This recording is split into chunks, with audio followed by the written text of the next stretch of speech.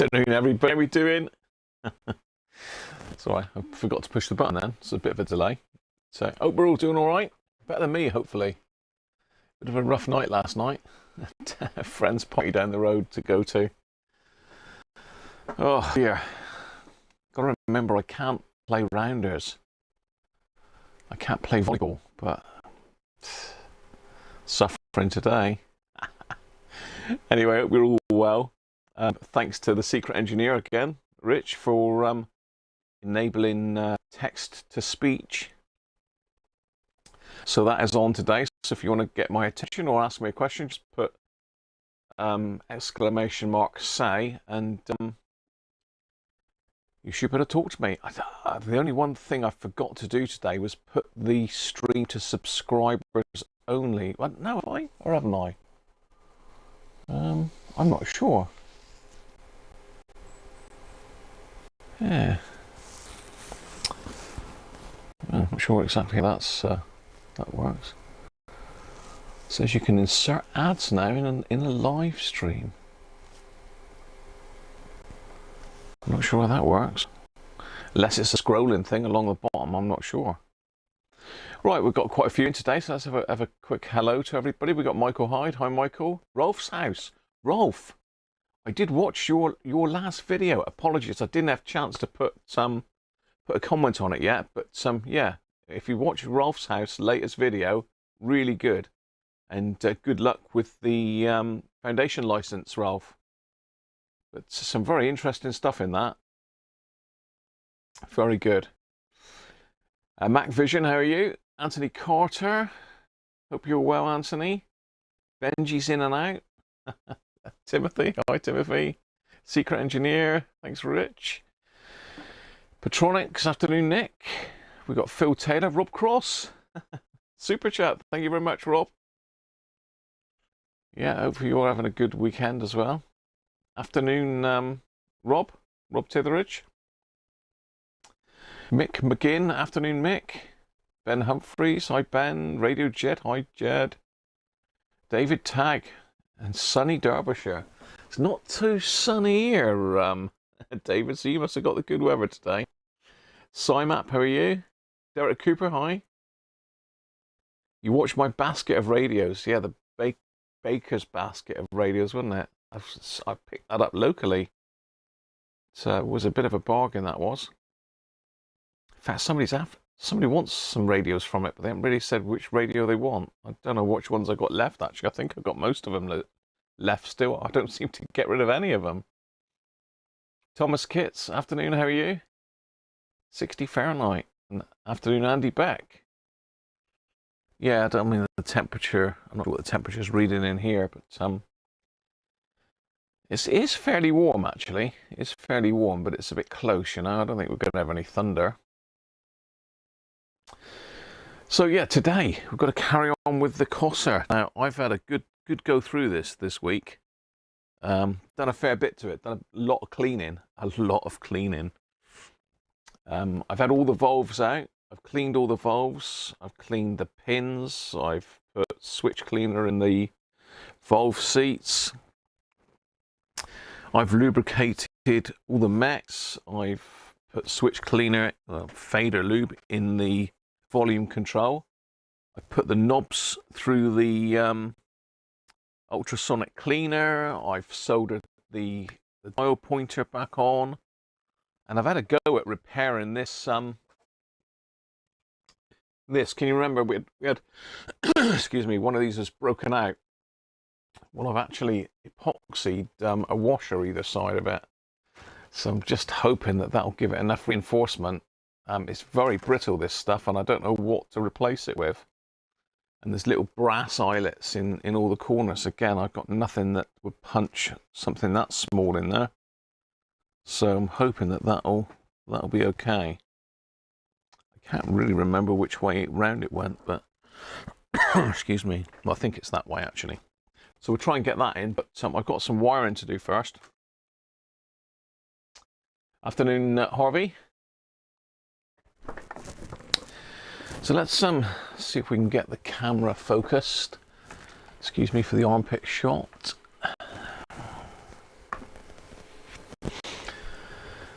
So here's the radio. As you can see, I've done quite a lot to it. Well, you may or may not be able to see, but the chassis was absolutely caked in dust, and I've got out as much as I can without taking all the all the components off the chassis, which we won't be doing that. I've got me cup of tea today. So if you have a look around the front, I've cleaned the trying to get hold of it without breaking anything here. I've cleaned the knobs, so you can see it's nice and shiny now. I've cleaned the dog plate. I've cleaned the switches here, and I put switch cleaner in them as well. We've got an issue with the Magic Eye. It's dull as dull as can be. And let me show you. There's something that I didn't really look at when we fired it up the other day. I really should have had a look at that, but that's me thinking it was all working fine. But this is absolutely, well, it's barely visible. Now I don't know what the Magic Eye is supposed to look like on these, because I've never done one before. Let me see if I can hook it up a minute. The other thing I've done is I've managed to find a bulb to put in it. So it's got a new dial bulb in there now. It's not a diffused glass. I don't know whether anybody thinks it would be a good idea to maybe sand the glass a little bit, just to diffuse it, but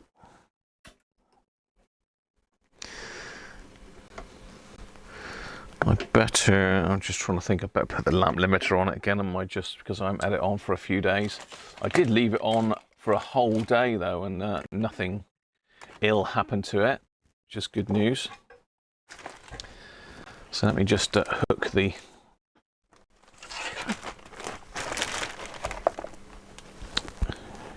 speaker wires back up.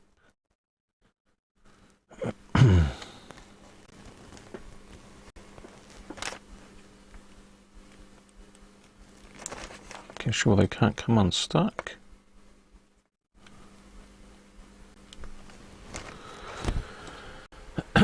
Jed, thank you very much, mate. Towards the new Magic Eye valve. Yeah, this one is hellish dull. Afternoon. Oh, you're getting dropout. Oh, seems okay here, Anthony. Hi, Gerard. Rob Bond. Hi, Rob. Back online now. The router died on you. Long process to relink everything to a new one. Fun and games, Rob. Make sure we haven't got anything short in anything here. Speaker's okay. That's okay.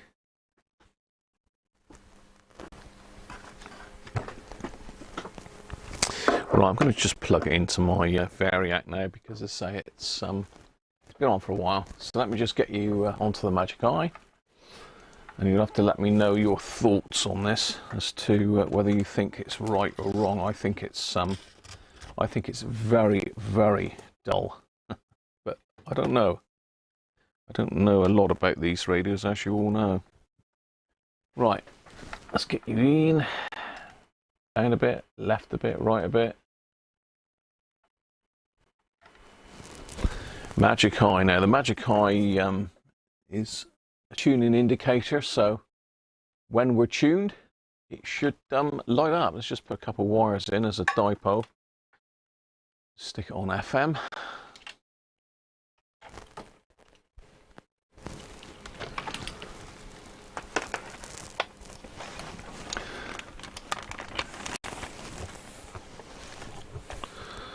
That's one.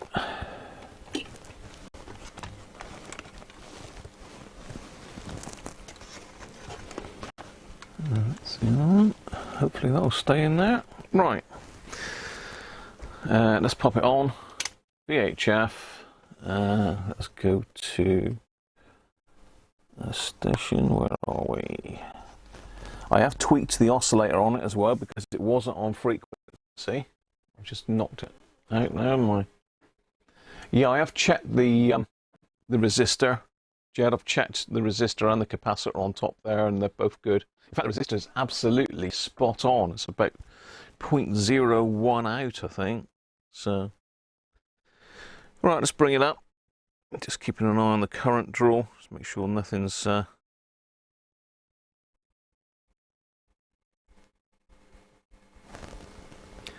So I can see our little dial lamp is lit.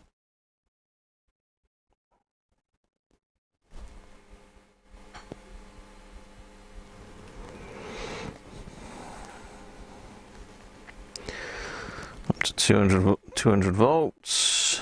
Let's go 240. So you should start some.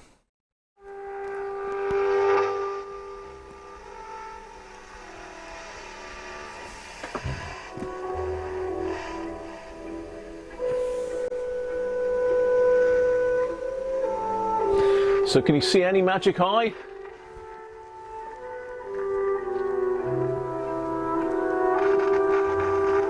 It's a bit scratchy, isn't it?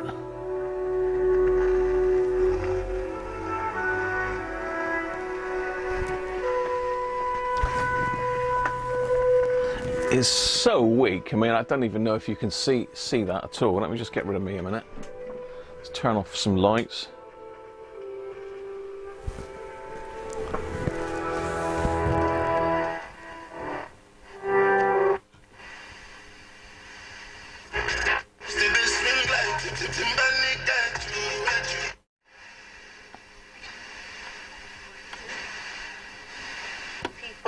Cut things in conservatory. You know, they think, oh, this needs a hot climate, but then forget to ventilate as well, and the heat can actually... Yeah, so I don't know if you can see that, but... More than a year. Yeah, well, this is the thing, because if I heard correctly, this is... I can't. I'm trying to sort of shade the light from it, but because normally you grow them as an annual crop. One, congratulations for actually achieving 18 months, getting it through the winter time.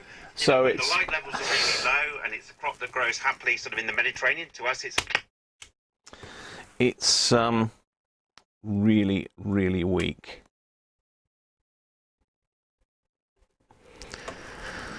So somewhere here in amongst my pile of bits and pieces, I have got another one that arrived via eBay in the week. Ah, there we are.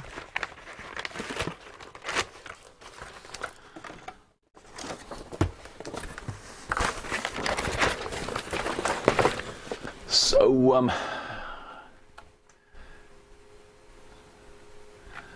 I don't know what this is. New old stock, apparently. Let's get some light on the subject.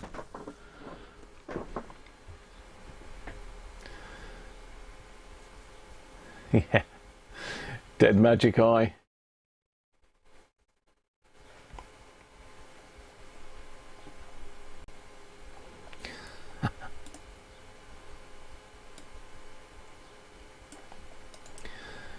Yeah, if you delete a comment like that, Nick, accidentally, then just copy and paste it back in.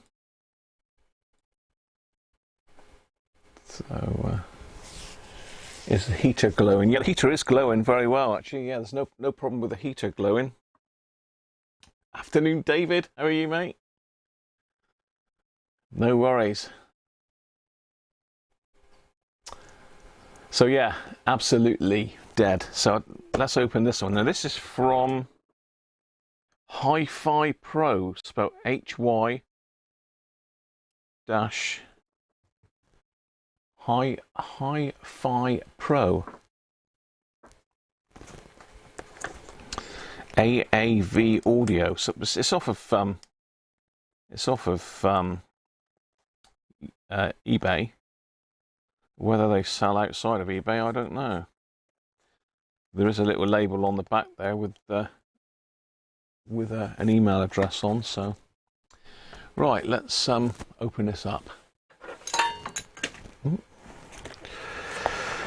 So hopefully we have got a new valve.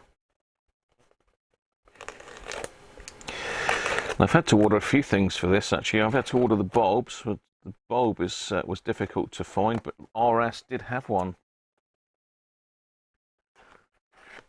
So good old RS to the rescue, and it's quite a bright bulb. It's not quite the same spec, but not far off. Oh, lovely chips.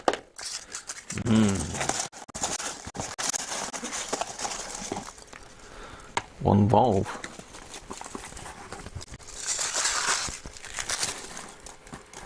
The new magic eye, yeah.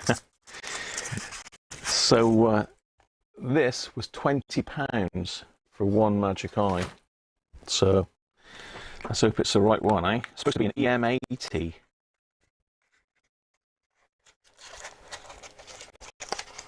It's going to come out. Doesn't want to come out. There we are.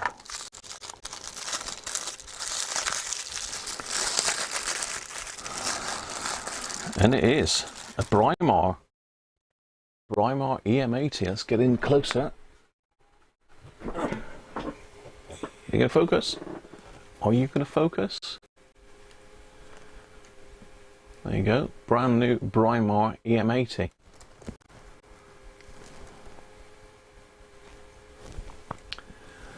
Excellent. So we need to put that one in and test that a minute. So let's just zoom you back out. I say I have checked the voltages, although I couldn't find any reference to voltages on it for some reason. There wasn't anything on the service info. But I'm getting around about 240 volts on it, so the voltage is definitely getting there. I don't think there's going to be any voltage left on this. It's all unplugged now, but just double check, I suppose. Best 2.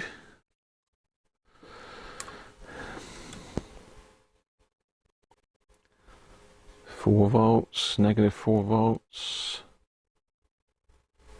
3.7. Nothing.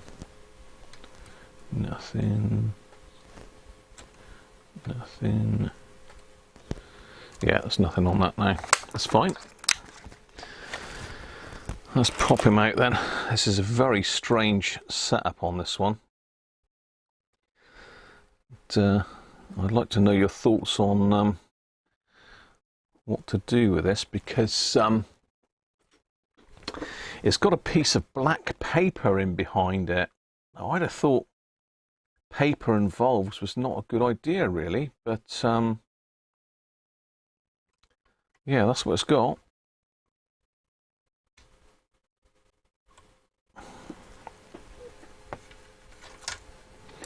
And that bit of paper is just falling apart.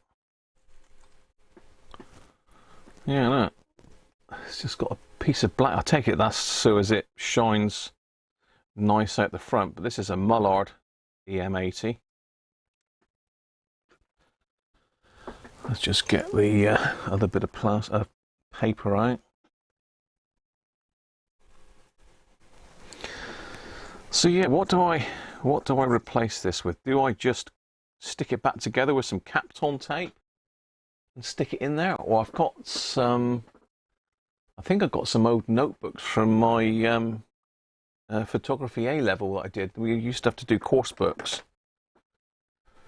And that's black cartridge paper, but I mean, I'm assuming this is not fireproof as such, is it? Might be heat resistant paper doped with something, special paper. Multi, how are you?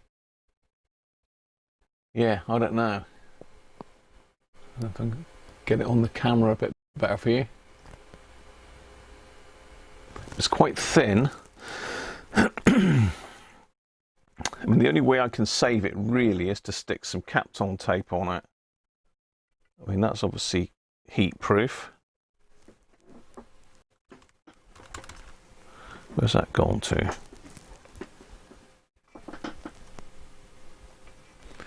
But yeah, it's got like a felt backing on it. Agree with Radio Jed. Brett, how you doing? Maybe treated with alum. I think then probably it's best to just reuse that, but stick it back together with a bit of Kapton tape. What do you think? I mean, it's only as a backdrop for the valve, really, isn't it? Just to make it glow better out the front, stop it shining out the back as well.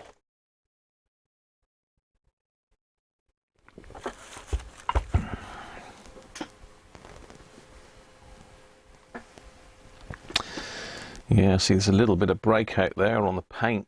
I don't know if you can see that, but there is a little bit of breakout there on the paint where this piece goes. So be careful with that. It's got to come off though.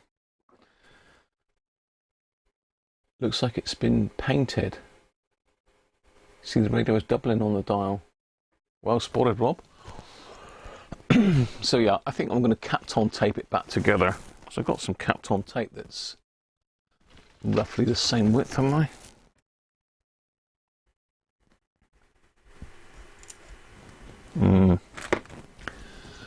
It's quite thick actually. I should do it.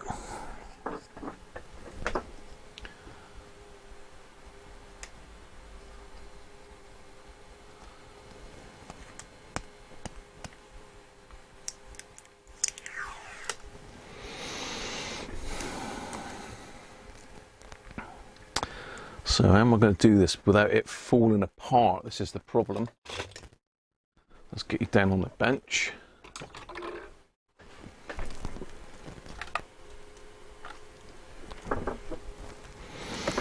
So I've got this Kapton tape which is fairly thick, so let me just cut a piece of that off.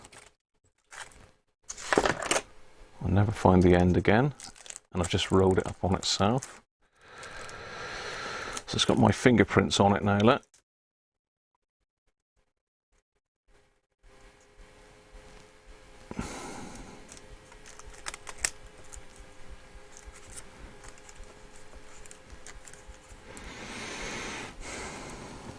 Sort of goes in there. We've got a big chunk missing out of it.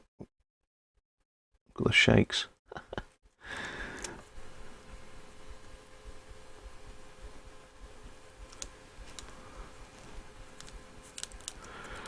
Yeah, we've got a bit of a chunk missing out of it. It's sort of gone and delaminated as well. It's like a double thickness paper, look. I'm going to have to stick it on both sides, aren't I? Wrap around the valve.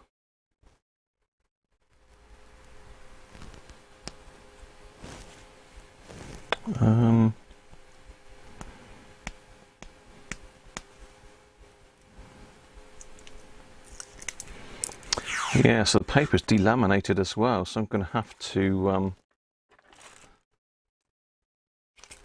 go over the sides as well.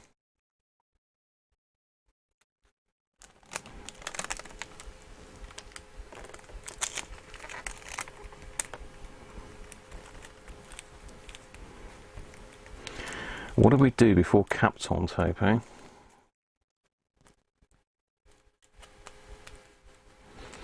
Actually, that'll hold it. That'll hold it.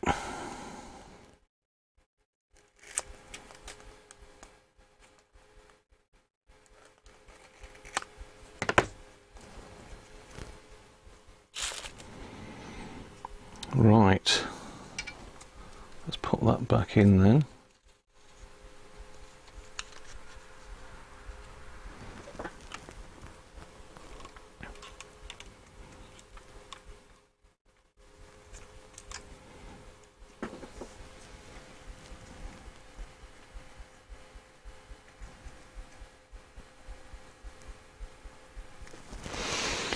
I reckon that's about it there.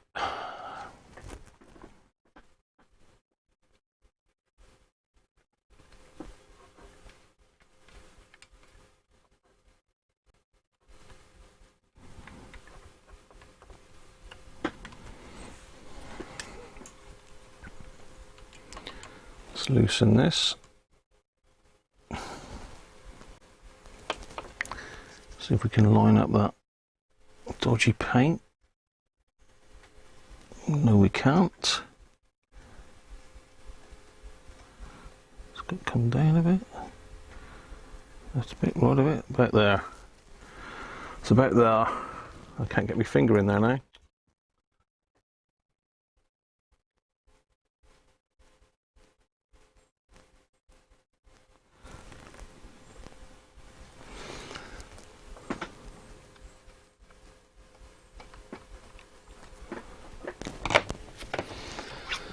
Yeah, not a great way of doing it really, is it? But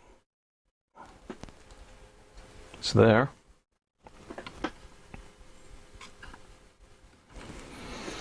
Will he light up? If he won't, then I've just spent 20 quid for absolutely no reason.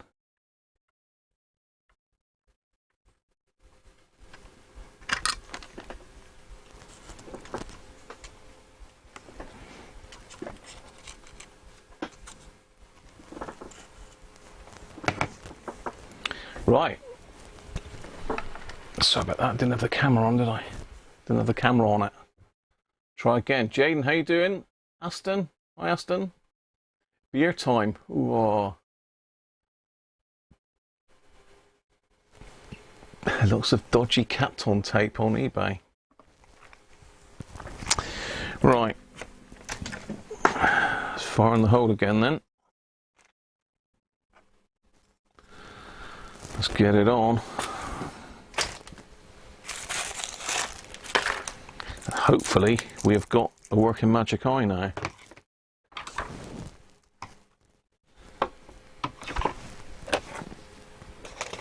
Let's put everything off the bench out of the way.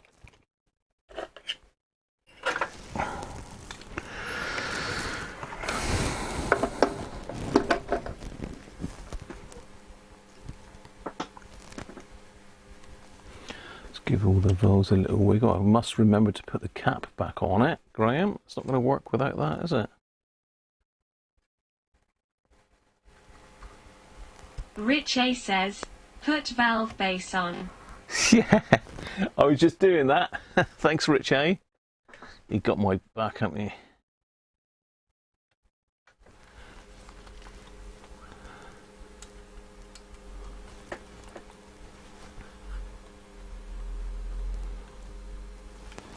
Again, I've cleaned that up as well. So right, let's wind her up. I think we're on the same station, aren't we? Let's put it back on. Let's get some light off so we can see the eye action.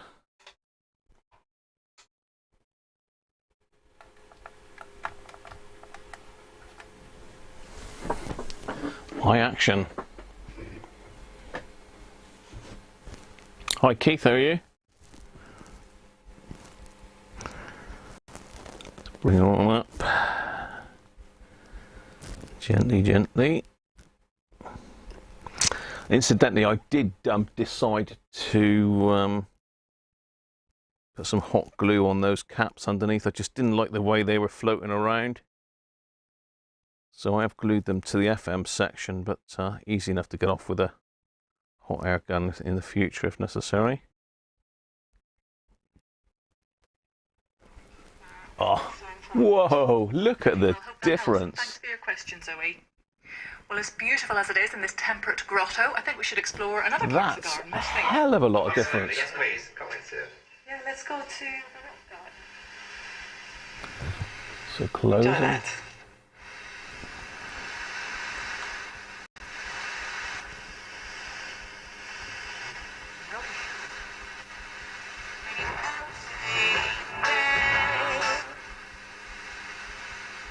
Your summer holidays, airlines are expected to announce more flight cancellations Whoa. to try to avoid the delay.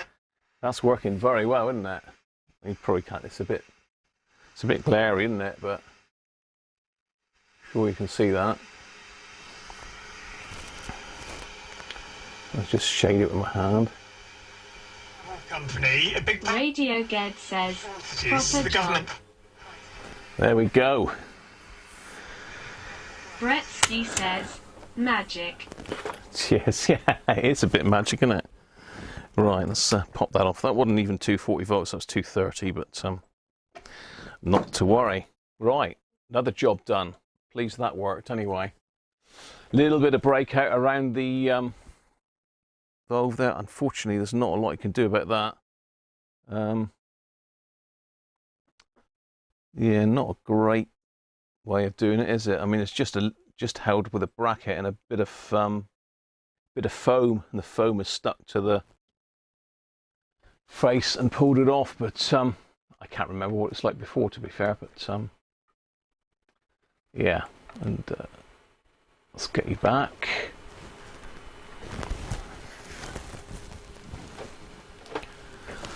Get some more lights on. Robert Cross says, "You did a good job, you deserve a super chat." Thank you, Rob. So yeah, that was a pretty easy fix, wasn't it? But I didn't realise how bad the other one was, but that is really, really bright. Someone says night and day there. Need sunglasses, yeah. Will that eye see you through the week? Sunglasses needed, yeah. Needs rotating a bit. No, he is dead flat. It's probably just the angle that you're seeing it at. So, yeah.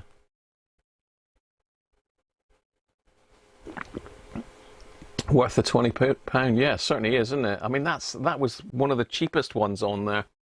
Some of them were up around the sort of £40–50 mark.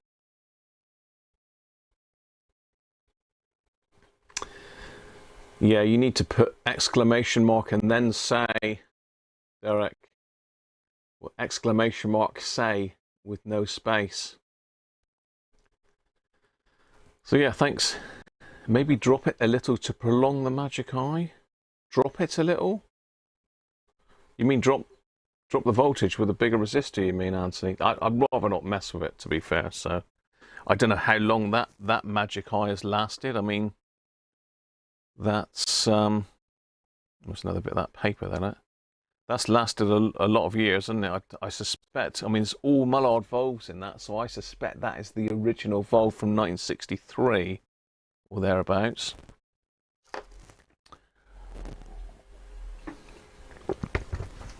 Right, there's still more to do. We've got this to change. This cable now. There's been a sort of a bit of a debate about whether to put a 3-core cable in and earth the chassis. There's lots of things grounded onto the chassis, but the chassis obviously isn't connected. I don't think it's connected to the neutral. I'll check that actually. I'm assuming it's not connected to the neutral, but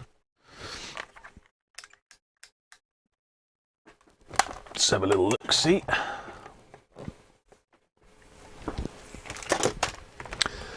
I mean, there'd be possibly some connection, but hopefully not a lot. No, there's no connection from any of the pins to the chassis.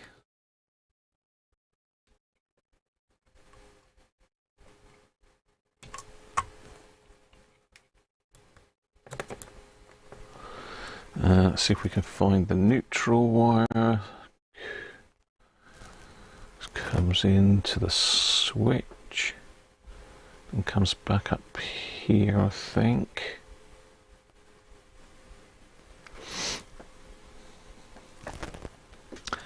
Yeah, this wire is going to be tricky to do, I can tell you that for sure. Just check and see if it's connected to any of the other. Oh, there's just a bit of charge left in there. Just trying to see which is the primary and which is the secondary on this transformer. Wires everywhere on it.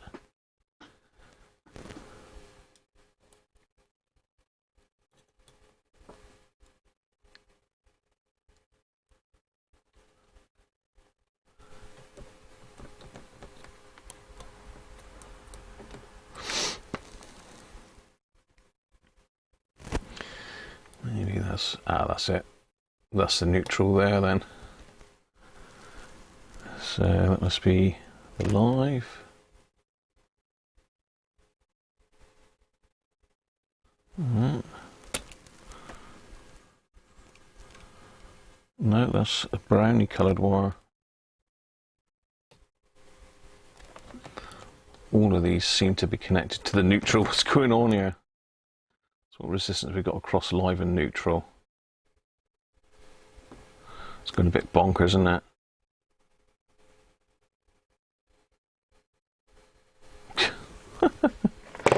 On that note, I'm gonna skip to the loo. But yeah, really, it's whether or not we put a ground on it. I think, you know, speaking to Chris, All the Gear No Idea, he did say that you know, really by fitting a ground to it, you're altering it from the manufacturer's original spec. Not that it probably is a problem now, because I don't think Cossor are anymore, although Philips are still going, aren't they? But I don't think that's a major problem. But someone said it may cause hum in the gram input. Right, just going to quickly go to loo.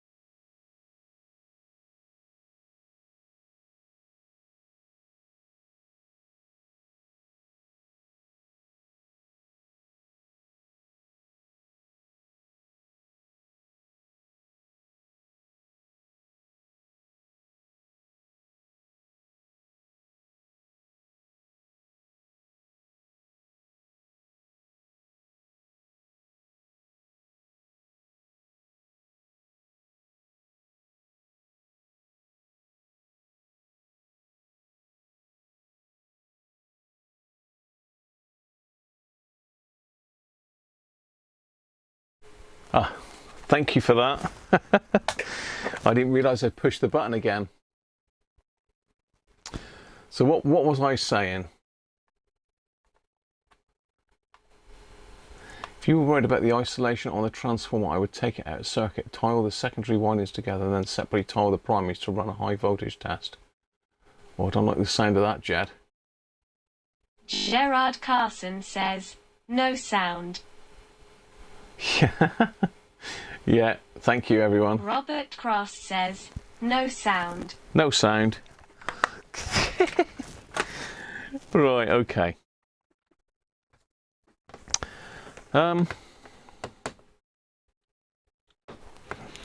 Just trying to think, we've got to do... Yeah, so tests that I could do with an insulation tester on this one then, before it goes back. I mean, it's a hefty old radio. It's more modern. It's not one of the old school, really old radios. It's got fuses in the circuit. Let's just get it round so you can have a look. See if I can get it on the overhead camera. Derek Taffman says, sound back now. Thanks, Derek. Yeah, I must have pushed the button again when I got it out of my pocket. Okay. Right, well, I've managed to knock the wire on the overhead camera, so that's decided it doesn't want to go anymore. So let's just see if that's going to come back in. Yes, it is.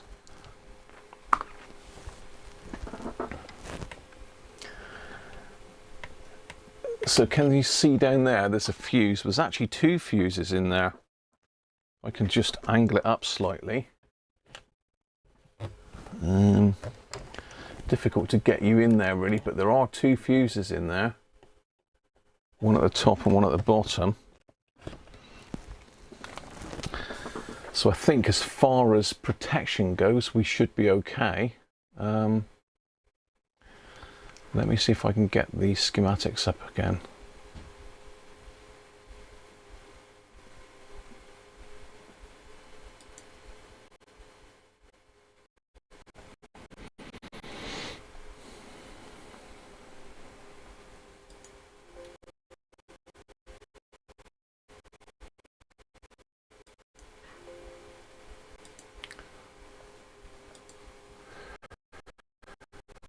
Let's see if I can get the history back up from last week's stream.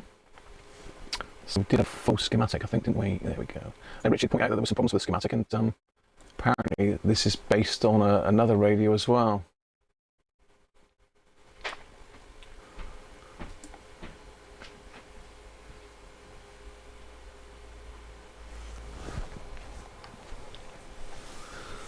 Right. Have I got my ugly mug in the way? Let's have a quick look. Yes, I have. So there is a fuse. Where are we? Here on the primary, by the looks of it. After the switch, just zoom in a bit.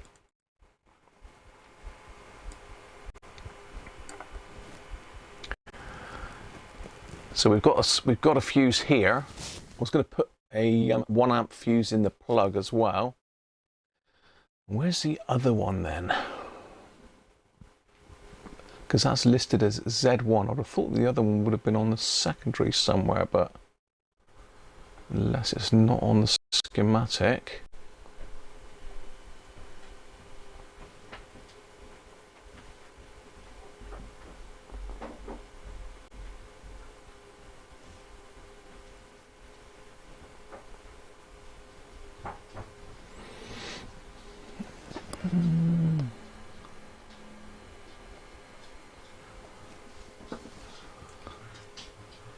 Yeah, not sure what that garbled bit there is.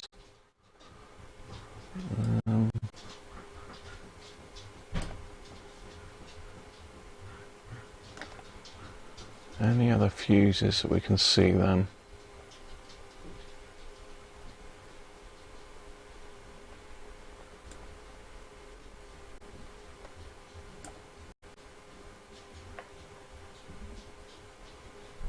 Here we go.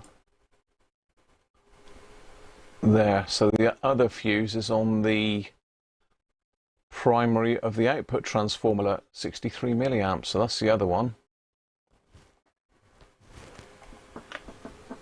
So yeah, they have sort of thought of most things, but it certainly has got a fuse on the primary. Doesn't say what it is. Strange, isn't it? That's not marked, but the one on the secondary is.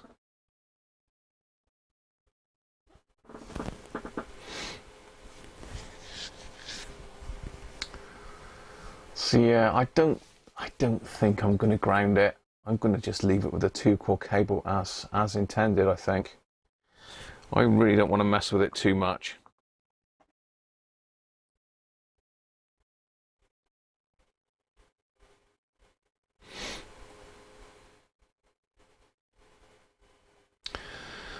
So I mean, I can if necessary put a 3-core wire on, tape the ground wire back, and then if someone wants to put a ground on it in the future, they can. Because the other thing is, how far do you go from an electrical safety point of view? You know, technically this is a vintage bit of kit, shouldn't really be left on continually. Should it be plugged into an RCD? Would an RCD make any difference if there was no ground fitted to it? All these questions, and I haven't got the answers. But this cable is a bit of a pain the way it's routed.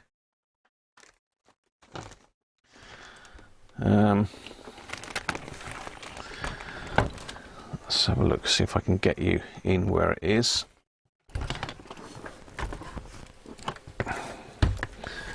So the cable comes in here. Goes through this bit of rubber stuff here, which is clamped down there. It then disappears through a grey channel. Let's get you on the overhead camera for that, in behind the dial. So that's where it disappears, look. Where's my pointery thingy? So it comes in underneath. It comes in around the side. It's just like got a couple bits of cable hanging onto it. It goes down here. There is another 2 wires in here. It goes through this hole here.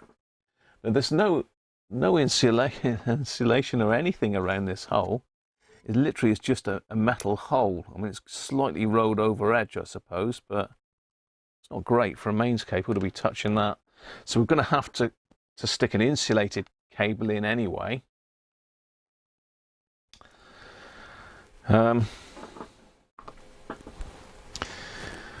And then we've got to look at where it goes underneath.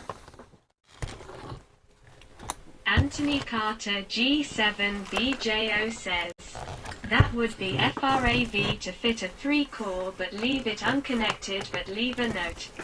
Yeah, I'm not an electrician, and really this ought to be checked by a qualified electrician before the owner decides to stick a plug on it.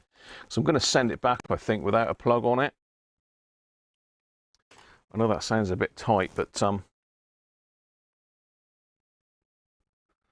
really, I suppose, would this pass a PAT test? It probably would, wouldn't it? I don't know. Yeah, so thanks for that, Anthony. Okay, so an RCD does not require... Okay, Timothy saying RCD does not require a ground connection, and then Radio Jet saying RCD will only work with a ground connection. Timothy saying it compares current in live and neutral lines. You don't need a ground. It's controversial, isn't it? I know when I've watched Chris's videos, he always likes to put a ground on there, but it's his radios. It's not ones that he's working on for someone else, but it is good practice. But I really don't want to mess with this too much. So this wire comes down here, if you can see it there. So it comes through that hole in the base, which is rolled over. It's got a proper rolled over hole on it, so it's not going to snag it too much. Comes down and then it joins onto the switch panel by the looks of it. Yeah. Yeah, so there's just 2 connections onto that, on the off switch actually.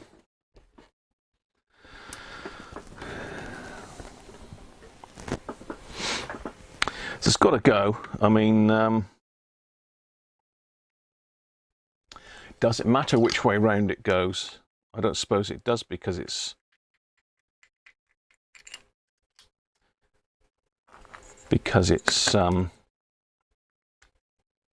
AC, but let's just see which one is which at the moment. Afternoon, Jess, how are you? Sounds good.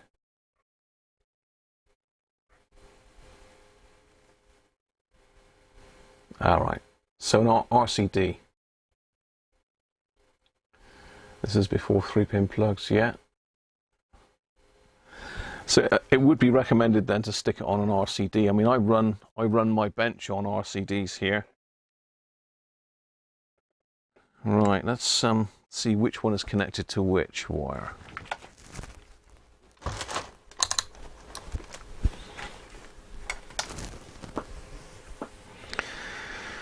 So the live wire, just put that on continuity so we can hear it. Where are we here? So that one, where does that one go off to then? Okay, so we've got one wire there.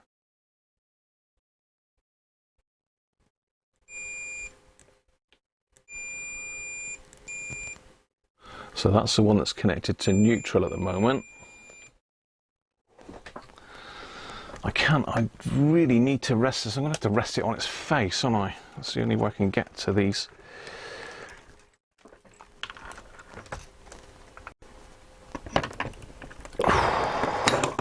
Tell you what, it's difficult looking at a great radio like this about.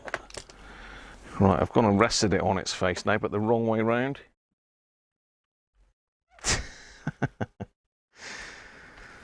Oh dear. Never mind.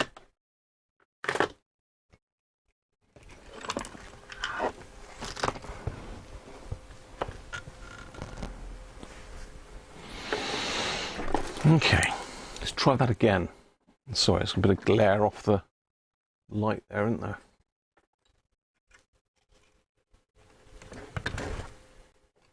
It should be better. Okay, so the live wire has got to be this one then.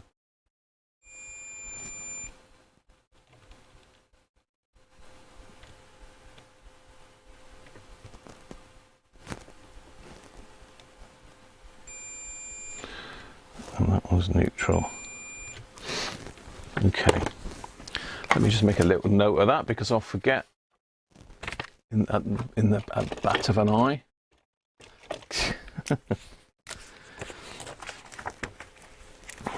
So there's our switches. So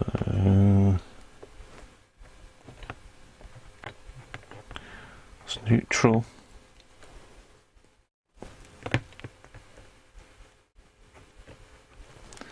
And live. Then we got the ground going there. Right, so I'm sure you can see there's a little hole there that it all disappears through. No, you can't. This camera doesn't like reflective surfaces, really. There we go. So the hole is underneath those 2 resistors there, where this pen is. That's where the hole, you can just about see it's got a rolled over edge on it.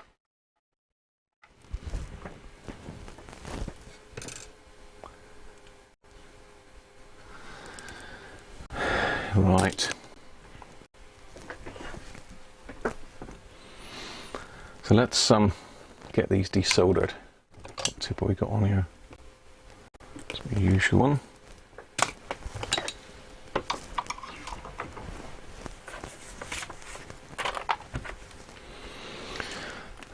I haven't decided what cable to put back in here yet, mind you. I could put the goldy coloured cable back in, couldn't I?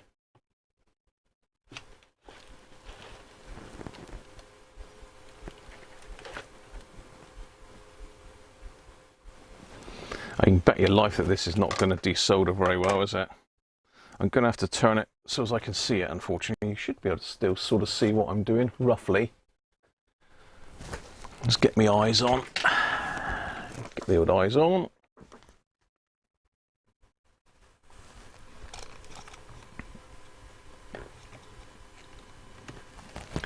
So let's just cut those off.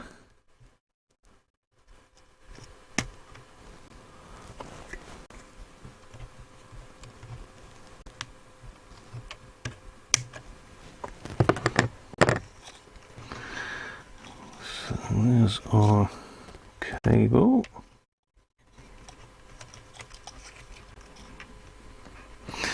I'm tied on with a bit of cable tied, not cable tied, but a bit of cable down the bottom there, look. Just twist it on.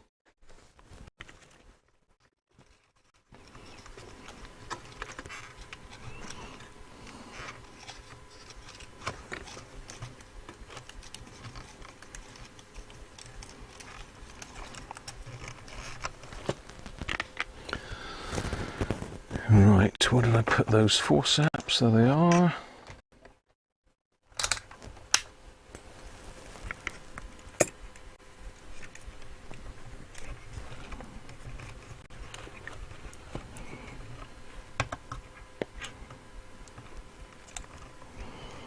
Right. Now let's see if we can get these off. Don't want to damage this switch, that's for sure.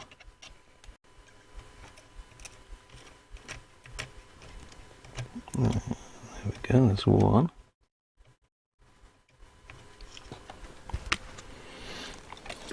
Need me bent tweezers. Let's pull that little bit of last strand off that's hanging in behind there. Thank you. What's that one?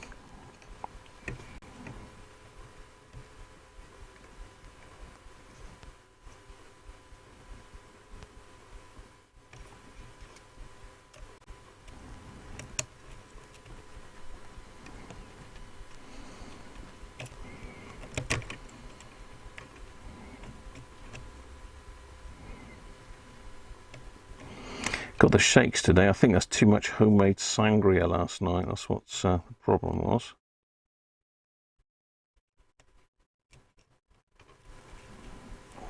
God, I can't see what's going on in here.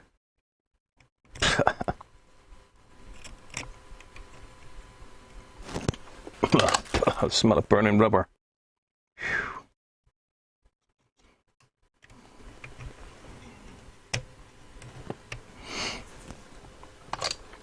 I've got to get this off cleanly because I want to make sure that it's got a good mechanical connection and that the wire does actually go through the hole in the tag here. There we are.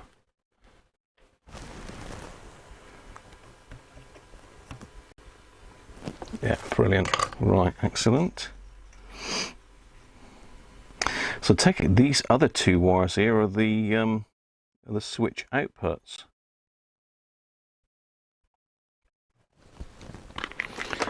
Right, that's that side done.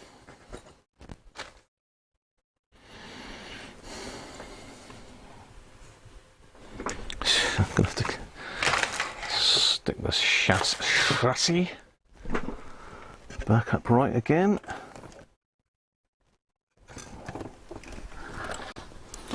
Taking care not to rest it on the glass.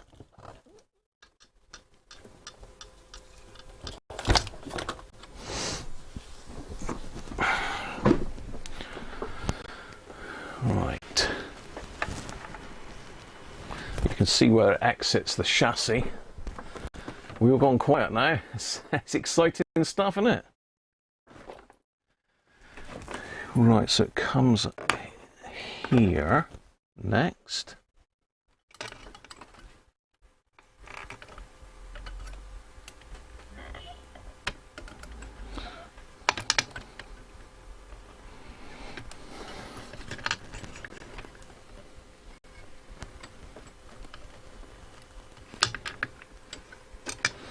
Watch our dial cord.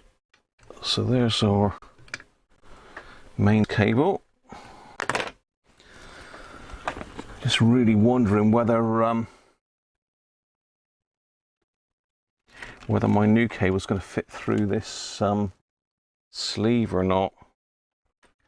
I'm not convinced.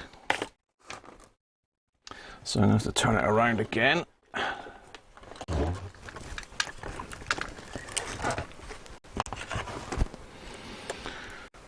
Let's just loosen this cable tie, piece of cable here holding it together.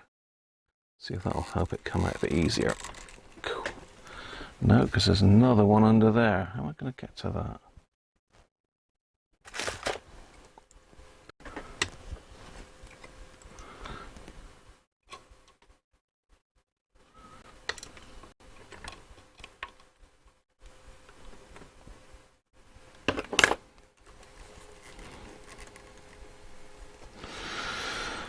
I'm going to undo the screw on the back.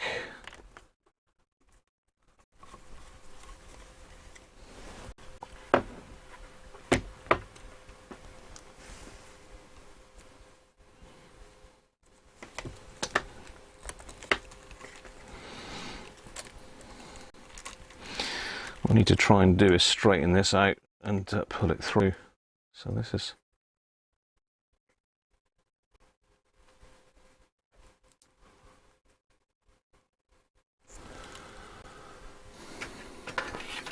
Don't worry, I'm just fumbling around, people. Hi Gavin, how are you, mate? It looks a bit scary. It is scary. Right, so it's got a little spacer on it.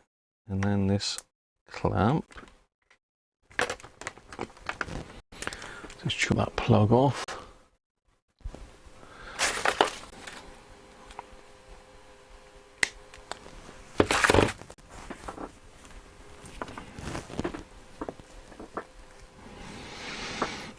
So what I want to try and do is just feed it back. You can't really see what I'm up to, can you?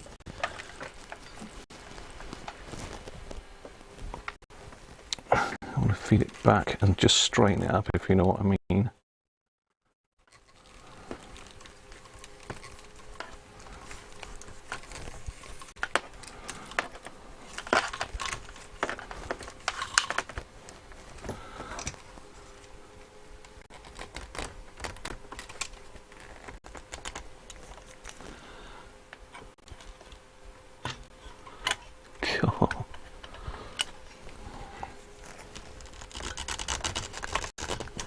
She's coming. There she goes. Out. So we've got this little bit of rubber.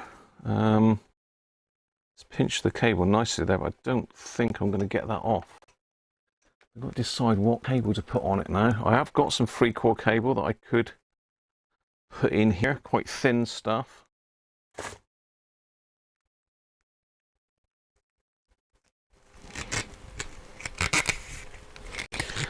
Right, I managed to get this sleeve off by the looks of it. Okay, that's our little rubber sleeve, so we'll keep hold of that one. Get rid of that wire. And have a look in me bits to see what I've got. Afternoon, Cyber, how are you?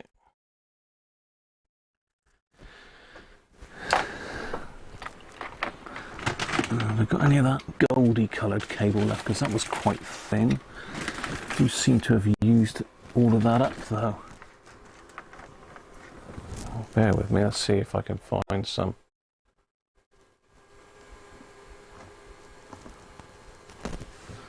Find some of that gold stuff, because that's that looks quite nice on an old radio, won't you?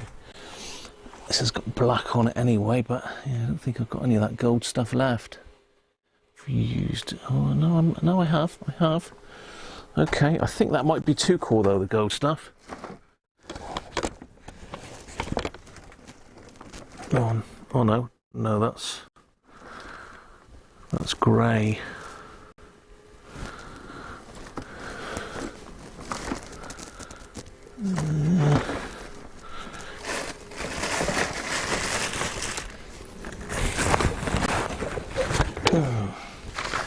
I can't find me wire. Can't find me wire. What's this down here? Is that gold? No, it's coax. Obviously well organised today, as you can see. But that's me braided cloth covered. What's that there?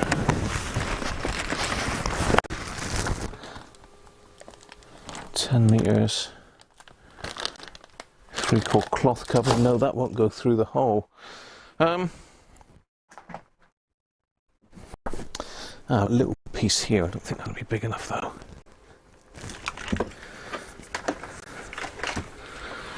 Oh yes, it will. So there's my gold, and that is 2-core. That's one option, the 2-core. I think that'll go through the channel. Yeah, looks like it will. And there's just about enough there for a lead. Now, what do I do with the other one? I need to make sure it's the same length. I don't suppose it matters on one of these radios, but I've thrown the other lead away already. Don't want to make it any shorter for the owner, and no need to make it longer. Okay, so we can lose a little bit off the end. Let's make it the same length. That's if we use this. Let's not cut that yet then. So that's one option, this goldy coloured cable. The other option is over here. And this is 3-core, but still fairly thin. If I can get the other bits and pieces off of it.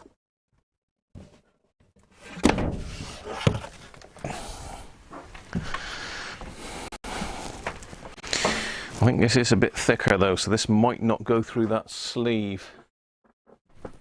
Hen. It's just,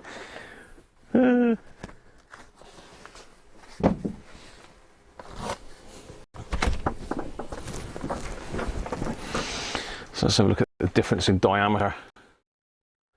Okay, that is a lumpier cable, the 3-core.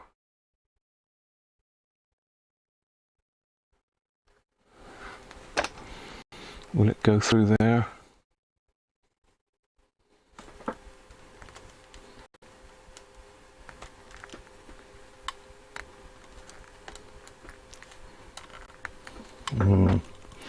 It's struggling.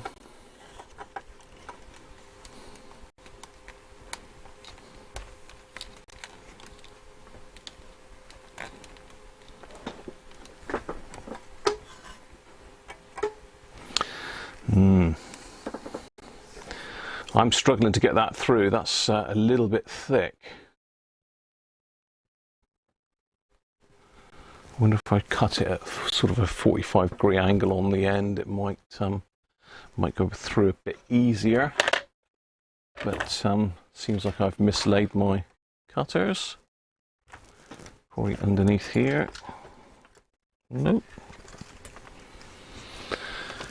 Always fun and games getting cables in these old radios. What done with those then?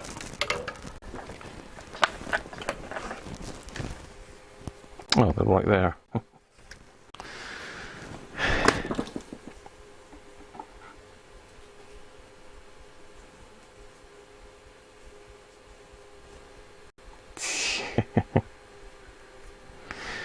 Rolf's just put another CCTV up.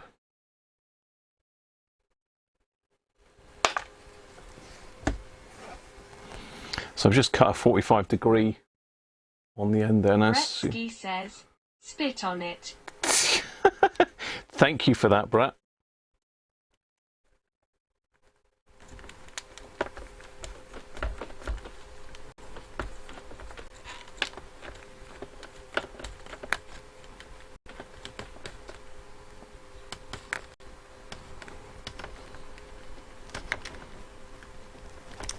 Oh, I'm nearly there, I think.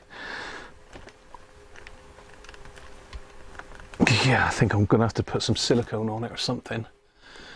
Let's spray it with a bit of WD-40, that'll help it slide in. Will that rot the plastic though?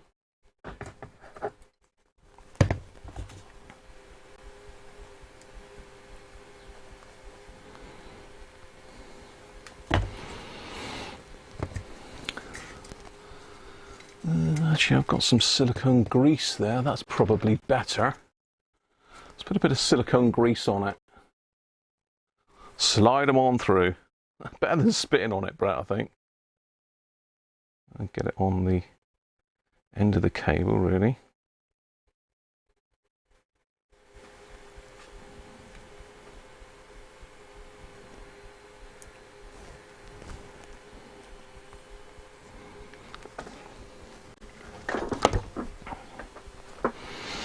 Try again.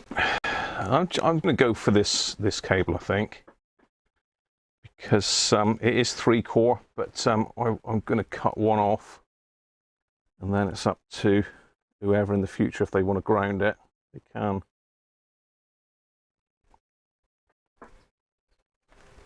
Yeah, we're through. Okay, that worked.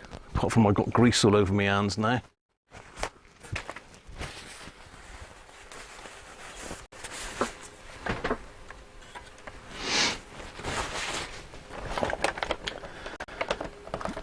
Hey Chris, how you doing, mate? The gold cable's hard to find in 3-core. So 2-core gold cable at B&Q. Yeah, I think I got this stuff here from CPC, Chris.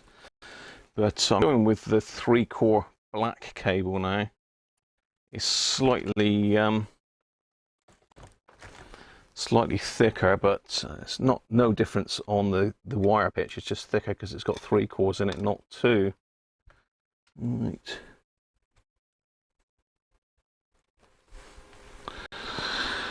Okay, so that's the wire through that channel, which is a relief. Let's just zoom you back out and we'll flip the chassis back over again. Well, we won't. I'll poke it through the hole first. This is 100 meters. 0.5 mil cable this is. Hopefully that's okay. It's low current draw on these, isn't it? So just stick that down there and poke it through the hole.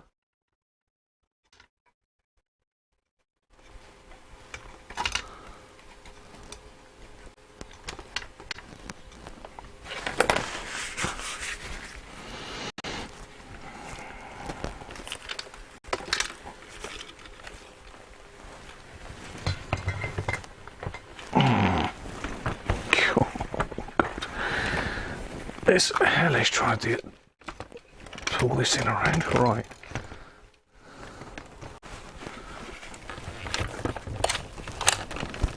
Anything touching that glass, thank you.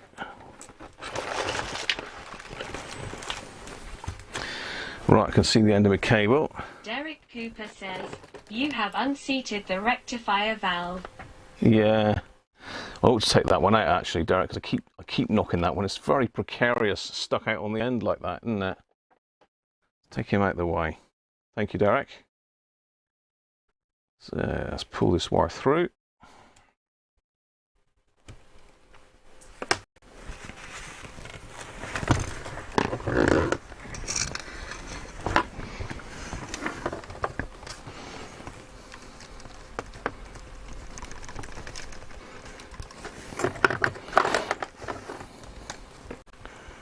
There, that looks good.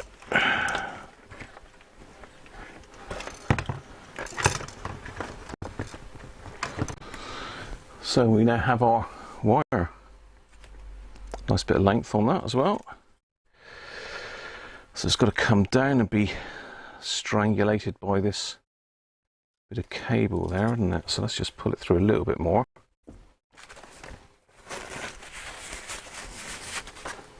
So it's got to go down and then back up.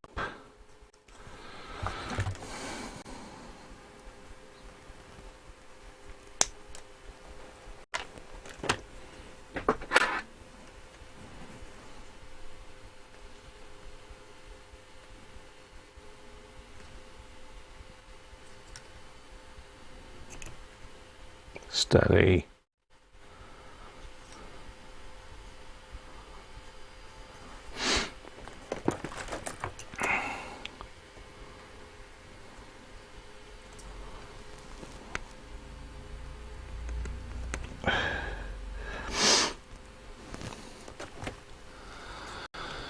Just grab that.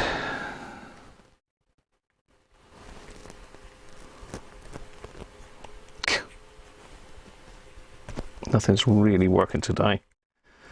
Brain is only just working. Come on. Come on.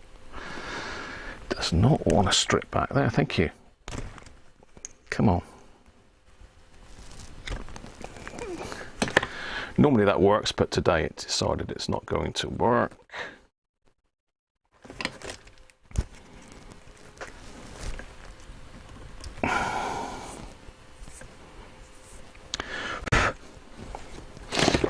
Right, so that should be enough to give us ground connection if anybody wants to put one on at a later date.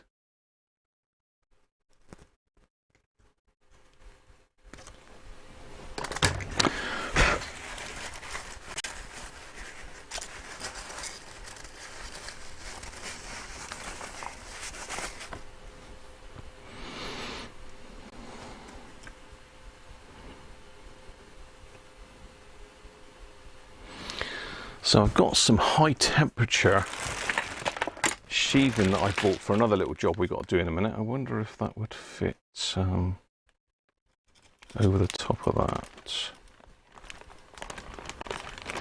Yeah, not really. So probably a bit of heat shrink is going to be the order of the day. Let's grab a bit of heat shrink just to secure that that earth wire back out the way so it can't touch anything really.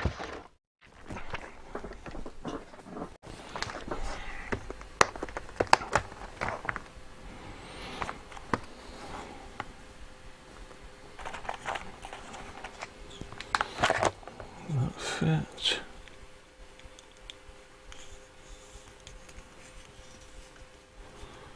Should do. Not quite long enough though. Just snip that back a little bit. Saying that, whoever does it can pull a bit extra cable through, can't they, in the future? At least it's got the earth cable in there if anyone wants to have a play with it.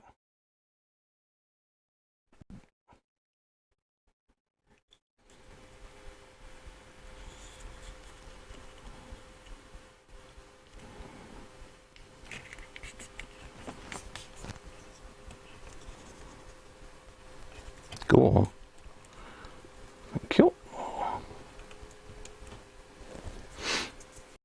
Right, let's just give that a bit of a hit with a heat gun. So you can see what I've done. I've just put some heat shrink on there just to hold the earth wire back.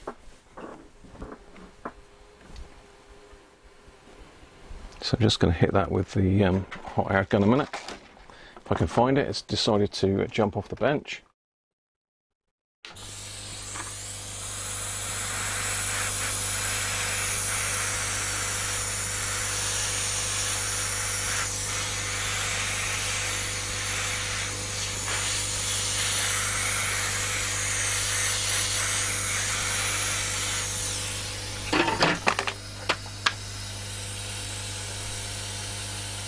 Hi Daniel, how are you? Working on your R600. Crackling volume pot. Right. So what I'm going to do, I'm going to connect these. Don't really want too long a length floating about in the radio, but it's got to probably come up that way a little bit. Probably cut a little bit off there.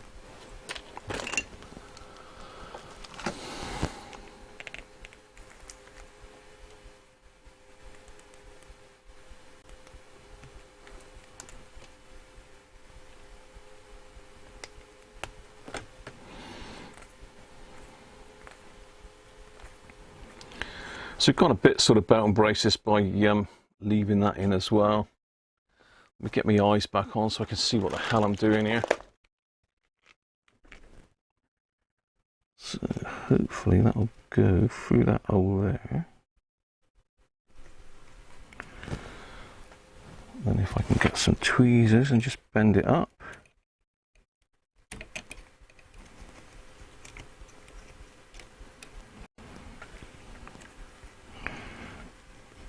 Let's give it a little bit of a twisty.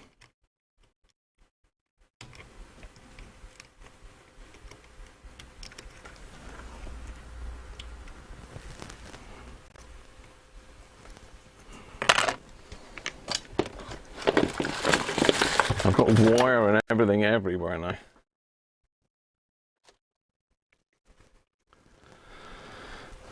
Everywhere. Let's use the big wire. The big solder wire, that is.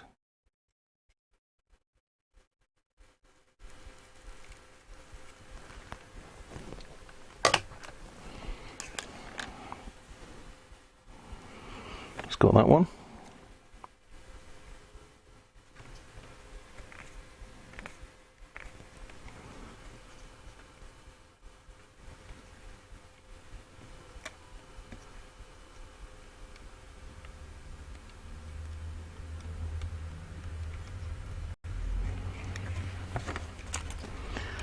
Right, one strand missed. I'd like to get all the strands through the hole.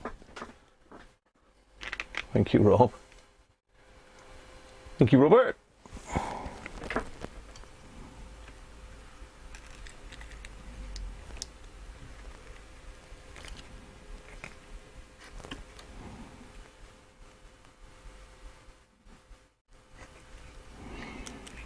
God, I'll tell you what, this one's awkward to get in.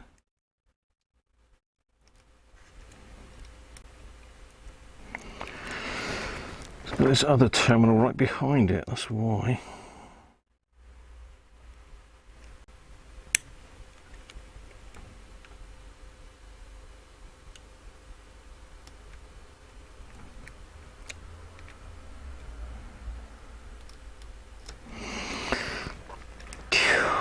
Come on, it can't be that difficult to get it in there. Maybe I should have done this one first.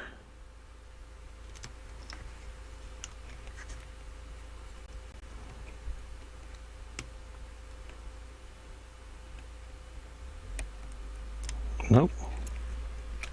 I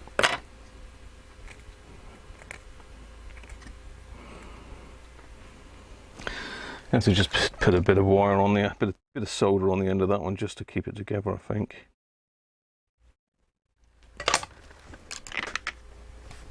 God, sounds like a parking lot out there. What's going on out there?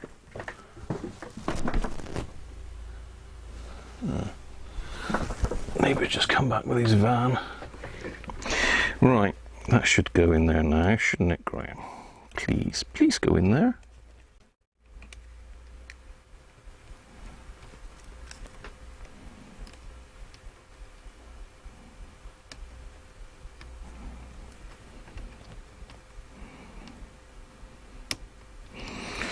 Yeah, she blows.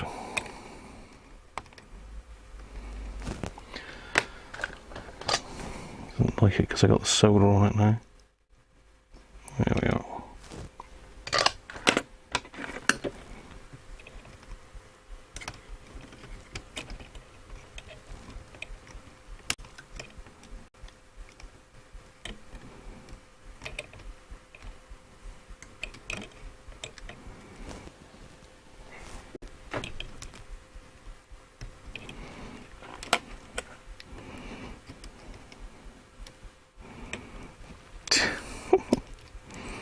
Tell you what, it's the simplest of jobs, isn't it? Just does not want to go on there. Alright, thank you. Right.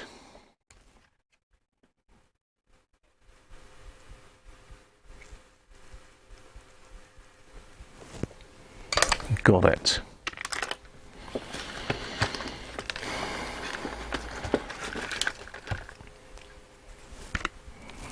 Going to snip that end there off.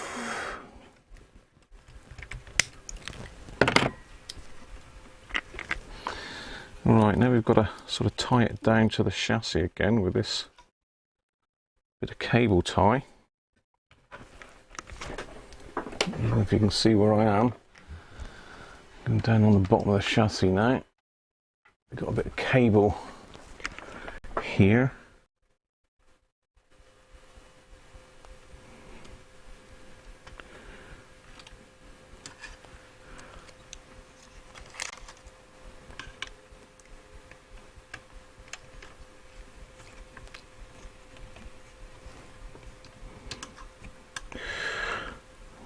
Did that go down through there?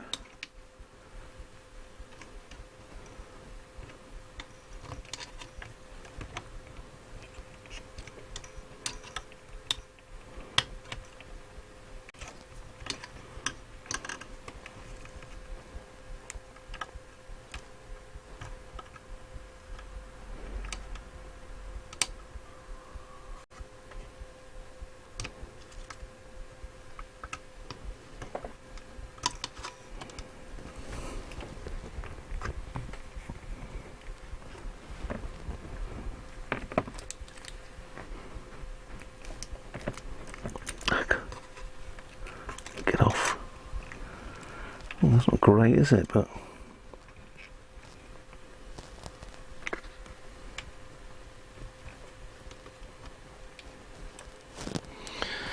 there we are. That's that bit done. Right. Now, there is another issue over here, but we'll look at that in a minute. Let's get this mains cable finished off first.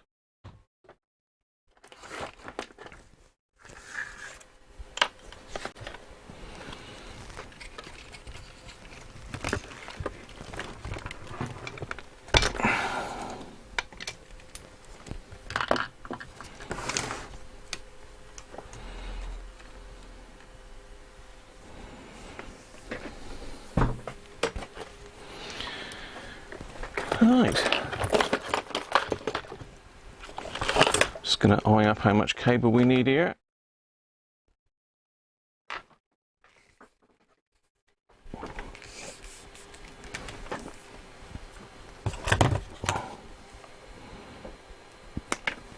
That'll do. Okay, zoom you back out again now, because we're now down here.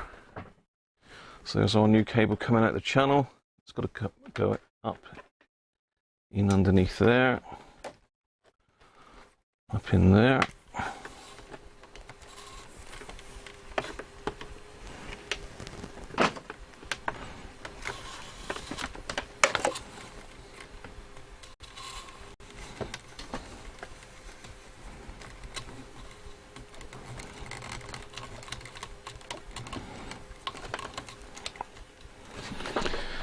We've got a cable tie there. I mean, I ought to put just cable ties, but I don't suppose, were cable ties invented back here? I don't know.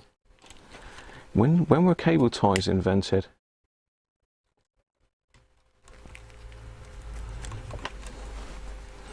This is a very strange way of securing it, isn't it? You're far better off with a cable tie in there, I reckon.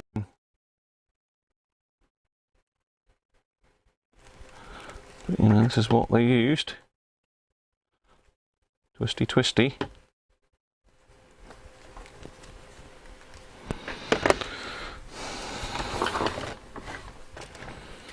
And coming down to here, will this bit of rubber fit back on this new wire?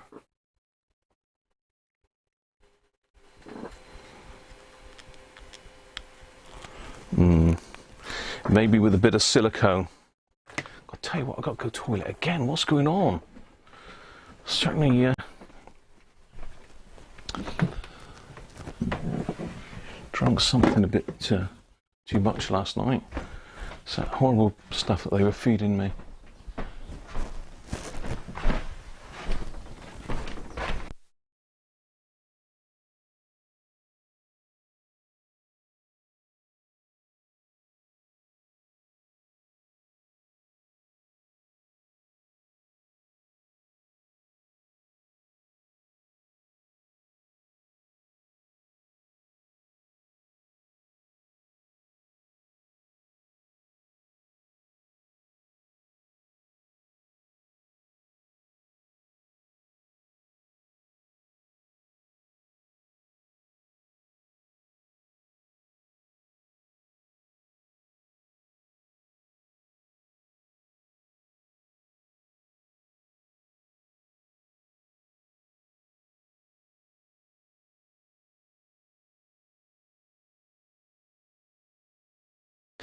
Right, that's better.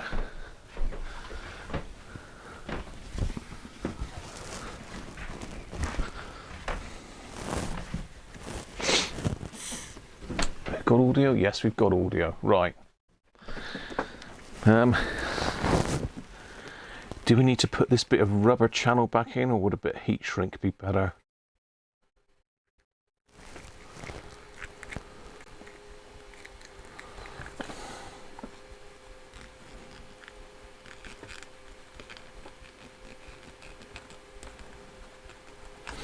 Yeah, I'm just going to put a bit of heat shrink on that, because end of the day, there was no insulation, no outer insulation on that other cable, but there is on this one, so I'll stick a bit of this blue stuff back on here again.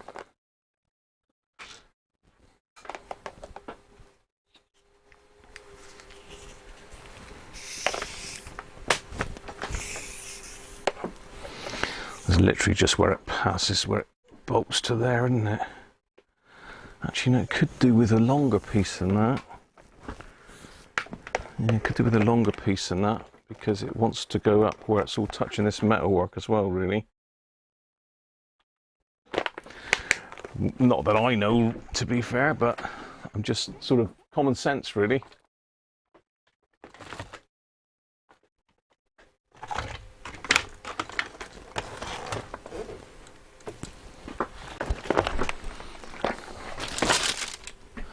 No, where's my other heat shrink? It's just there. I haven't got any longer pieces.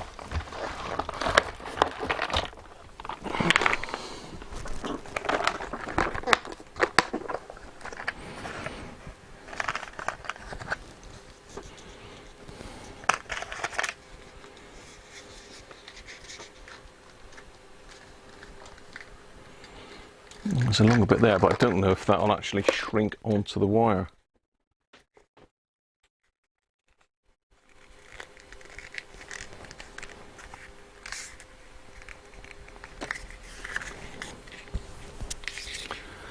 How are we all doing? Are you still with me? Everyone's gone quiet. I always get worried when people go quiet.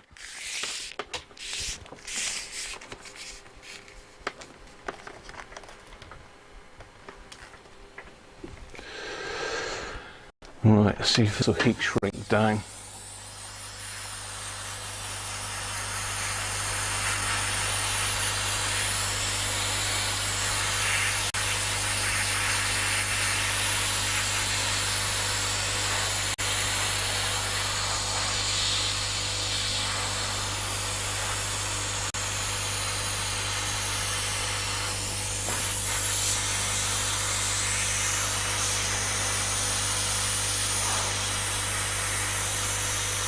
Bretsky says, still here.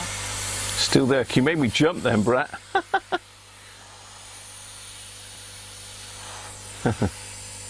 What up, mate?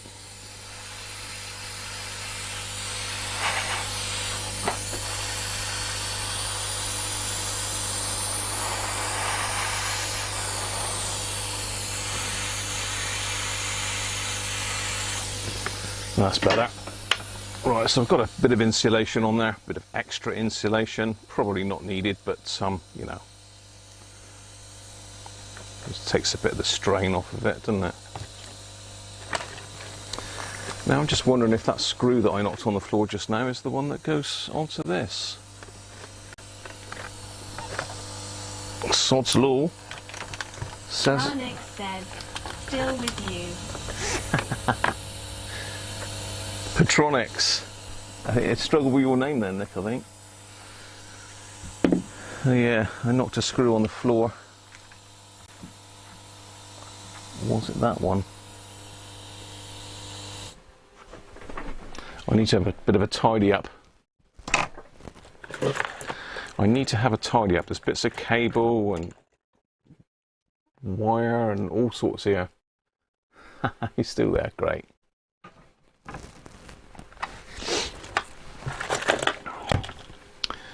Let's get tidying up. Robert Cross says, I am still here. Good stuff, Rob.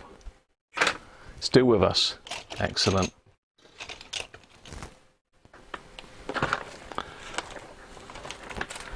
So Daniel's working on his R600 at the moment. What's everybody else working on then? What's everybody else working on at the moment?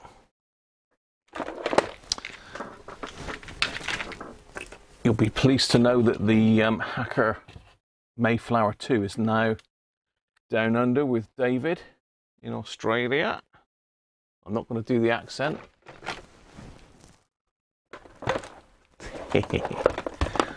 He did say my accent wasn't that bad though, didn't he? It was just being kind, I think. Probably gone bed now, it's bad. Right, so yes, I've got a screw loose. There, is that it?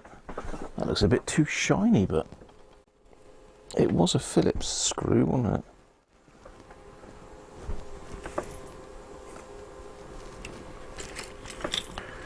It's always the same, isn't it? You always lose a screw. Is that it? Nope. Got a triangular headed screw there. I can't remember what that came out of.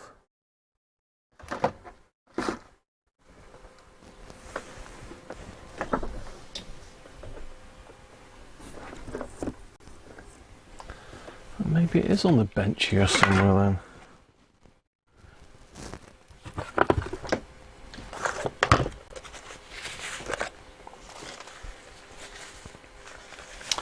You're working on AM pantry transmitters to sell on eBay. Nice one, Derek. That'll be interesting. I'm sure a few people here would take you up on those. Well, another screw, but it's not that one.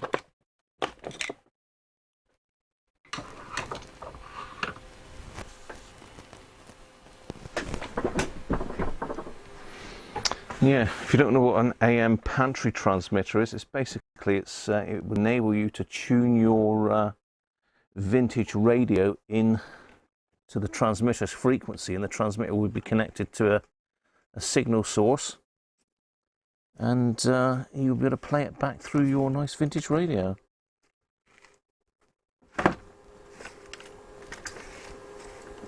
So I can't even remember whether that was a machine screw or a self-tapper in there. Let's have a look, see if we can tell.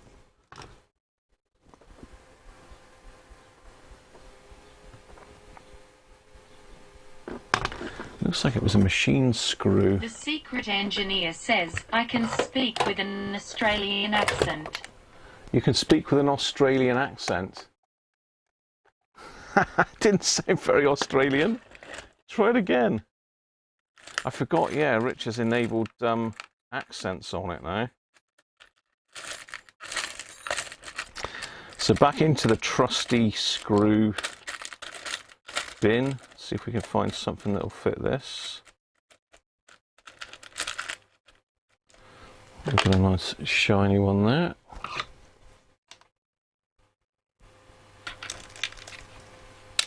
Will that fit, or is that too big? Too big? Look at that one.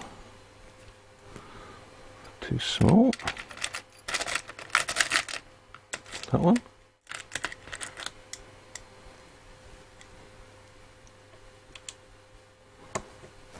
Too big.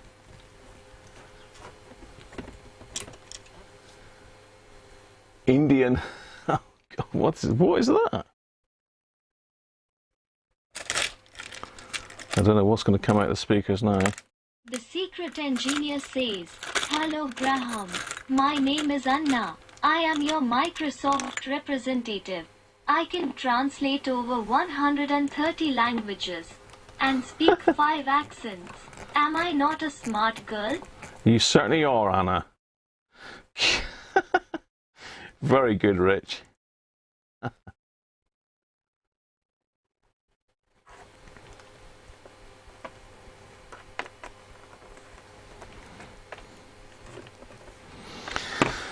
Okay, so we want that to be...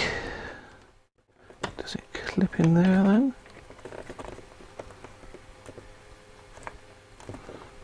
Yes, this clip might be a bridge too far. It's going to pinch up on this wire, something chronic. Stream Element says, Anonymous just tipped £6.90. Thank you, Anonymous. It's great that it lets me know when. Bretsky says, it's a scam. It's a scam. What's a scam, Brett? It's not a scam. That's Rich. Rich is putting that in, so you can actually do accents on this now. This isn't going good, is it? The problem I've got is this clamp is just that little bit too big for this cable.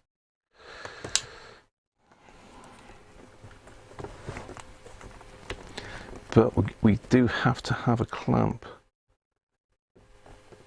Does it even clamp on there?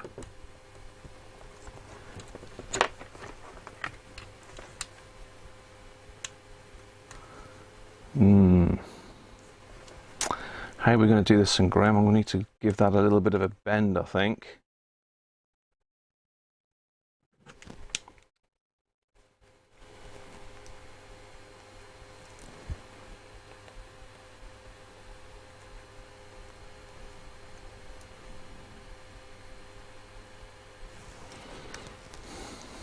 Stream Element says, Robert Cross just tipped £6.90. Thank you, Robert. Thank you for informing me, Mr. Stream Elements. So I'm just messing about with this bracket, see if I can.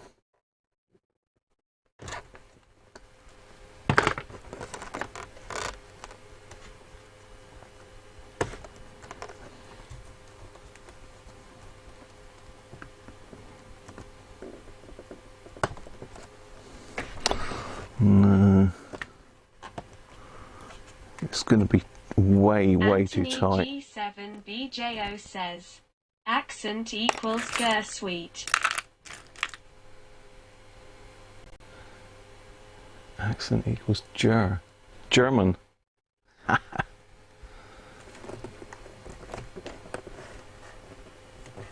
Well, the Indian accent seemed to work. The Australian one just sounded sort of normal-ish, but the Indian one certainly worked. We've got a cable clamp there.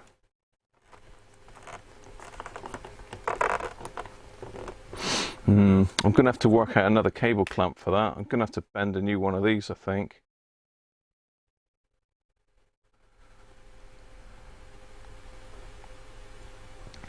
Yeah, I'm going to have to get some steel and bend a new one of these because that one is just not deep enough.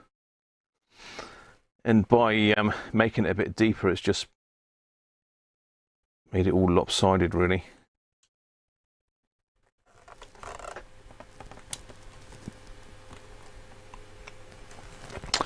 I wonder if I could just tack it in there first and then tighten it up after. I wonder.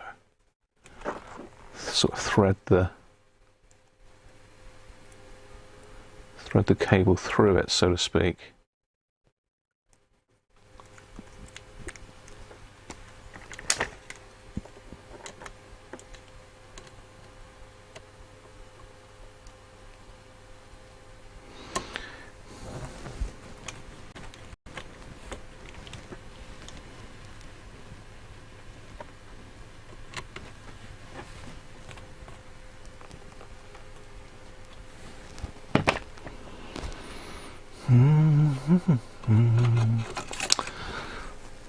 Trying to see if I can get.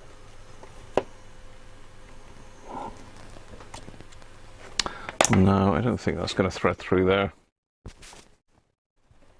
Going to need to get a bigger clip made. Okay, we'll leave that there for now. But yeah, I'm going to have to get a bigger clip made there to hold the wire because that's not going to go around this new one. We're too thick. Right, so that's that wire done. Now I found another one. This one's a bit worrying. Let me get you on the overhead camera then. Let's get some lighting on this side of the board. So you can see our EL84 here, output valve. Right beside the output valve, we've got the wiring for our tone board, this one. And it's been touching at the output valve. Let me just pop that one out of the way. Very gently. So I don't know if you can see, but yeah, it's difficult. It doesn't want to.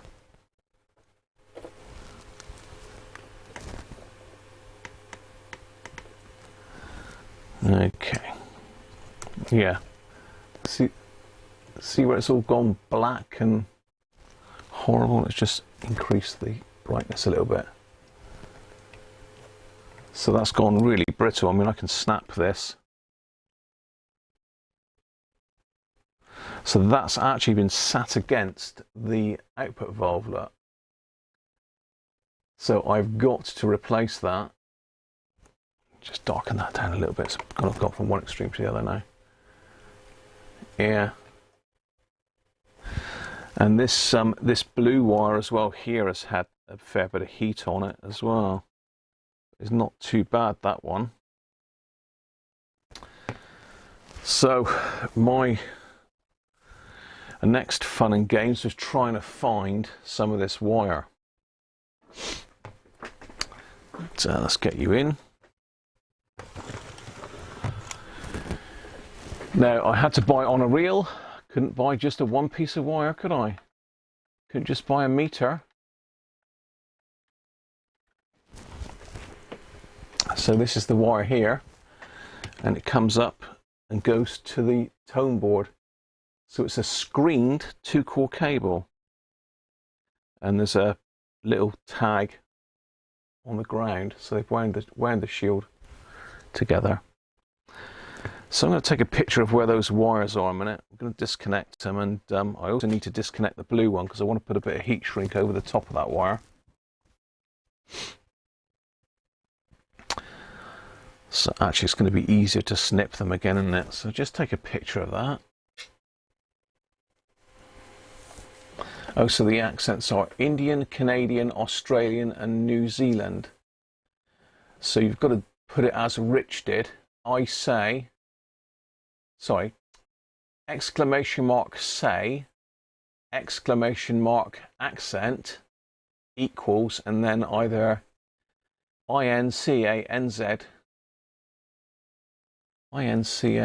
AU or NZ.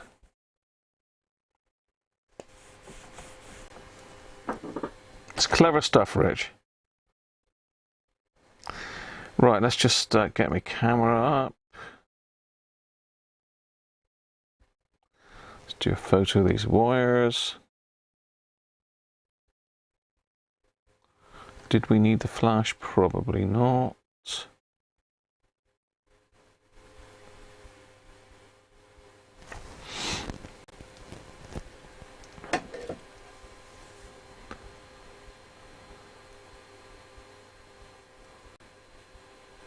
Still looking for a Red Hacker RP3737A. Well, say I have got that one that I was restoring. I mean, I know Chris Milkey really wants that one, but I don't know what's happened to Chris. I don't know if anybody knows him personally, but he sort of disappeared off the radar. I emailed him a good few weeks ago, if not more, and he never responded, which is unusual because he normally responds pretty quick. He did send me an email saying he wanted it, so we shall see. Right. So I want to just pop that blue one off there. I'm going to get a bit of heat shrink on that and then put it back on again. Seems to be heat shrink city today, doesn't it? So we want a little one. Actually, what would be better on that would be some of my silicone sleeving. That would be better. Some of this stuff. That'll be much better.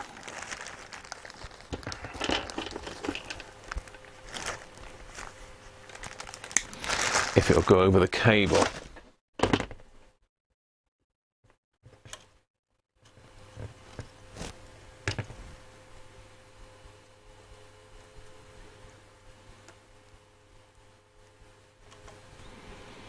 I think it will.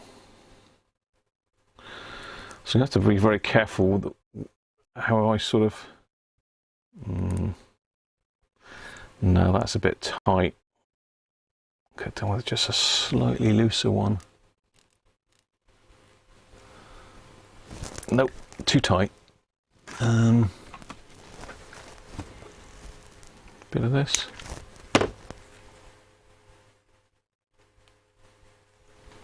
There we go, that's better.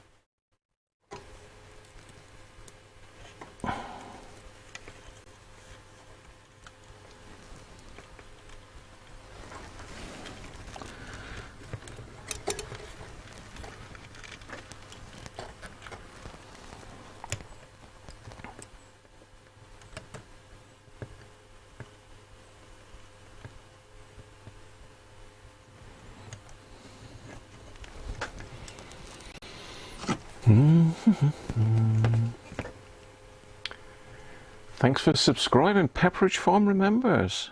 Welcome. You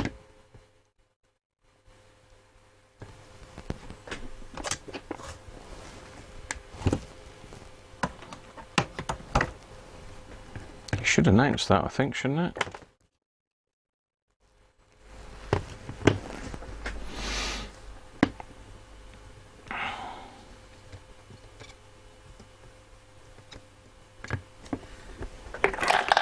Just get you down a little bit so you can see what I'm doing here, because I'm working on this switch bank at the moment. It's better.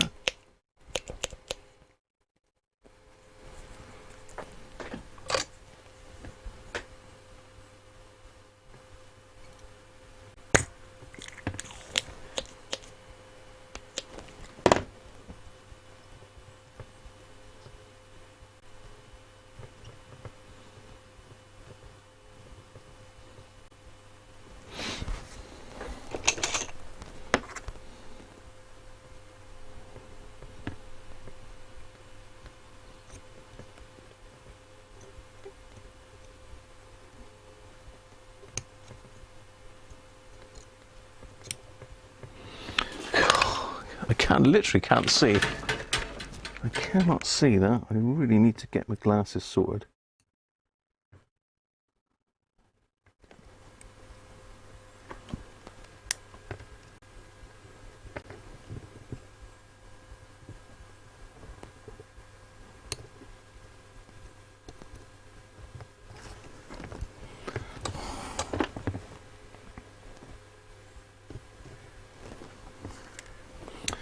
There we go. Let's put that one in.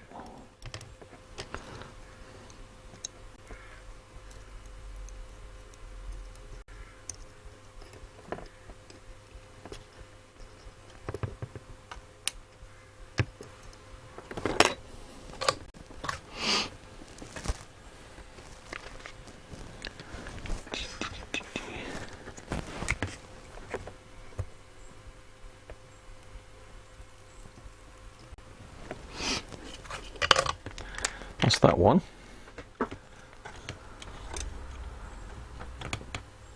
Just wondering whether I should do the same for that green one, you know, because that one's had a bit of char in as well. I think let's do the same with the green one. Can I desolder that one?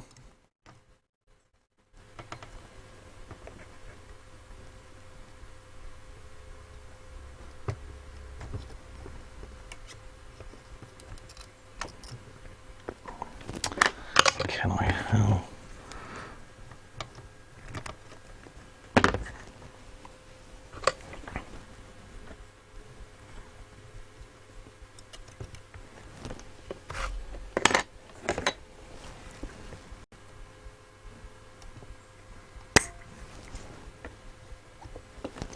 Pepperidge Farm Remembers says, Accent G'day Skip. Have you seen what I got in my shed? accent. You gotta put the the equals AU behind it. But I don't know what's in your shed, Pepperidge. Good stuff. Okay, that's that. So we need to stick a bit of heat shrink over that one. Let's just do a different colour. Where's my black one?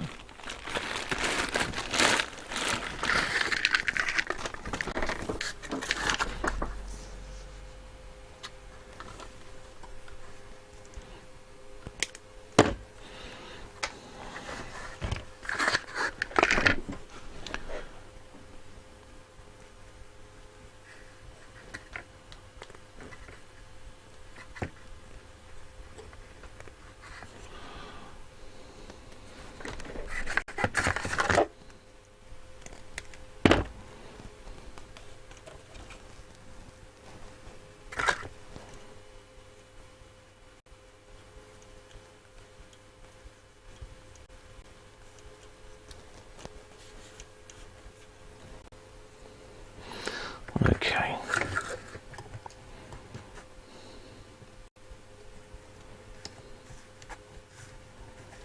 I don't think these wires carry any sort of current or anything like that.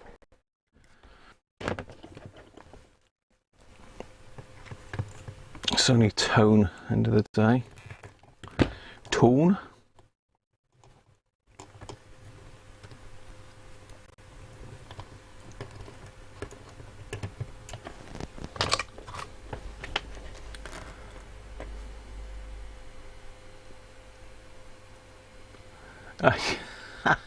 Not quite, Anthony. You got sat, not say. It's complex, isn't it? But it's good fun. It's a bit of fun, isn't it? Okay, that's that one done. So now we've got this dodgy one. Now this is the cable I got. Pro Power 2-core screened black. As I say, I've had to buy 25 meters of this stuff from CPC. I'm not sure which is their number. Is it this one here, 814726? But I checked everywhere. I've got no screened cable at all, none. Only coax. Well, I have got screened cable. I tell a lie, but it's for making up. Anthony G7BJO says, "Do you mean Ute, mate?" That's better, Anthony. You got it.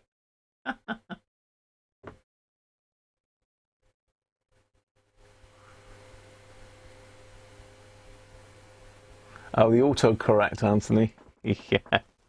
You've got to watch the autocorrect. Radio Ged says, "Lost live chat update." You've lost the live chat update. You'll have to refresh. Jed, seems to be okay here. Right, so that's my dodgy wire taken out from here. I've left a little tag on each one so I know where it is. And that just goes to the chassis, that ground tag. We get in there. So now we've got to flip it.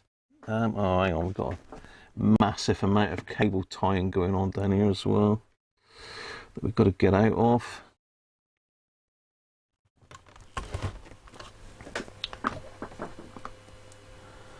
So there's the exit where it goes through, and just back here you can see we've got more cable tying in here.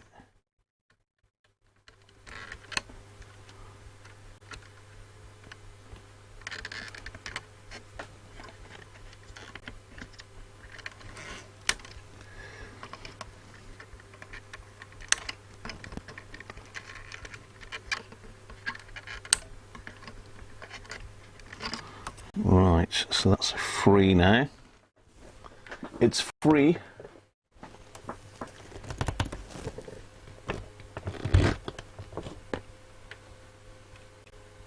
Look how burnt that is though. It's lucky I spotted that actually. I did give it a really good going over this radio just to make sure there weren't any issues, and that certainly is an issue. It's only tone wires, I know, but end of the day, it's got to be right. Right, let's go back up on his face.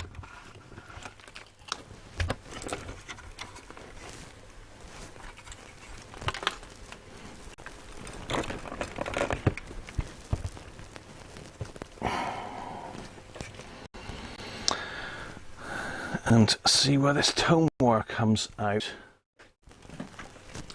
And it's up above these switch bank. Can just about see it there. Sort of centre of the camera. Look, the blue and red one. What was that?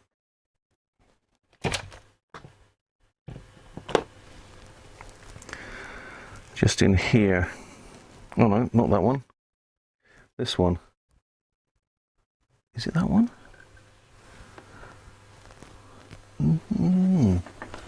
Where are you, monkey?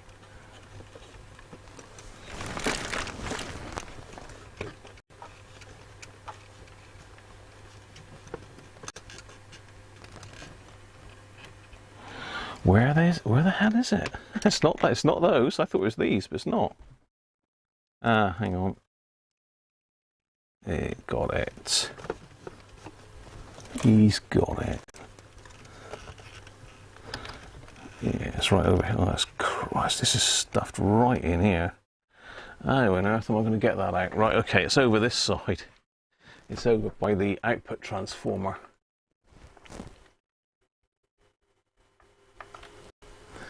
That's where it is, that red and blue one.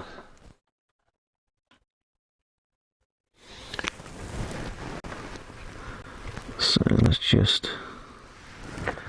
see where we are. So we've got the blue wire going to there, so let's snip that one off with a bit of length on it.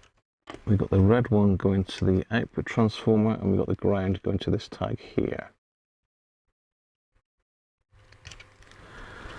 Hopefully that's the right one.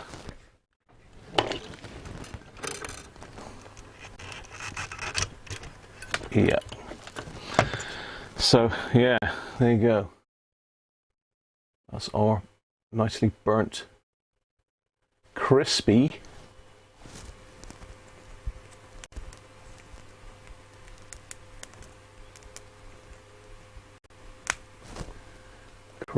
cable.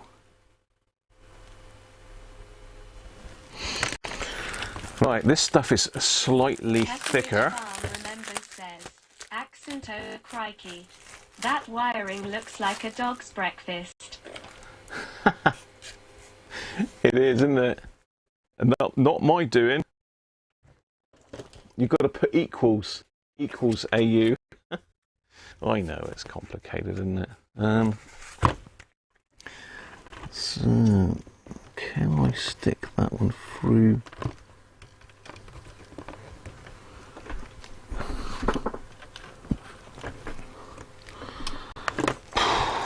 It's been easier to stick it through from the top of the chassis or the bottom, really. I don't know.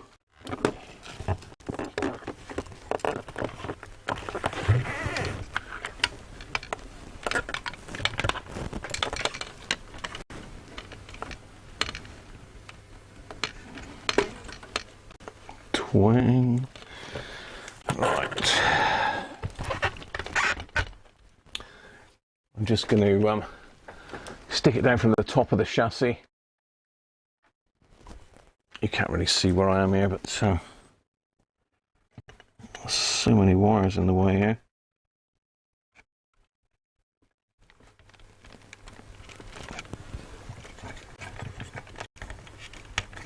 Ah, we're through.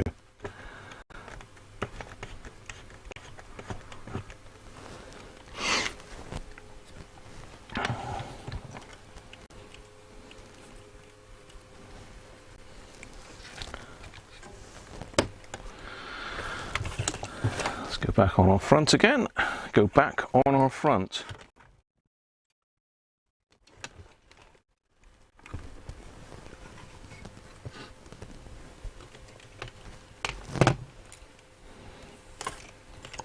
So there we are. Plenty of wire, loads of wire. Right, so we've got to get the blue one to there. We've got a bigger resistor there. Trying to think how this was dressed before.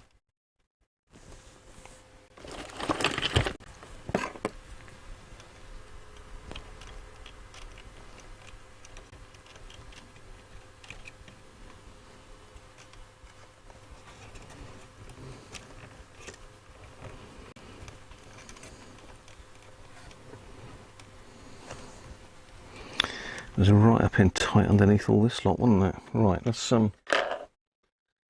cut down through this and get the shield wire exposed.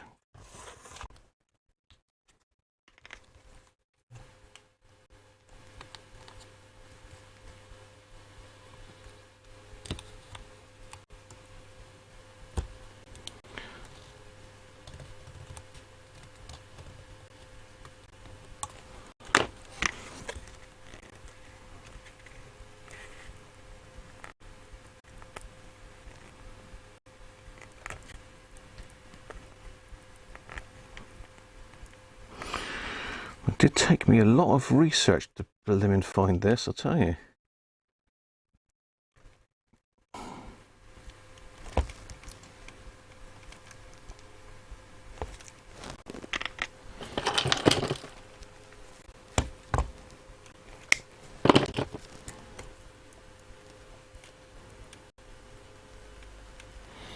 So I've got a couple little carrier wires there for some reason. Let's see if we can get this off then without doing too much damage. So I want this braid pretty much whole. Try and leak them out of there.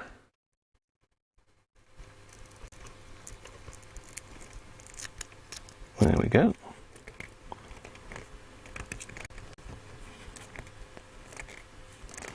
And what I'm looking through those for, let's get you in a bit closer.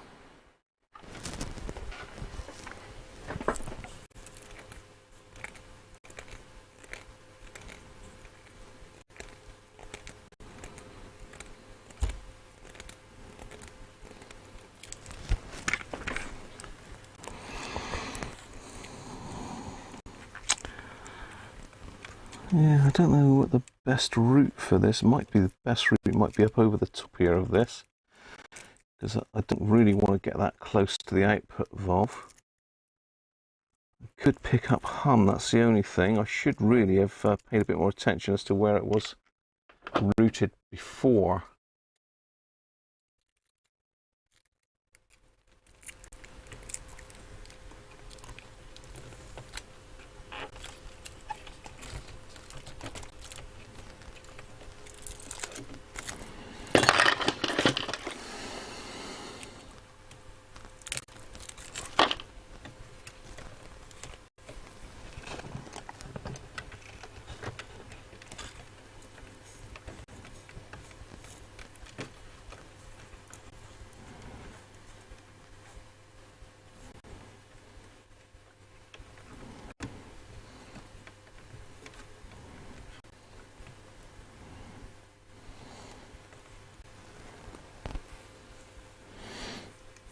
That's okay. That's okay. So do the blue one first, because that's the hardest one to get to. Are you all still with me? Hi Ganesh, hi Valdir, BP. Subscriber announcement now that it can also auto-translate if English is not your first language. Oh, great. I used to buy cable from Doncaster Cables, but it's almost impossible to get small amounts from them. As I say, this was from CPC, Anthony, and 25 meters was the smallest reel they did. I mean, it's good stuff. But unfortunately, I've had to buy 25 meters when I want less than a meter. Can't be helped, though. Right, let's desolder this. course, this is where I pulled the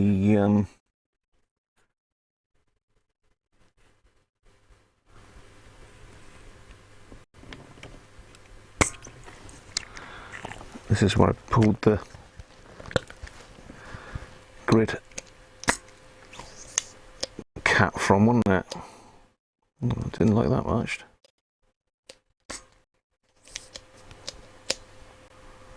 I think we got some solder up inside that one. I might have to strip the engineer down. Okay, I can loop that through there, that's okay then.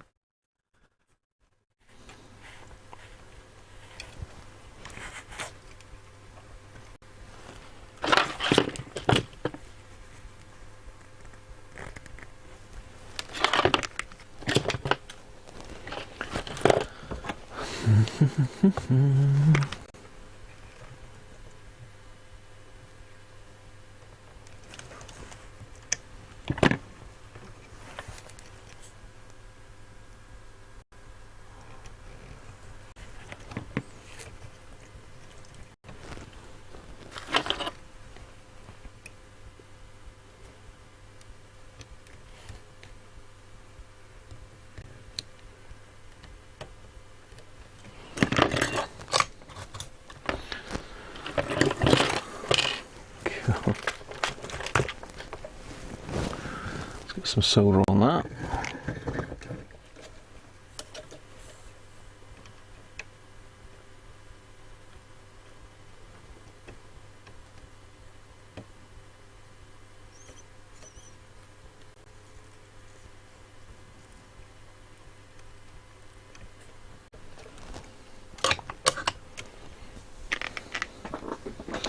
So that one cooled down a sec.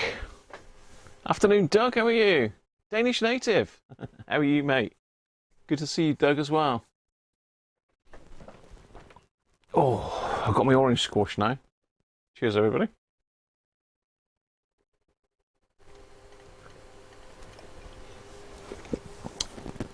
Yeah, your point there, Maplin was very good for cables. You can just go and unreel what you want. I mean, B&Q and that still do cabling, but it's not the sort of stuff we need. Right, how are we doing there? So let's just pull that wire back a little bit.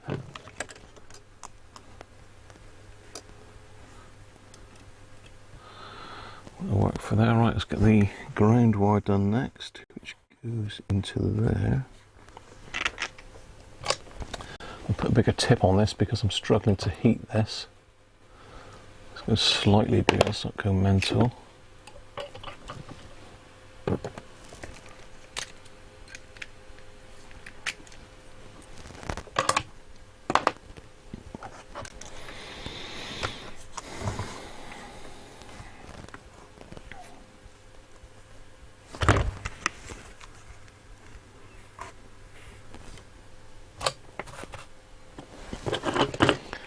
Is this solder sucker going to work now, or do I need to pull it apart?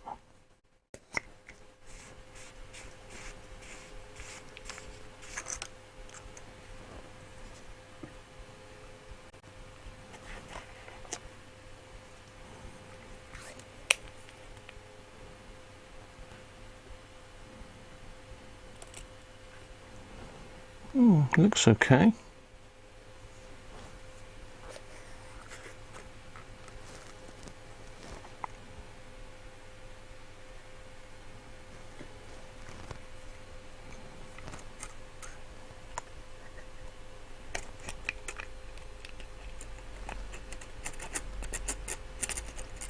Ah, it did have a bit in there. I thought it did.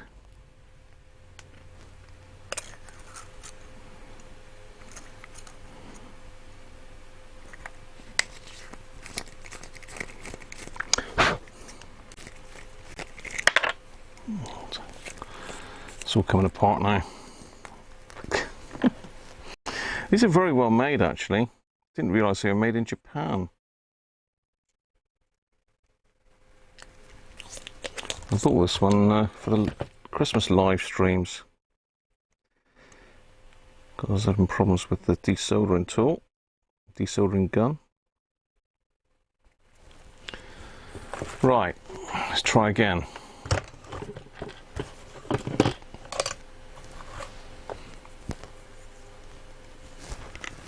Let's just pop the temperature up a little bit. Let's go up to 370. Let's push the boat out.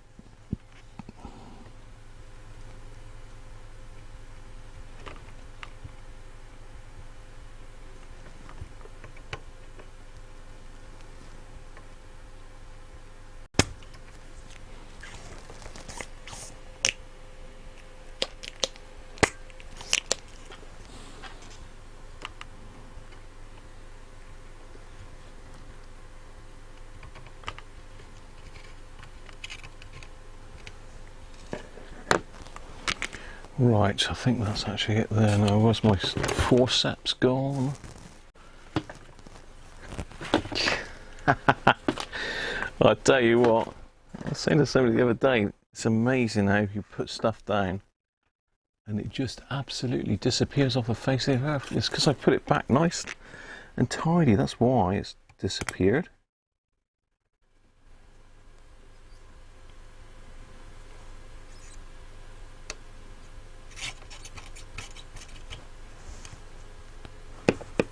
Okay, I'll bet your life I'm not going to get that back up through there.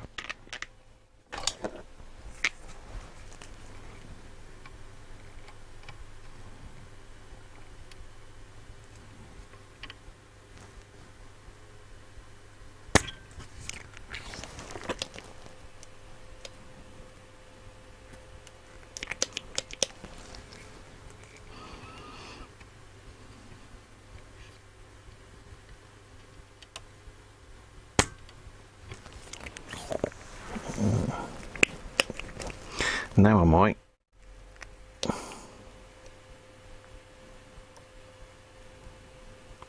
Now I might do it. Right. Something else on the floor.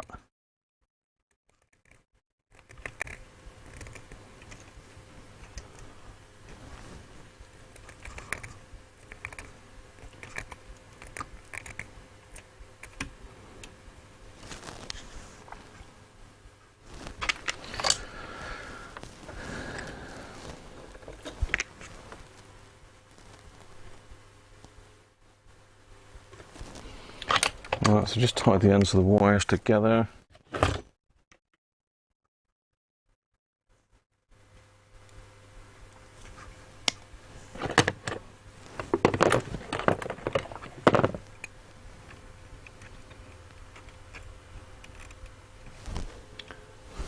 More knitting. Will he go in there? Will he or won't he?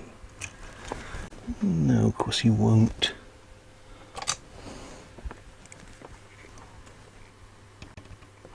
It's already about 3 components in this particular connector.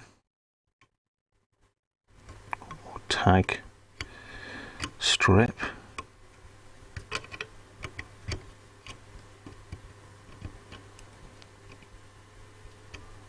So we bend some out of the way. Little bit.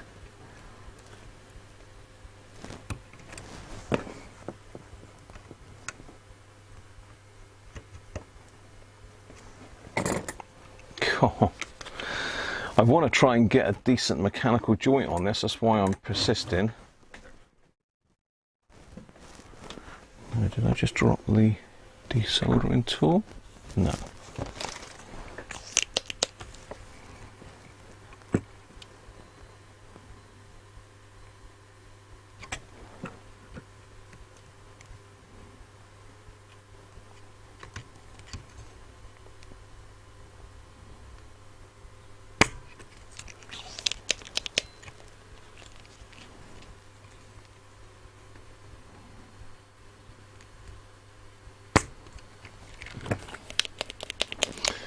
Yeah, the other one did go up there, but it's really tight fit.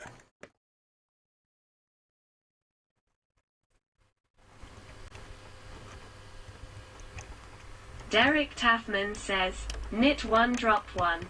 Yeah. No, I'm going to have to wind it around this other wire here. It's no use.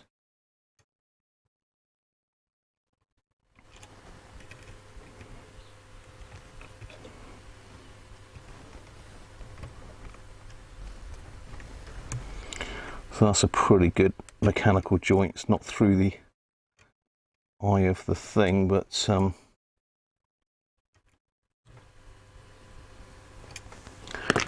let's try that.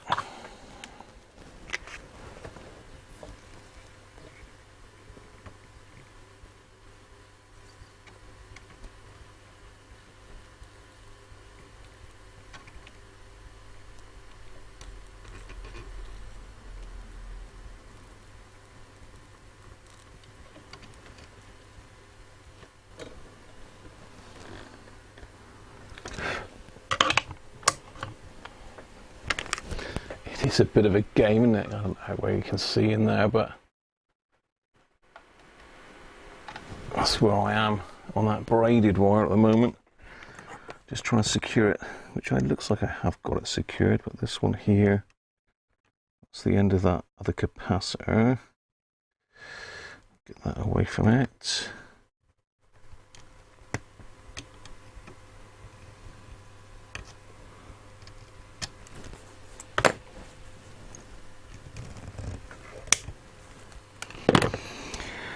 Right, just this one to attach now.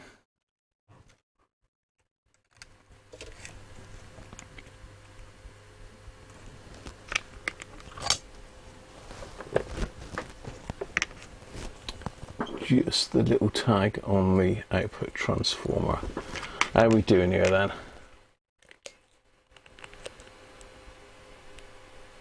Warm on the East Coast. Yeah, one drop one.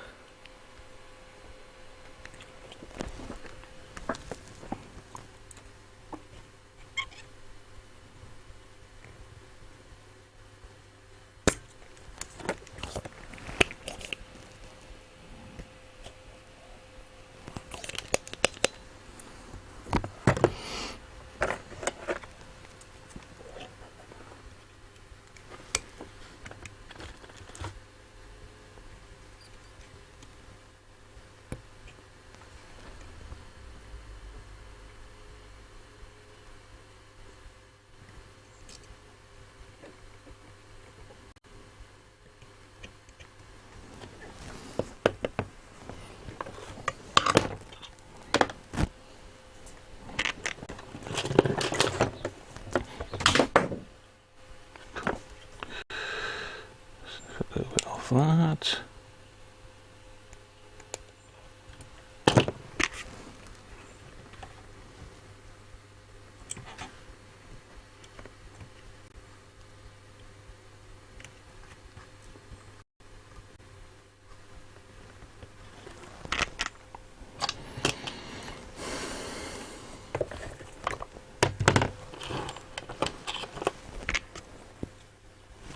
Let's turn that down. Actually, we want 370 on this, really.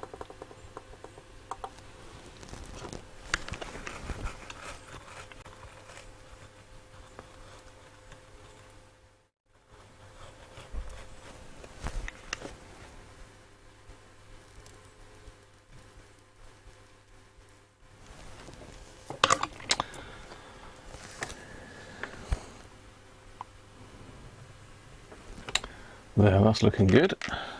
Right, that's the underside done.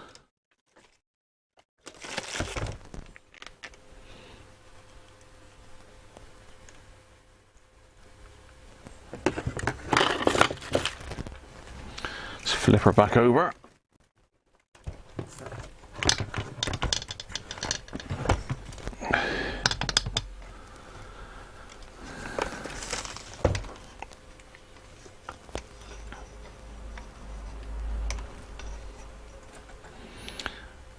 Another mistake I've made is not measuring the length of the existing wire.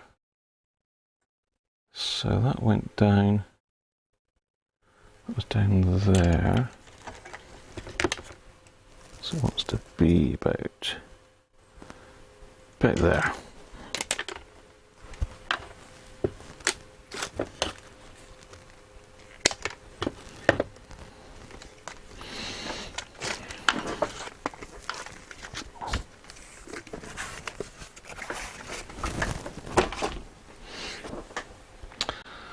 Now, I've also bought some of this. This is high temperature sleeving or heat shrink. So I was thinking to put some of that on there just to make 100% sure that doesn't happen again. So it should easily fit over that wire, which it does.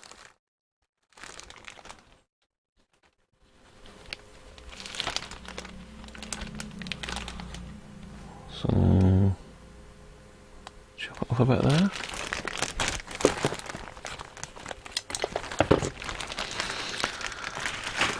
I was looking for high temperature sleeving, and this is what came up in my search, but it is heat shrink, I believe. So I wonder if we can heat shrink it on. I don't know what temperature it is. Right.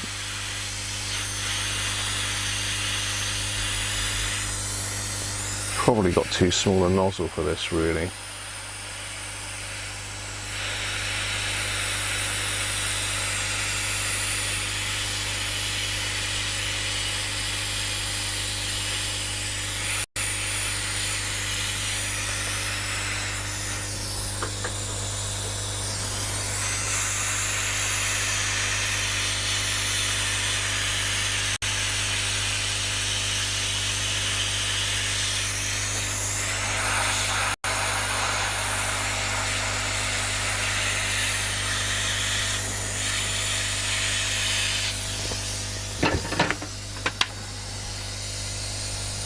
Might not look that pretty, but it should stop us having that problem again in the future.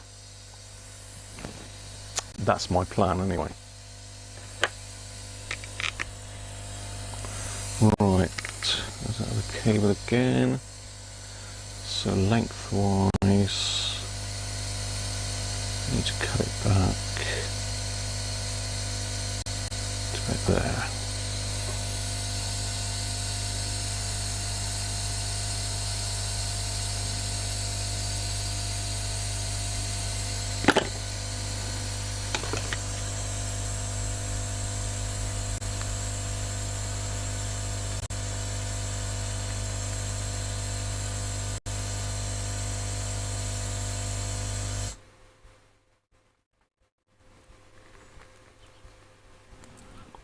Come on.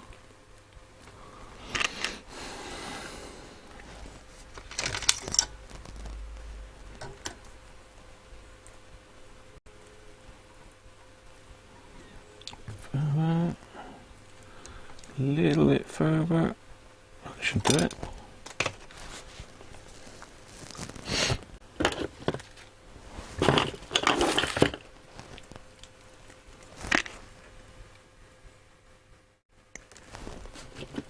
Can't see where I am now, can you?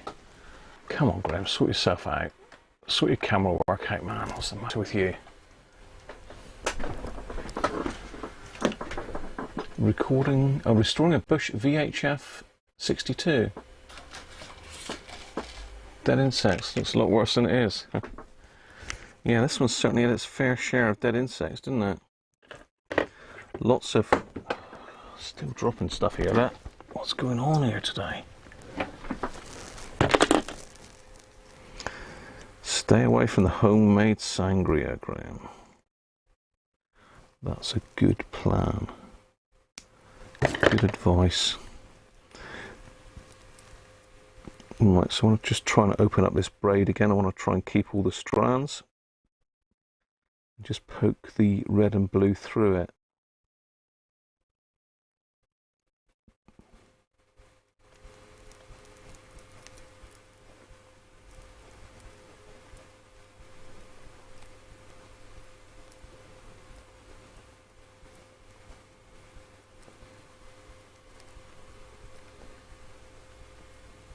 Stream Elements says, Danish native just tipped £6.90. Thank you very much, Danish native. Danish native. Thank you, mate.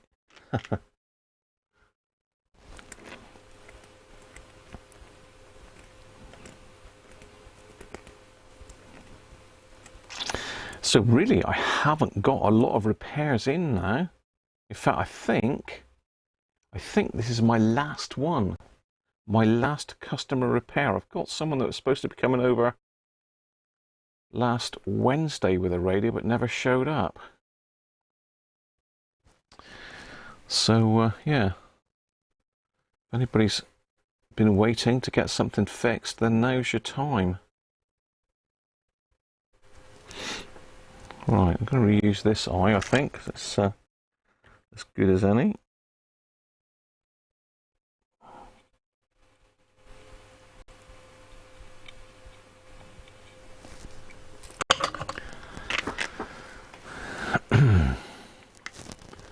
As per usual, I've got nothing to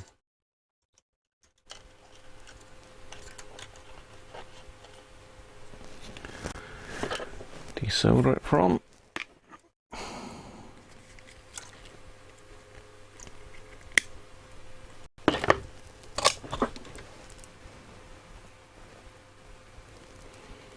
Don't really want to do it on top of there and burn the paint. Well, let's get my blue mat down. Bad time with the grape. It's all the stuff. It wasn't really sangria, Doug. It was punch, but they put amaretto in it. There was all sorts in it. It was very nice. This is the problem. It was very, very nice. The trouble is you don't realise till you're on your back that it was maybe a little bit strong. So I'm just using the blue mat down here for a second just to desolder this. Useful bit of kit, the old blue mat.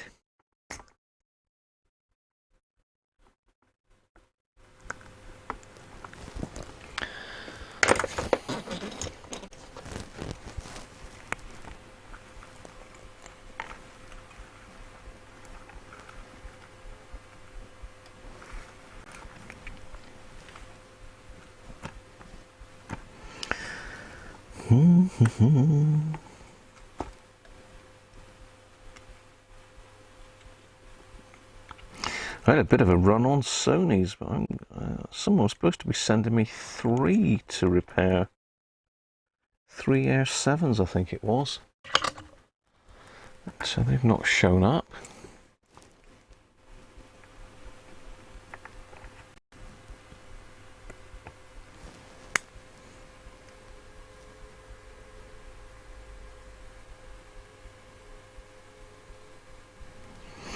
Well, I'll tell you what I have got to do, which I've got to do that by next weekend, though, so you won't see that, unfortunately. It's got to be done by Saturday. Mrs. Cruncher wants something for one of her work colleagues' birthdays that I'm going to be doing. But that'll be done in a week, probably via Patreon. But I have got a video coming out soon on the Hacker Hunter the Hacker Mayflower that we sent down to David. So I've done a full video on that, so that'll be out probably within the next week or so, I would think. It's already out on Patreon if you want to go and have a look. But yeah, in a week or so it'll be out. Just got to do a few more bits of editing on it, and then we're good to go.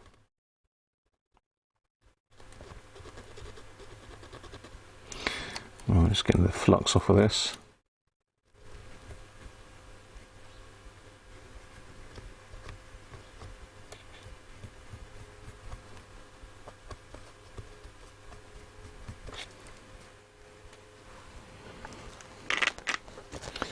Right, flux off. Flux off. Hi Susie, happy 4th of July to you as well. I go rock hunting today by Lake Superior. What are you after? Sort of like crystal type rocks, or are you just after some colourful pebbles for your garden? They call it punch for a good reason, yeah. It knocked me for 6. Love rock hounding also. Oh, rock hunting. Yeah, what do you break them open, Susie, and sort of find the crystals inside them? I got a bit of a thing for crystals. I've got quite a few crystals downstairs. I don't actively keep them on me or anything like that, but I do like crystals. Tiger's Eye, I think, was one that I really liked.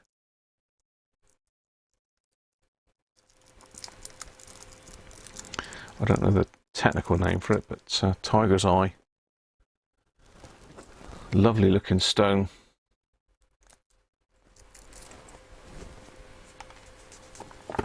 Hounding. I take it you mean hunting, not hounding. Unless you're hounding the actor, The Rock. I wouldn't recommend that though, really. It's a big chap. It's a big lad. I'm going to be hounding The Rock. Right, let's just get that other piece of wire back. I've thrown it away somewhere, dropped it on the floor, put it in the bin, put it down over my mat, I'm sure. Let's get the old mat out of the way.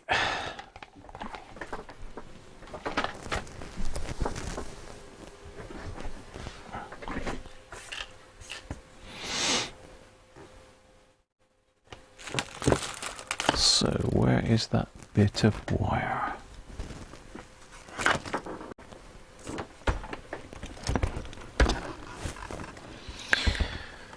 Things really are vanishing at the moment, aren't they? Rolling over all this wire with my chair as well.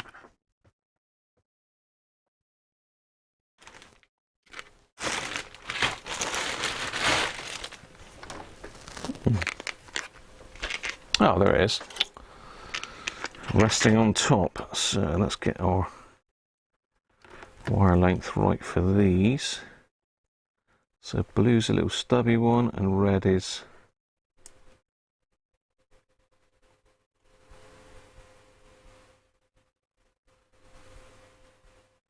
about the same length as that one.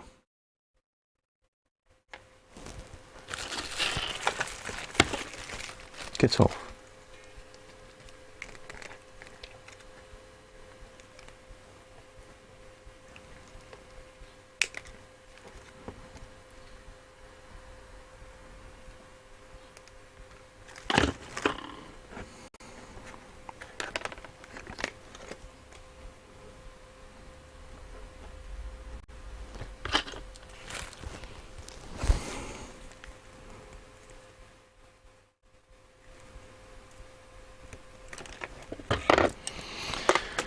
Right,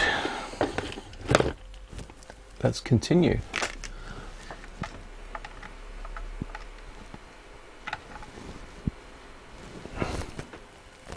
You're back. Just had a comment box reappear, had gone and advert in its place. Strange.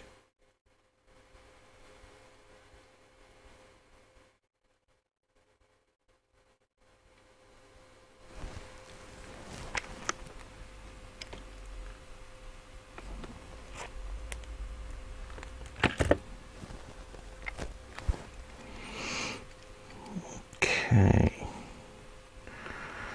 so let's do our red one first. No, we'll do our blue one first.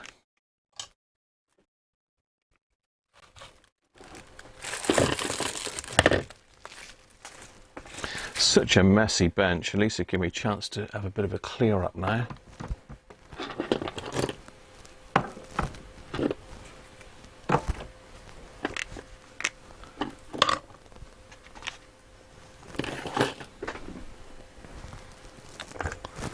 Desoldering tool.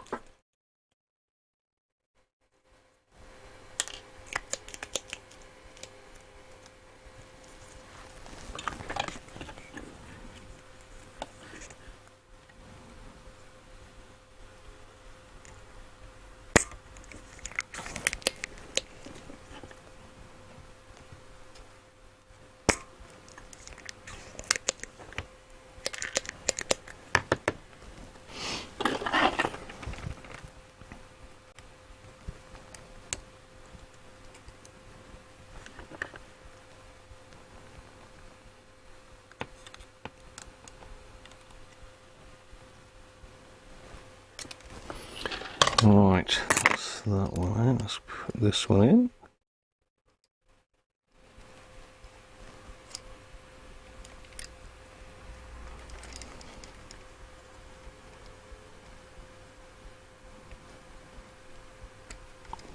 God, tell you what, it's so fiddly, isn't it? It's just so fiddly.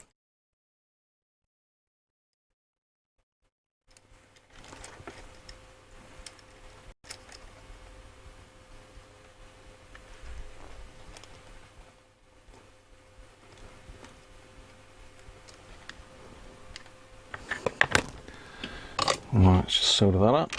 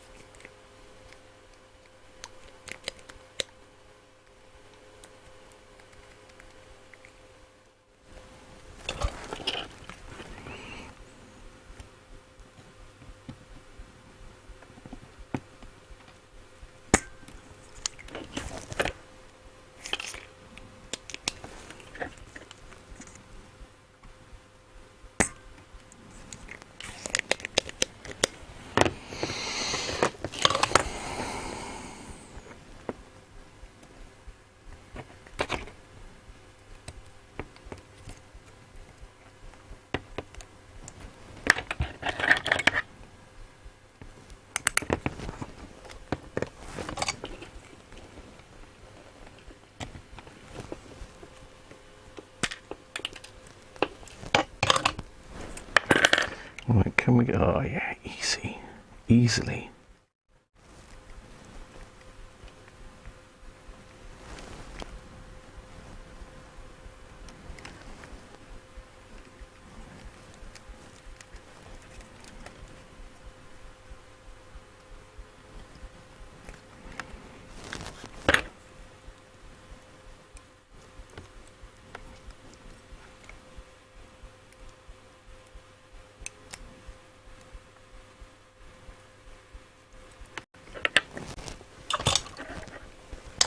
And the last wire.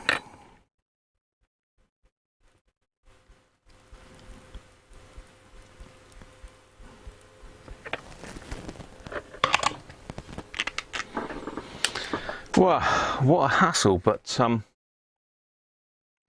that's it. Hopefully that will reach that there. A bit tight.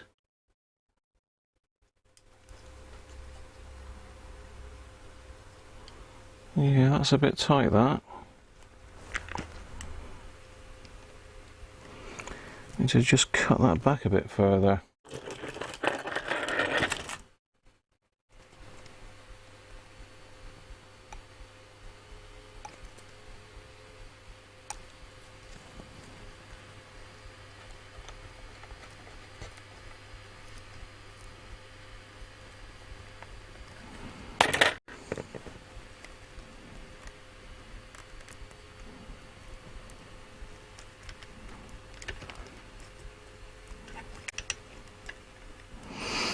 Yeah, just need a little bit more wire so as it'll go onto that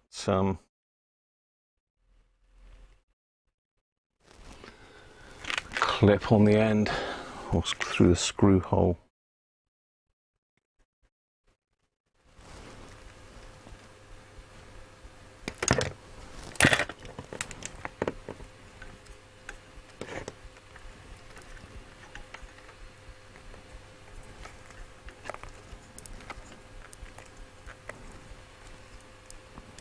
Better. Excellent. There we are. There's our tone board. Now what I have got to do on this, I've got to clean up the contacts on it. Pretty ropey.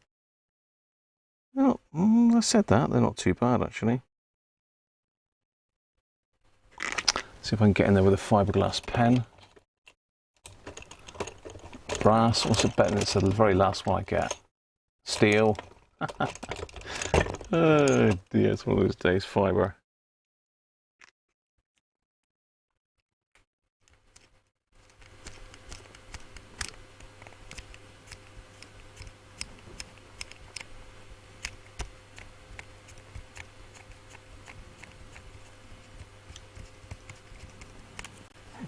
Let's just operate some of these.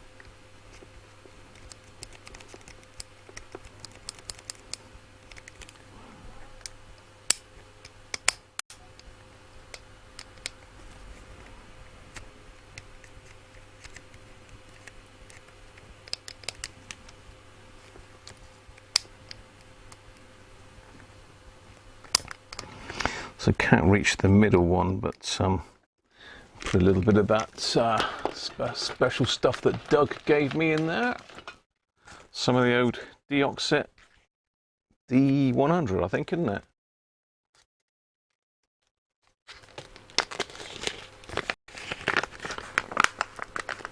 High multi, I don't know. Obviously, I did mine, didn't I? Eventually got round to it. So I'm just going to put a little dot of this on contacts.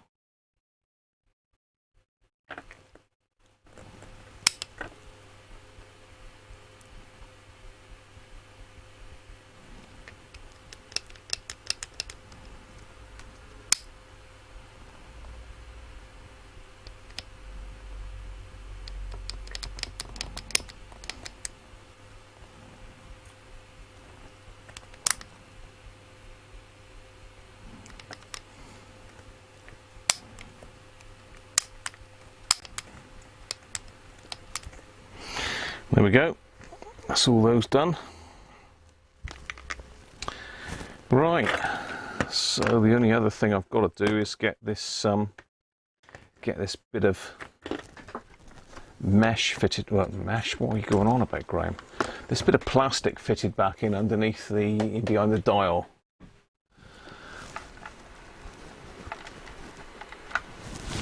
You got chat issues?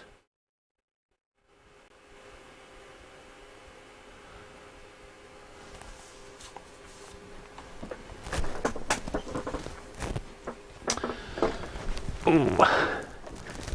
Yeah, so no beer today. Don't have to take a day off of it, does it?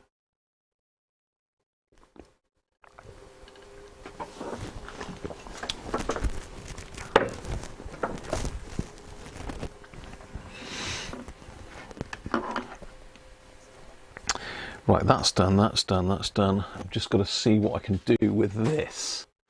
So can you see what I did? Let me just get you in underneath the overhead camera, maybe. If I can get it in shot.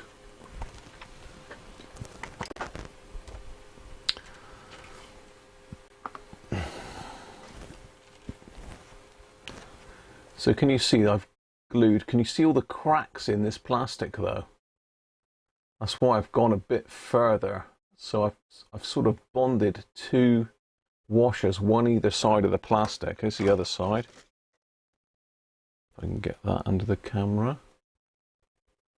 So I've bonded a washer either side. I really couldn't think of any other way to strengthen it because I haven't got anything as small as the existing one. And this is quite tricky to get in without cracking it, so it's got to go in there and sort of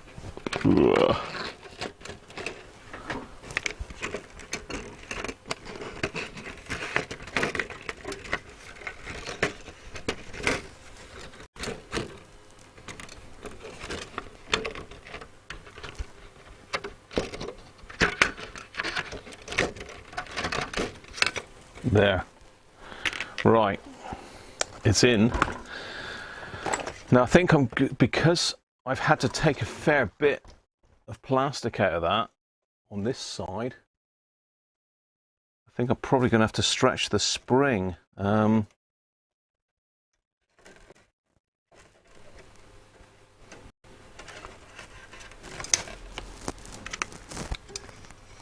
think where it actually attaches to. It must. Right, let's see if I can find these little tiny springs. Now, I did have a little bag that I put all the bits in for this one. It's over there. Yeah, I'm gonna have to take some of the spring tension off of that one, because otherwise it's just going to pull it clean out the plastic. So I've either got to put a bigger spring on or stretch these. These are a bit fragile, to say the least. Very tiny. If I can get them on the overhead camera. Where am I? There. So they're very tiny. You can see that one's sort of bent anyway. They are tiny little springs.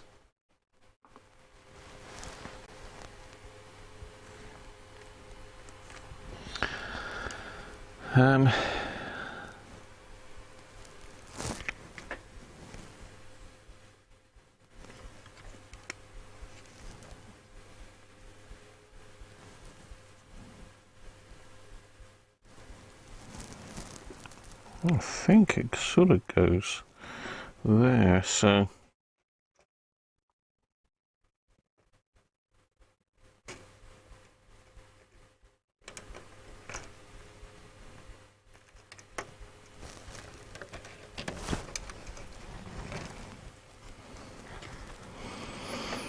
oh god, this is awkward again. Why is it so awkward, this radio? It's Philips, I suppose, isn't it? That's what everybody says. It's a Philips. Can see what they mean now. Oh, does that go? I think that spring's 180 degrees out. I think I need to put that way round.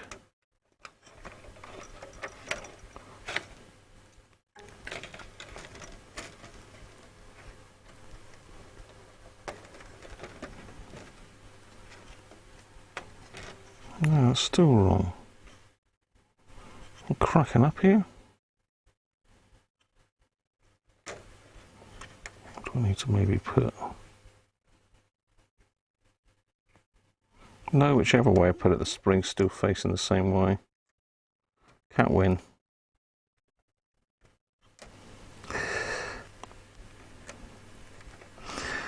You know, this has got to be fitted though, because at the end of the day it is the backdrop for the dial.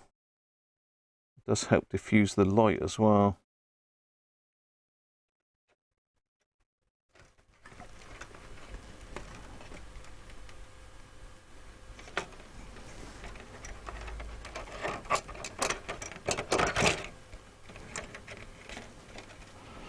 How the hell? Tell you what, this is fiddly. This is fiddly. You can't really see what I'm doing, so apologies, but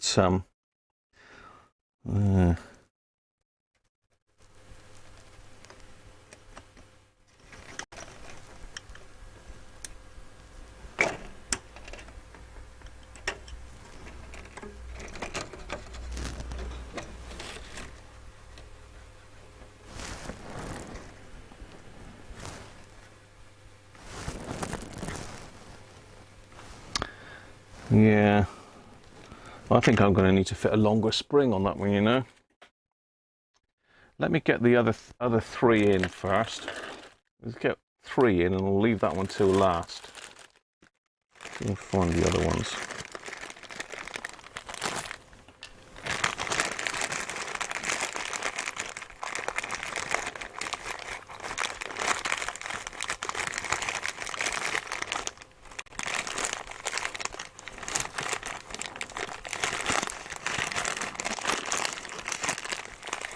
It's a very weird way of doing it, isn't it? What were they thinking? Right. Oh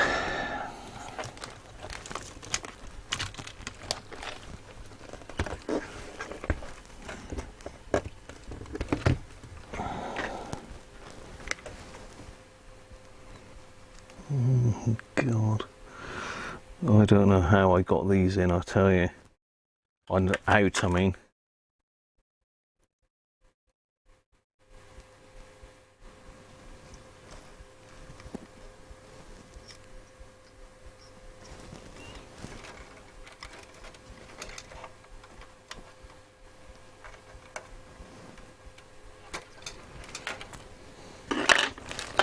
What a nightmare.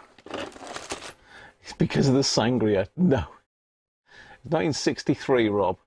Slacken off the spring tension so it doesn't break again, yeah. The sangria.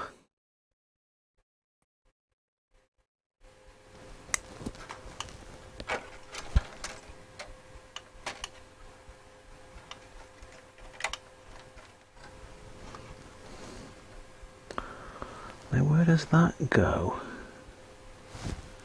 Does that go down to there?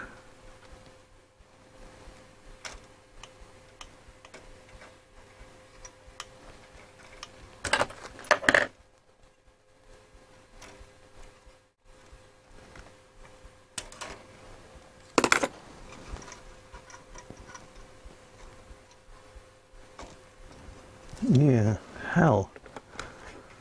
What a pain. What a pain.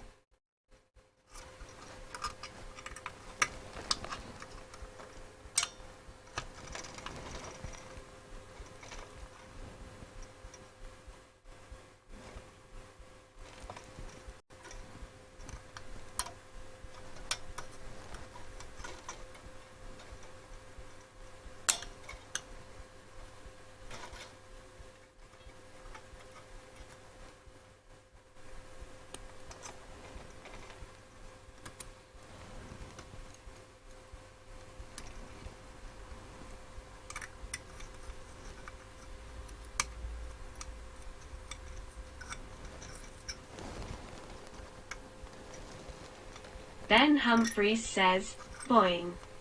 Boing, yeah. I expect you can hear it straining. How the hell are you supposed to get that in there? God.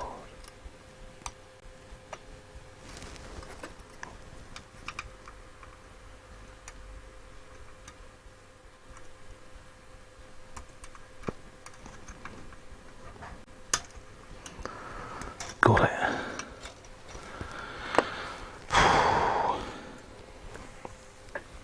They are quite stretched, these springs, you know.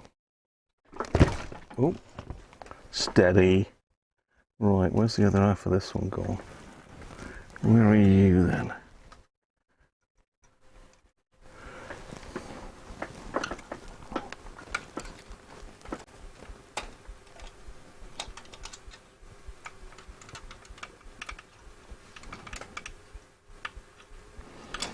Yeah, should have done the bottom ones first, Graham.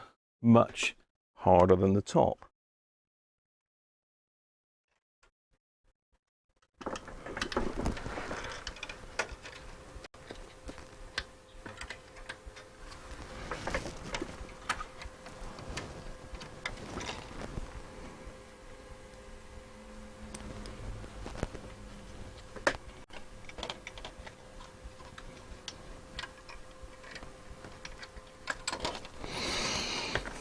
Okay.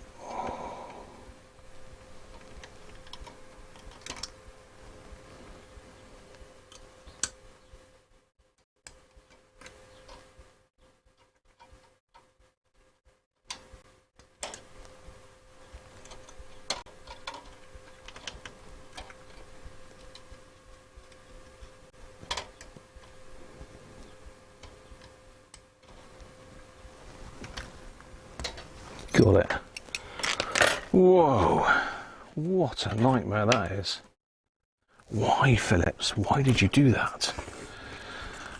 Right, that's 3 in, so we've just got this last one.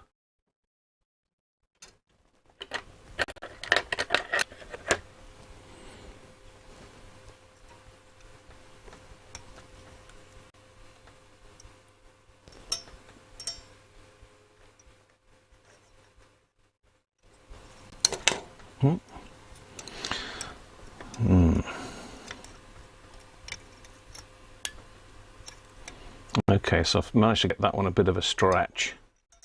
Bit of a stretch, that one has had.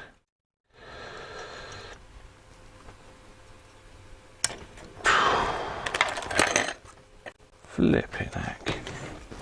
Let's get the eyes on.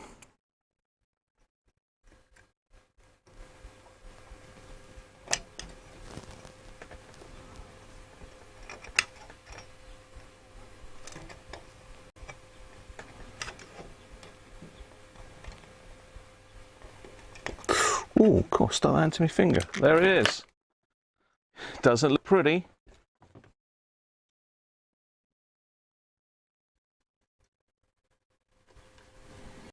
But it's in. What a strange thing that is. So yeah, what I've done on that spring, I've just stretched it, given it a good old wrench.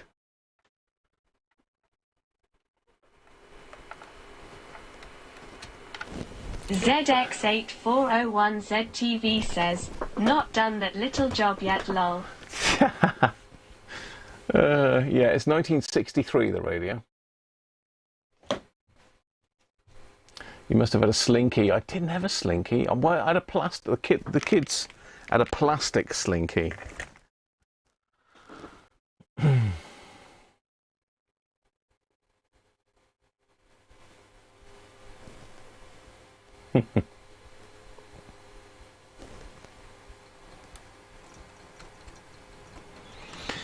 That's that job fixed as well. I wasn't looking forward to that, I must admit. I say I have soldered this pointer, straightened him up a bit as well.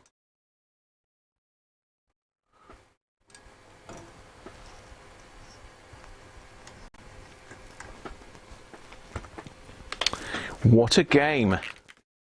What a game!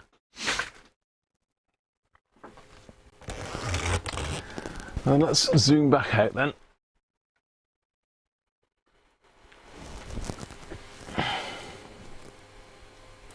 You made an antenna for HF out of a slinky back in the 70s. Yeah, I think you can make, I think there's still patterns out there for you to do that, Doug. I think they make a dipole out of them as well, don't they, out of two?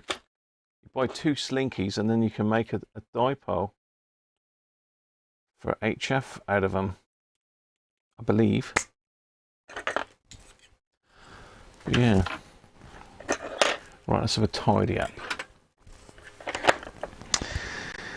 So I need to sort something out for this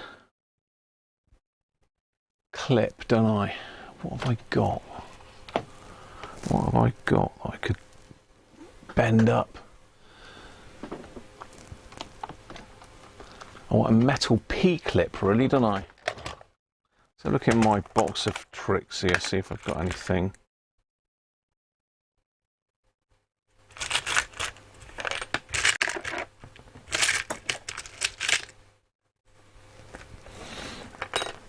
So this is just to finish off the mains cable, really.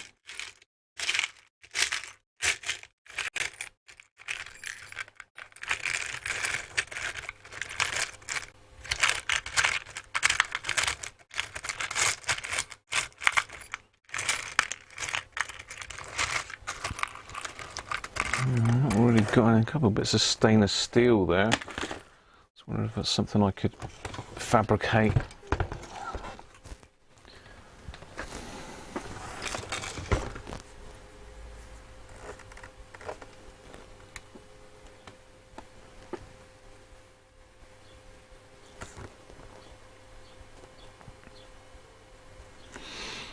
No. There must be something. There must be something I can come up with. I mean, I could cable tie it down, but that's not really substantial enough. It needs to have a bracket like this, really.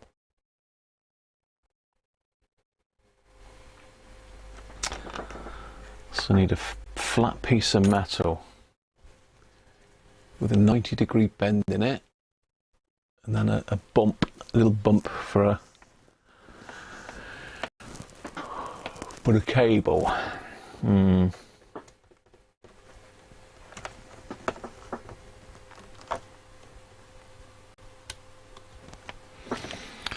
I wonder if I put a really long screw in there.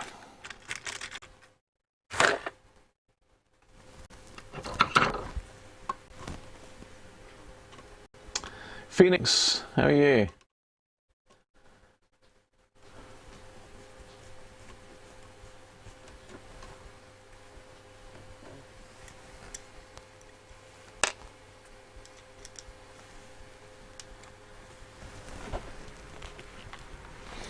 Not too big.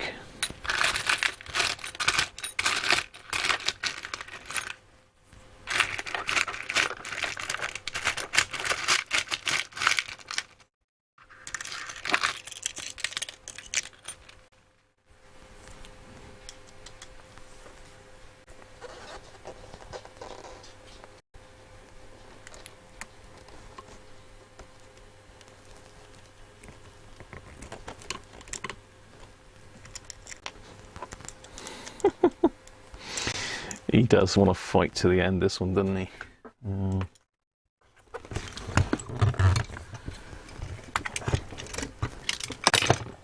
Oops.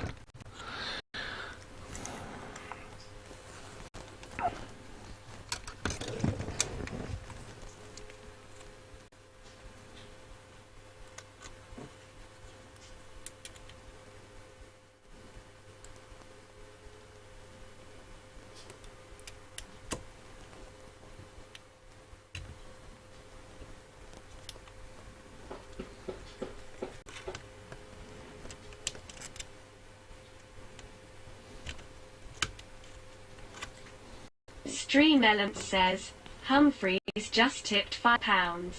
Thank you, Ben. Humphreys.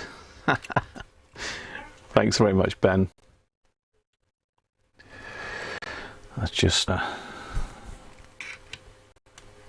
See, that looks like it would fit. If I could get this screw in there. There's nothing really behind it as such.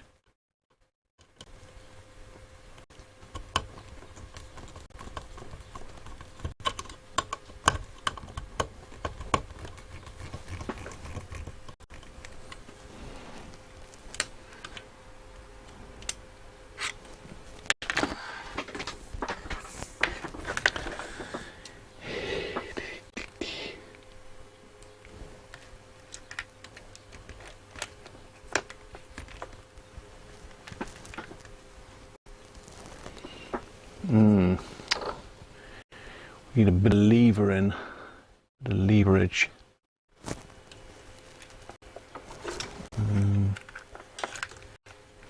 I don't really want to do that with one of my nice screwdrivers, do I, Grant?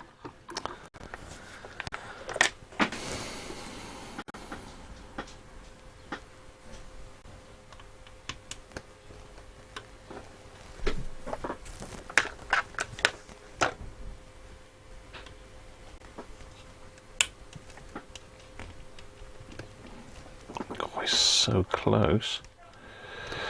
Mind you, if I get this through, I'm not going to get that bit that I've heat shrunk through, am I?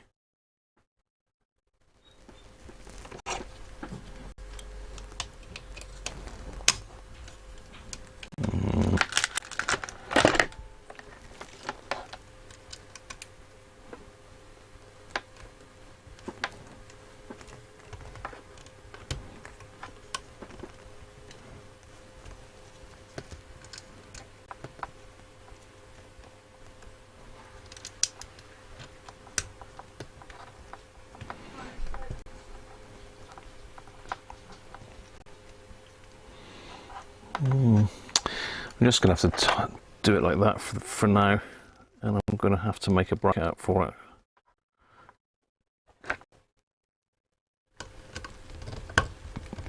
This will hold it anyway, I think.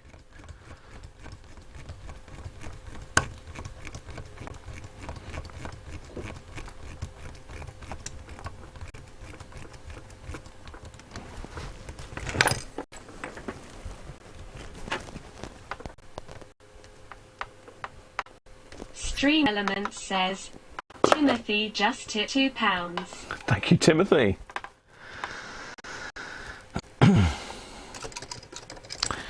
Right, So we have got a sort of cable restraint there. Certainly you wouldn't ever pull that out of there. Sounds like Mrs. Cruncher's off out with Coco and Maddie.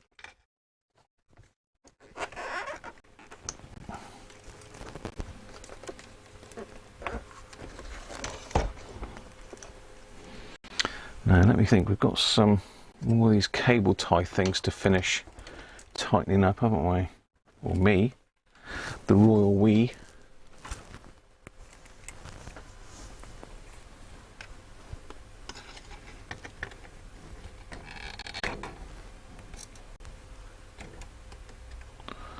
Got that one there.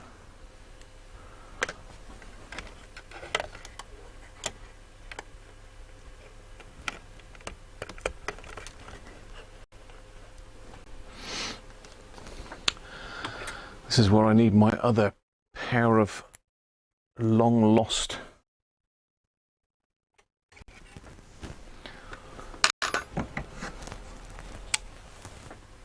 forceps.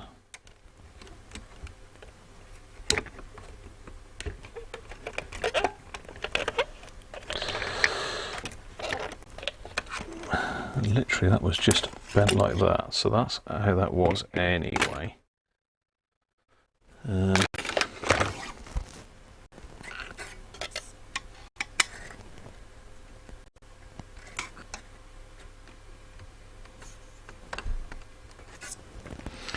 That one I've done. Now there was one here that lot went through.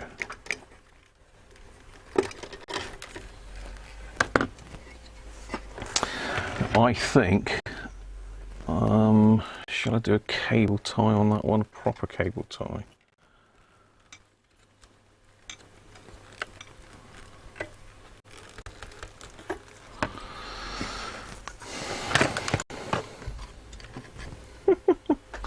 It's still a nightmare.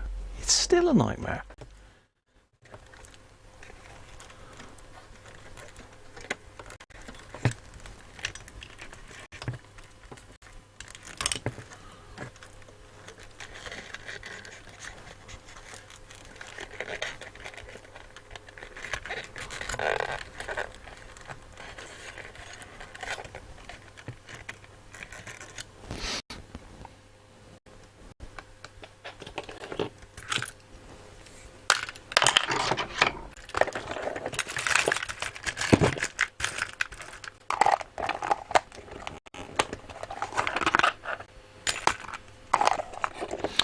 Just having a bit of a clear up again.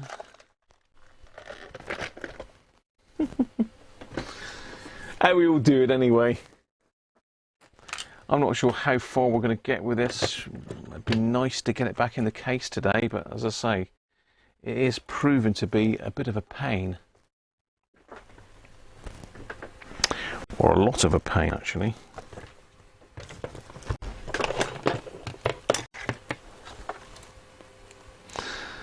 I do need to clean the case out, mind you, so that's the only thing I haven't done yet. Clean the chassis, but not the case.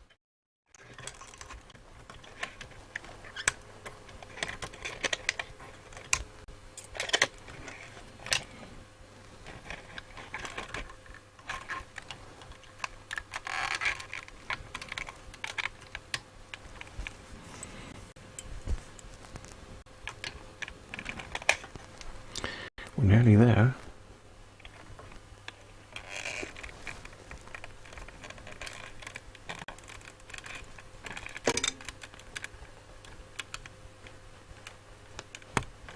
That's a nice bit of twisty, that is.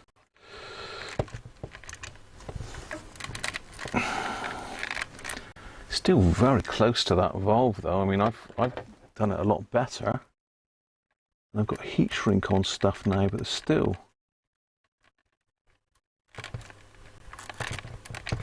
wires that, in my opinion, are way too close to that output valve. Right. That is definitely not going anywhere near the output valve. I just hope to God that it'll go in the case all right.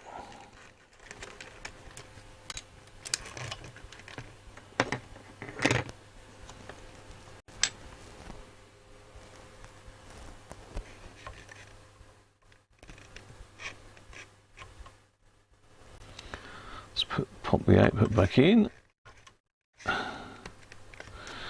Let me just show you the clearance I've got on it now. It's still pretty.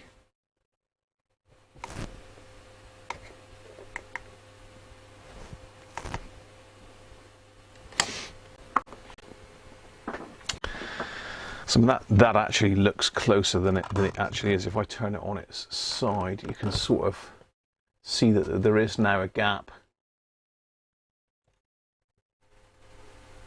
But it's not a very big gap, is it? And we've got heat shrink on all of these now.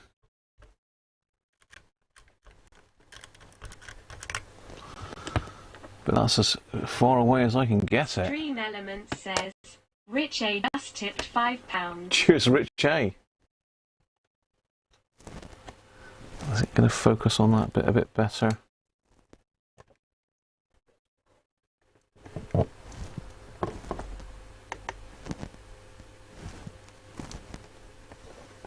So there, I have got clearance now, but it must have been touching before because that was burnt. And I mean, if this does touch now, this does touch it now. It's got this high temperature sleeving on it. I'm trying to think what it's rated for. Let me get CPC's website up because I bought that cable and the heat shrink from CPC.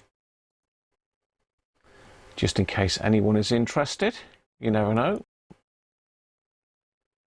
Thanks to Rich again for his live stream, which I'm running parallel to mine.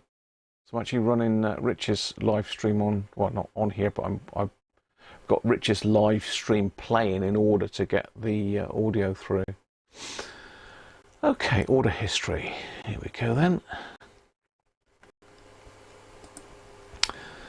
I'll pop this up on screen in a second. I'm just logging in.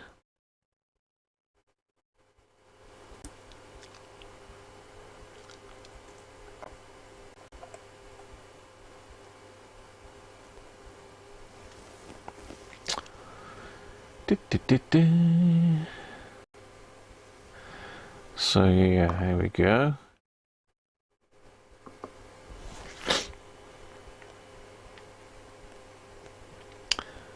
Where are we?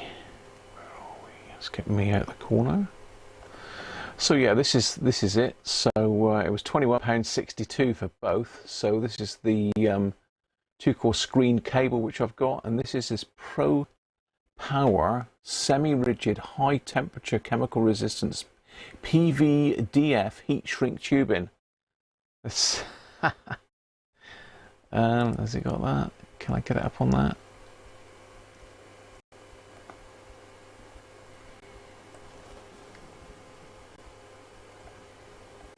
Okay, so we've got a data sheet.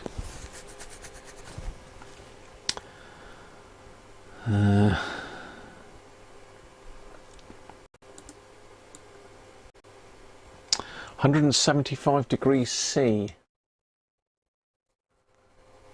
Maximum full recovery, shrink ratio 2:1.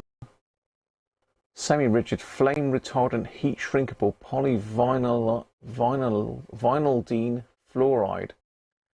Polyvinylidene fluoride. That's a bit of a mouthful, isn't it? Tubing for applications requiring high temperature performance, outstanding abrasion to cut through. So that's perfect for this, isn't it?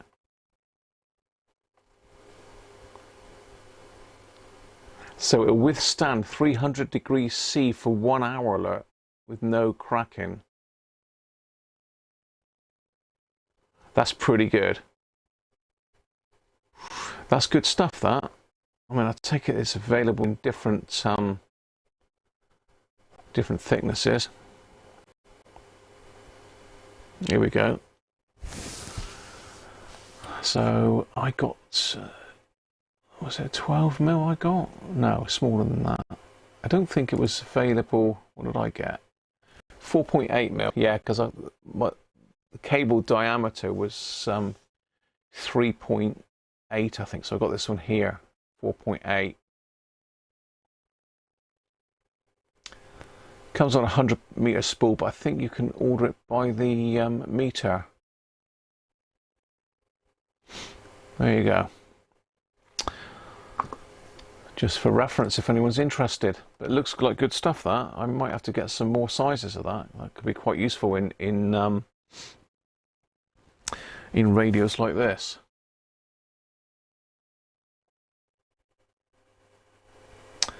Think you saw David Tipton or Manuel have a go at lacing wires? Never tried it. Don't think I've got the patience or dexterity.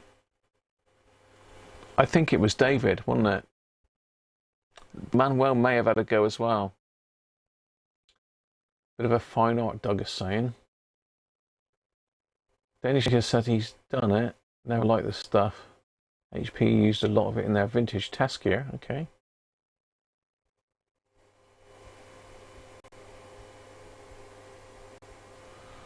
Yeah, it's not overly popular, but when it's done properly, it does look really smart, doesn't it? It does look really smart. It just tidies the insides of a radio up very nicely. Right, we better go for another testing of this.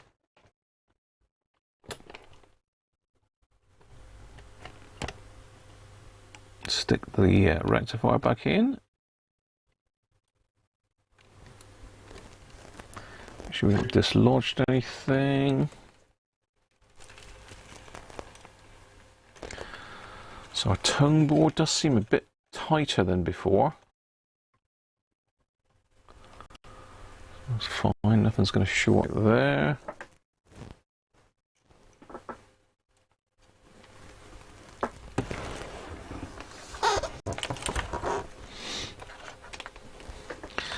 Let's go. Oh, hang on, we've got EZ80. What have I put in there? I've put the old Magic High Valve in there. Look, that. Jesus, Graham. I put the old Magic High Valve in the rectifier hole. Look. Dear, oh dear. God knows what would have happened there. Come on, Graham, sort yourself out. Have a word with yourself.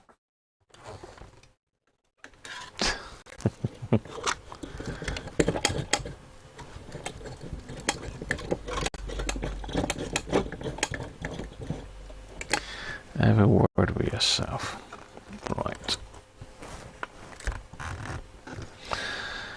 Yeah, I'm happy I've got that fixed anyway. That was, didn't know what to do with that really, but that has worked. It's not great, but it is through the hole and it is holding. Ralph's house says, don't forget speaker. No, I'm just trying to sort that, Ralph. Thank you for that. Goat, yeah, you're dead right. I'll be a double goater really, but the other one's in underneath here somewhere. He's exploring, doing a bit of wire chewing, I think. Multi Towers says, goat. Timothy Can says, goat time. Yeah. Radio Ged says, aye aye. Aye aye. I think we've had enough goating, but I deserved that. I deserve every bleat. Right, let's get the speaker.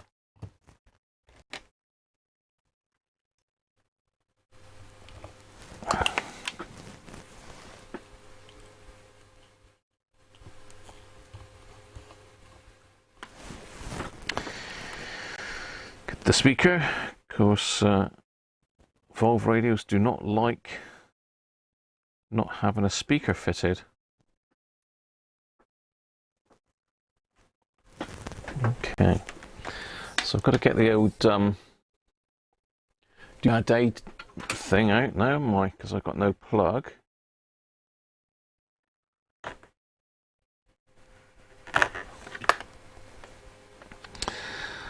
When I say Doodah Day, I mean my Robbins.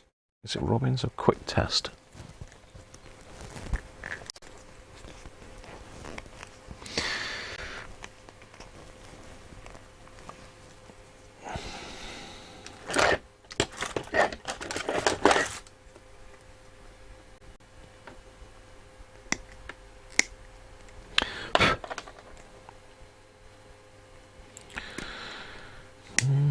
It's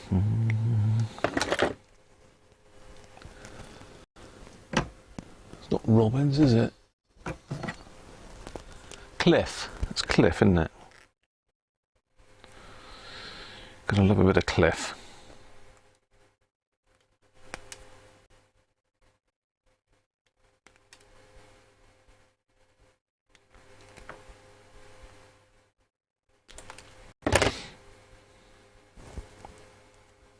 Derek Taffman says, he's acting the goat down, chaps.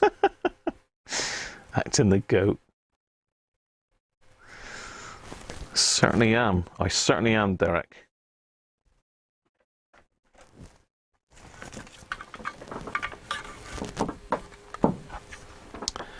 Quick test. Not for permanent or semi-permanent connections. So we've got a 5 amp fuse in this, but I'm using the Variac, which has got its own RCD built in. Trippy trip switch. So all you do with these, they're pretty straightforward. For those that haven't seen these before, it's a useful bit of kit for the bench. Not essential because you should have plugs, but this one's going back without a plug. So just lift the little spring-loaded piece, drop your connection underneath,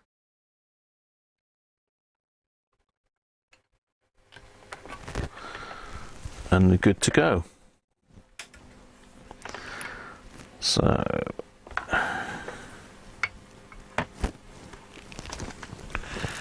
let's connect them up.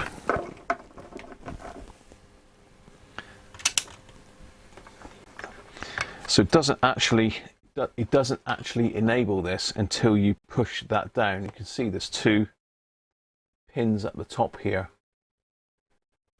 that go down into this body and make the connection. So as soon as you go like that, it's safe. I mean, you can't get your fingers in there. So it's pretty good.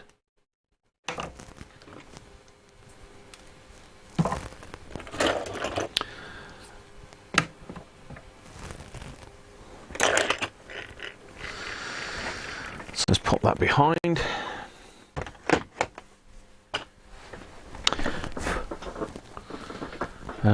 What are we going to have for an aerial?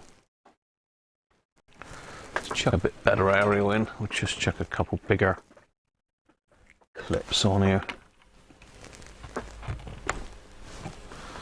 For what, FM dipole?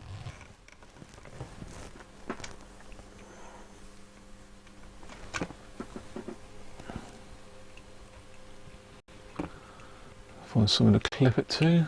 That'll do.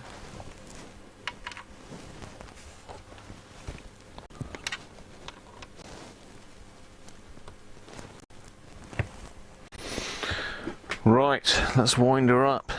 Make sure nothing.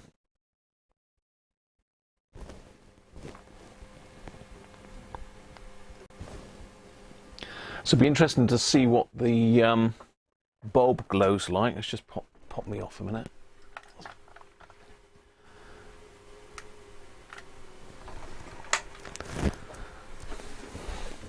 So it'd be interesting to see what the dial lamp's like behind this bit of plastic, because I've not used it behind the plastic yet.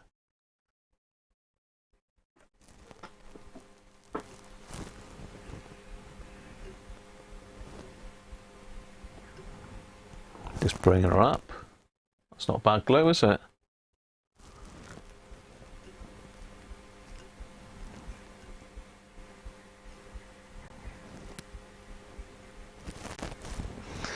So this is an isolation transformer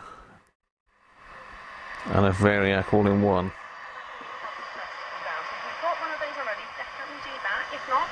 So Magic Eye. Definitely worth looking into. That's amazing. Reminding yourself what you need to do to get through security. Security is here. Hearing about the long queues, and part of it is staff shortages, obviously.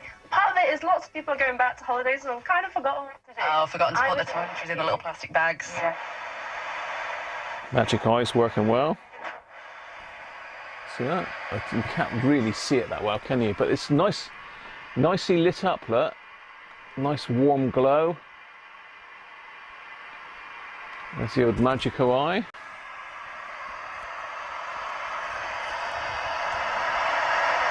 Like, if you've got really like, if you're wearing heels, you can, one, you're a lot faster.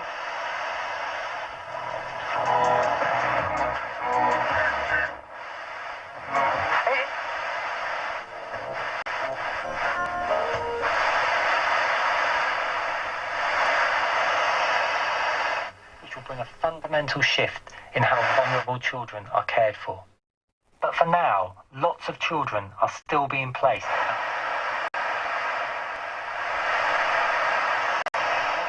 April rising 65, and April comes to Amberley with skies of April blue.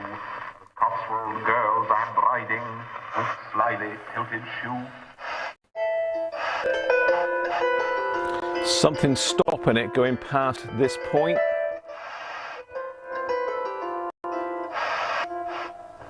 He's sticking there. I'm not going to go for it because it might be this.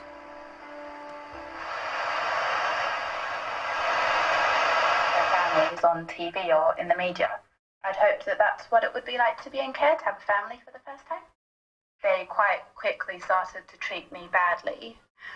When I would show signs of autism, the staff.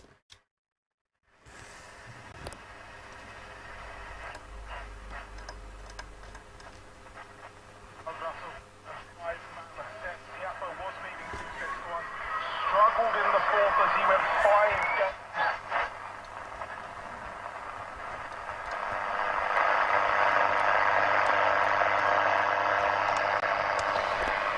So we need to get an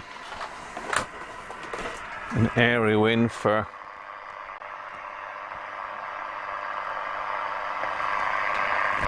it's not long enough. We need to get an aerial in for long wave, medium wave.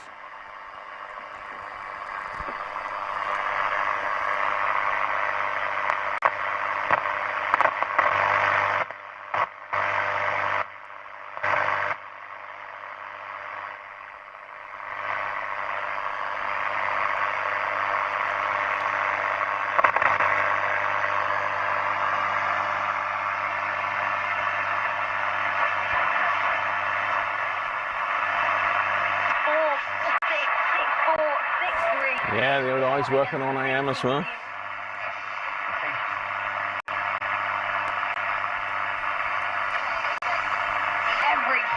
breakpoint opportunity their opponents had, they were celebrating. And Laura was talking earlier with Gigi about British players getting their due here at Wimbledon. Well, Joe Salisbury is one of them. He is the highest ranked British. So just put the ground wire on. He's never won the Wimbledon title. He's a four-time Grand Slam champion. Says he can often walk unrecognised through dueling.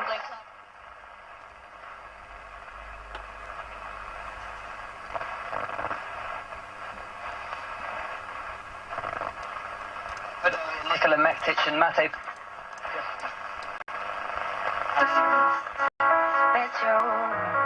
They're on court one, breathless at times. Camera.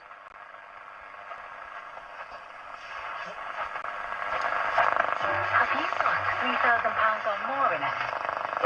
I'm James, and this is Absolute Radio. The Absolute Radio Request Show is up with Dan Noble from...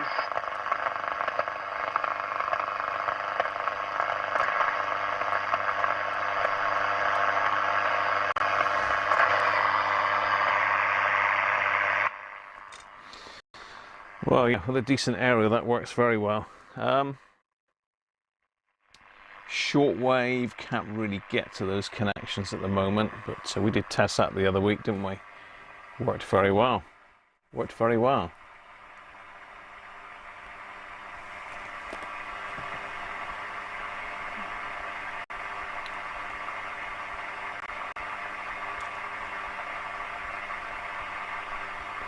Are you sure you're not putting a plug with the right fuse in it?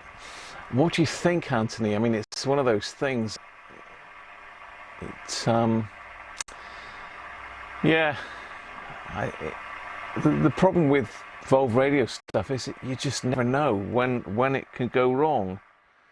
You know, you can do all the tests, you know, go through everything, and then just for some reason, because of its age, something can happen and it can die. And you know, you just need to make sure that you're safe. I just covering my backside, really, isn't it?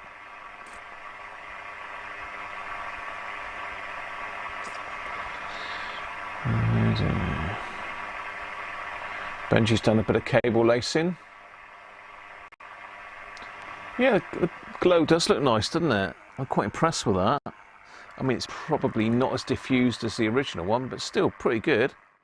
The tone does sound better as well now. It's got a lot better tone to it now I've done that.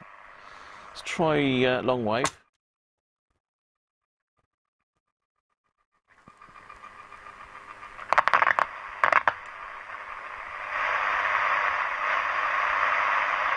I need to secure those as well.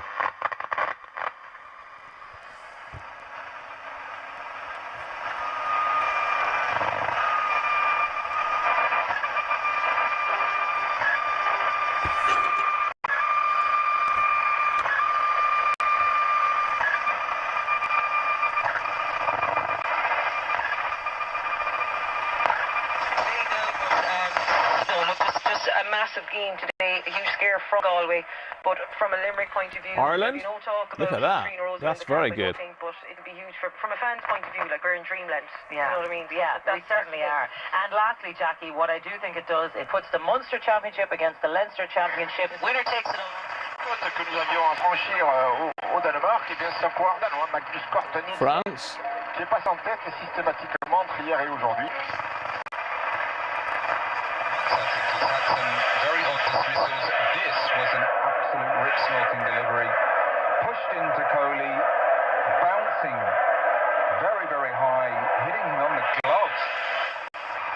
very good. To the keeper, it clipped Sam Billings' gloves and somehow rebounded straight into Joe Root's right hand, who was Lovely. over the moon to take that catch. And it's a stunning delivery and just showing what Ben Stokes is capable of.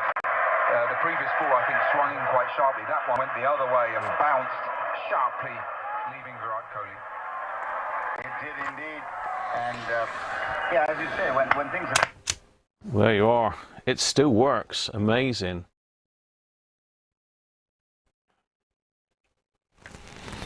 So I think what we'll do with the ferrite is we'll just adjust it for maximum noise.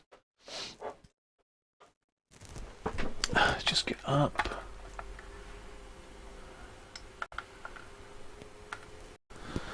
Yeah. The problem is these are, I've lost their glue or whatever. I mean, I'm going to use wax for them. If I can find one of my candles. Lots of candles here. So I'm going to wax it on. Or it is, because it's Evolve Radio, should we be waxing that, or should we be fix it with something else? Should I use Kapton tape? What's your thoughts? Would you just wax it on? It looks like it's had a blob of something on it, almost like a bit of maybe black paint, is it? Or yeah, there was some hard material. I don't think that's wax, though. Is it wax? Yeah, it might have been wax, actually. Yeah, no, it is wax. Okay. So let's do that again, then. Make sure I don't touch anything here. Let's turn my other soldering iron on.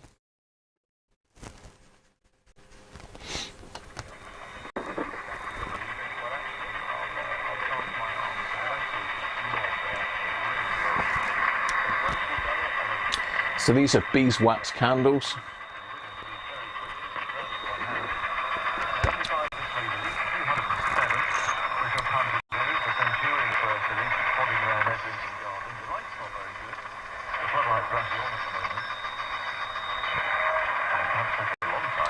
Just there, I think.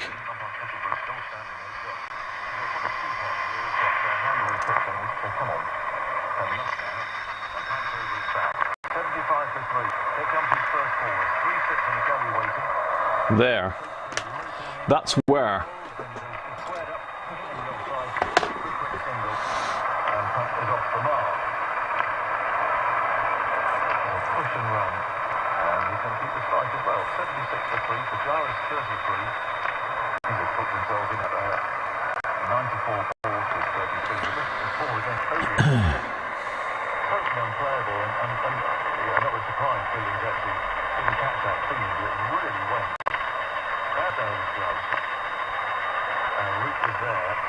Watching the ball, and fortunately there, it went quickly too, actually. That was a reflex rebound catch. It wasn't one of those just lobbed at him, that was a real reflex. That ball was dropping to the ground.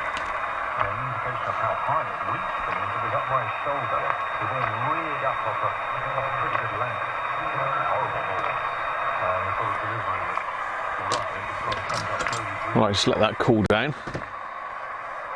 76 to 3.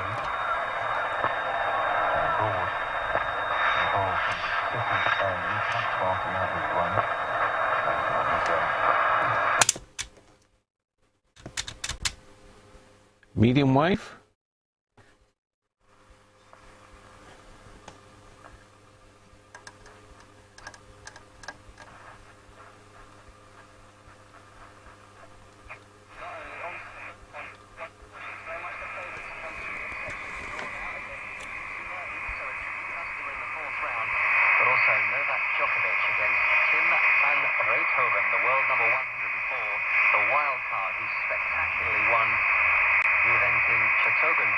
There. Daniel Medvedev in the final. It's his first ATP Tour event. We talked to Gordon of this today. He was doing a Champions Parade and he was a bit nervous about it. He was a bit nervous. He's like, we don't really know much about this guy, but he is just on fire. He's a very good player. Got last with a Dutchman that beat Novak. Young nose. It's not that set. Backhand hit by Cameron Norris. The forehand of Tommy Paul. Cossor goes forward, but drilled down the line by Norris. He's now playing a drop shot, but it's a little bit too deep. And there's a forehand down the line winner from Tommy Paul. The only thing he hasn't done well today is the drop shots. I think it is forehand. Mike Cass, India 75 for 3. How you doing, Mike? It doesn't smell really. Poor cricket performance.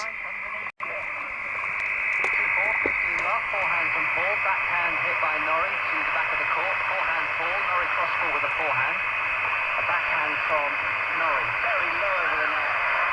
And it's still enough to win it before he just all goes long with a forehand. I don't think his backhand gets enough respect. Everyone sort of jokes about how flat it is, and Karen calls it a bit of a nudge. But that was from the angle that we're at, just went down into the court. Tommy Paul. There we go. That's the coils nicely fixed. I'm not going to touch that one yet because it's still be. But yeah, that ain't going anywhere now.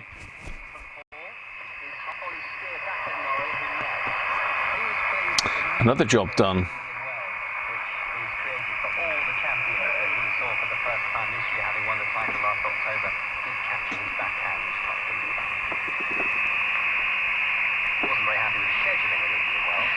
Disrespecting him by putting him on court 5. That's right, about that. Well, a lot of questions about Indian Wells. Do we have...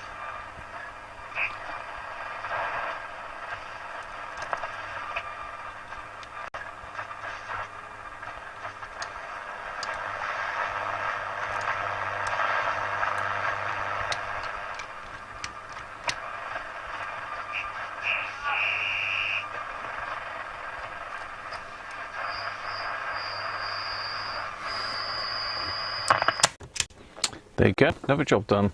Anthony G7BJO says, is there something wrong with chat? Something wrong with chat? I don't know.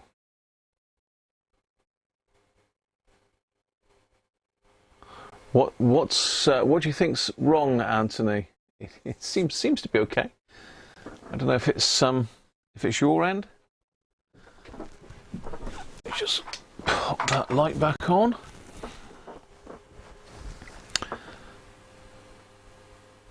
So yeah, they are well and truly sealed now. Nice. Let's pop the power off. Unplug. Yeah, that's worked out really well. Now, why is this jamming up then?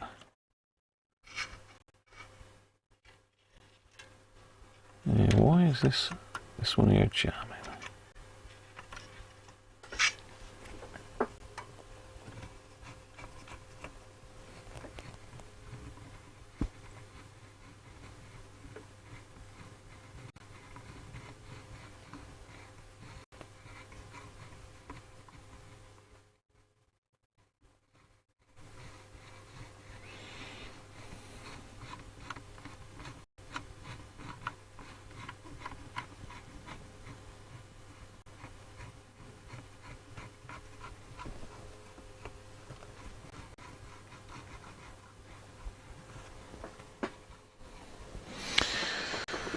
Yeah, I've got to find out why the FM is jamming. It wasn't before, I don't think. Before I've done what I've done today, I don't think it was. I'm pretty sure we got full scale across with FM.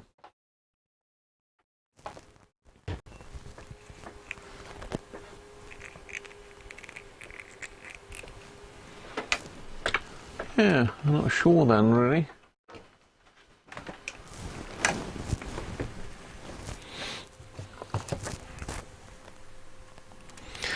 So this is a mechanical issue. This is not an electronic problem. We need to probably get the thing on its back. Being careful not to touch anything where there's potentially charged capacitors.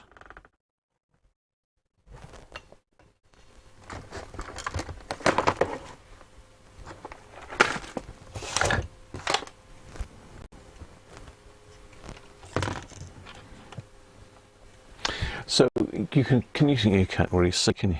I keep asking if you can see stuff, and you blatantly can't see it.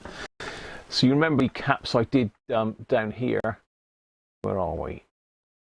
The mains filter caps. So I have now hot glued them to this here, because I just didn't like them. They were moving about quite a lot. Not that it would have done any harm, but I don't know, just belt and braces job again, and it just tied them to that body there.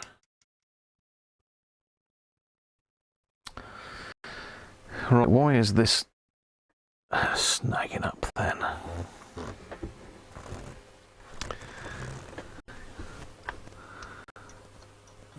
Which one is the FM? Is it the metal cord?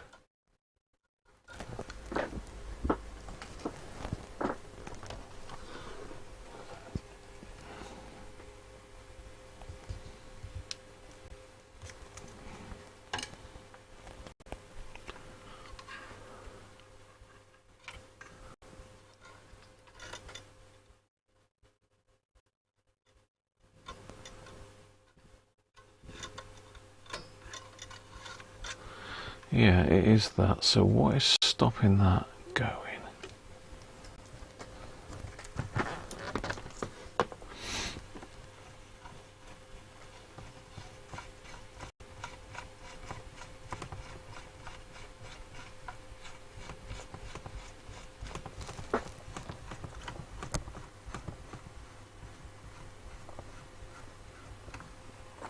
Oh, it's done it now. Oh, what was snagging on that then?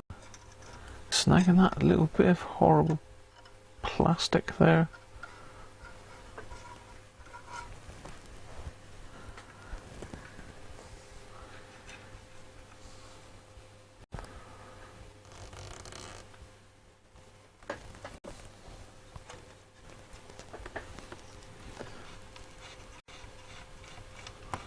I wonder if it's snagging that bit of plastic.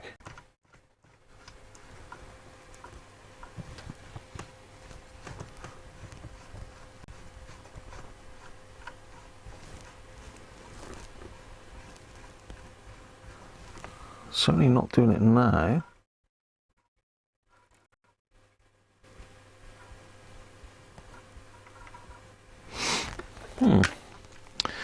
strange, it seems to have freed itself. Let's just turn it back the right way up.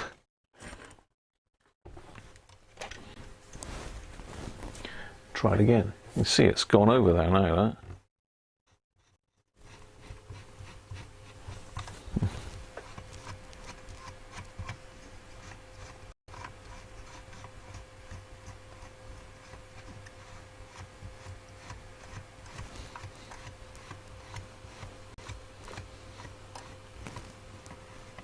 And this is slug tuned as well. I don't know if you knew that, but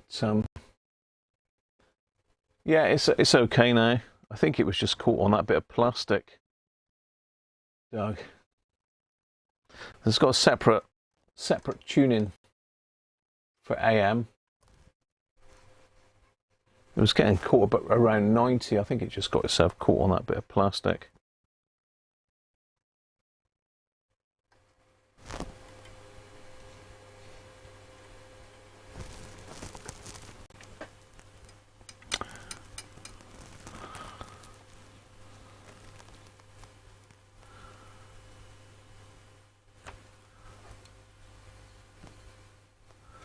Yeah, I mean, it might be that it's just not quite putting it up high enough here with this spring that I loosened up.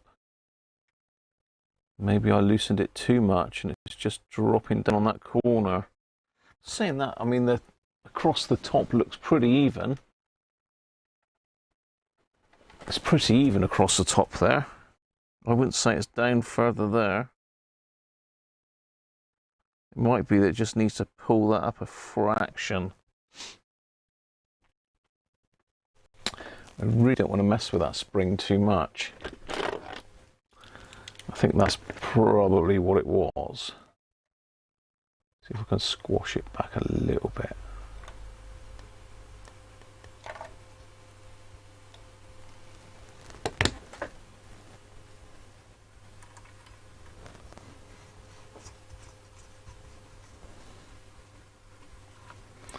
Yeah, I think that's what it was. It was just binding on that that bit of plastic.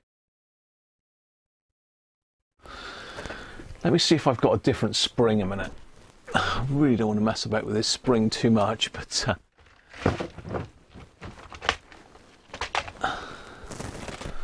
oh, I've got one of these Duratal selection boxes of springs. And anytime I get a spring, I stick it in this box. So, useful thing to have now. I haven't got anything that small. Oh, actually, no, there is one. Yeah, I got one there, but it's not got any. Yeah, that's too tight. Way too tight, that. I mean, these are dial cord springs.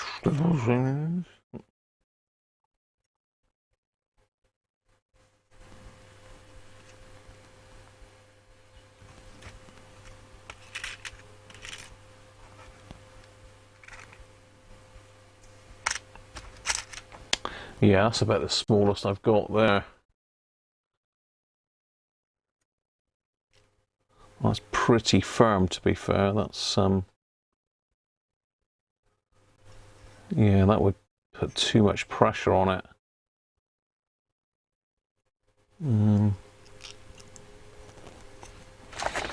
me just see if I can modify this spring a bit, because I don't like that spring. It's not looking that good.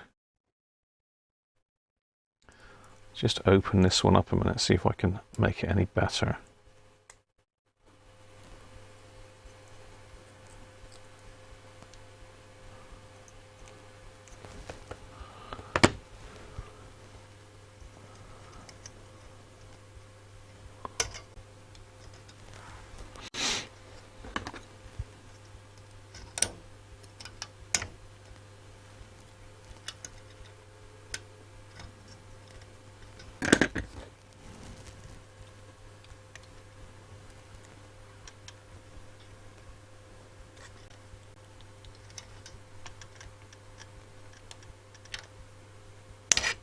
Oh, steady. Christ.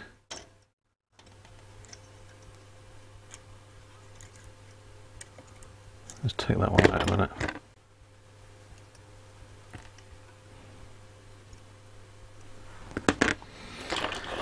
Where's my forceps? Let's lock him in.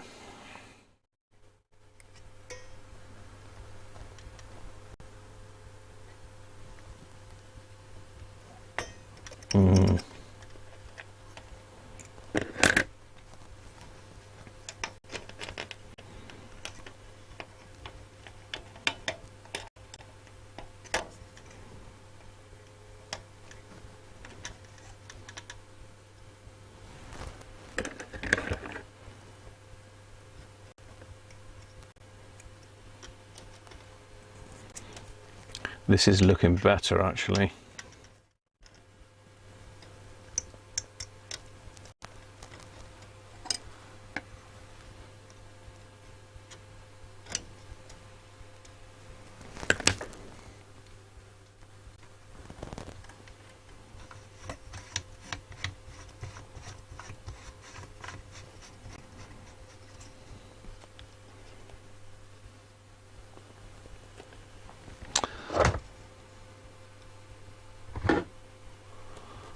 Can tighten him a fraction.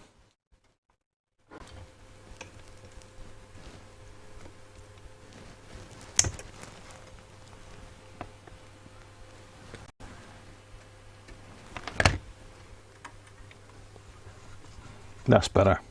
Okay. Yeah, there's a bigger gap underneath now. Sorted.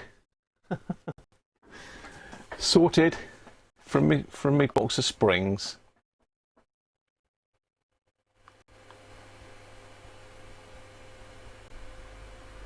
Springs out of old biros, yeah. I keep all the springs that I get off of dial cords and that. They all go in this little compartment on the corner here. The smallest ones. There's all sorts of little tiny springs in there, but that did the job.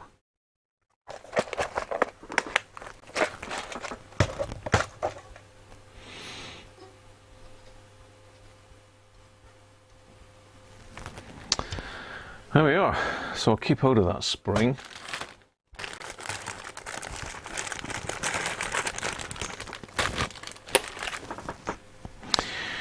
Right, well, that is pretty much it now.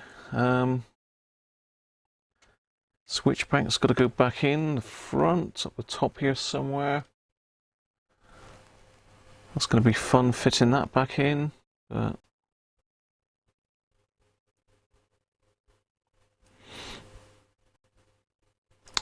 yeah, I'm pleased with that. That's come out very well. Got a new lead. I'm not sure what to do about that clip on the side there, because that ain't going anywhere really. If I can lock that screw in, then we'll be fine.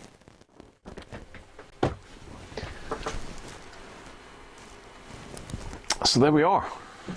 Done. I mean, it looks nice and clean, doesn't it? I'm sure James will be happy with that. Pretty sure it's James. He did pop in last week, but whether he spotted that I was still doing his radio, I don't know. No, he doesn't want anything done to the cabinet, Anthony. I think he just wanted to get it up and running, and just given the once over really. The case is here. The case is a bit of a monster. It takes up way too much space on the bench, but there's lots of fluff and muck in there to clear out still. Lots of stuff dropping out of it.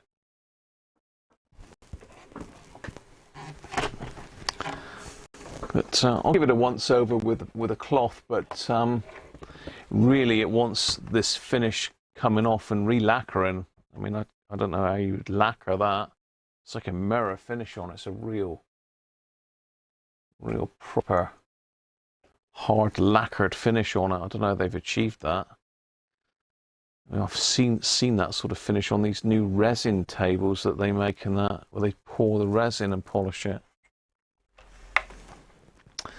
So yeah, it's not particularly nice inside. Just needs a damp cloth going over. I'm gonna have to glue that piece of corrugated cardboard stuff underneath. Can't remember what you call that stuff now. Yeah, there's 2 screws missing out of that as well for some reason. So yeah, that's all that's left really.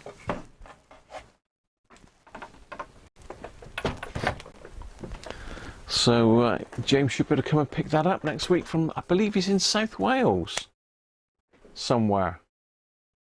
French polish possibly. Yeah. So I think the test seems fine. Just catching back up.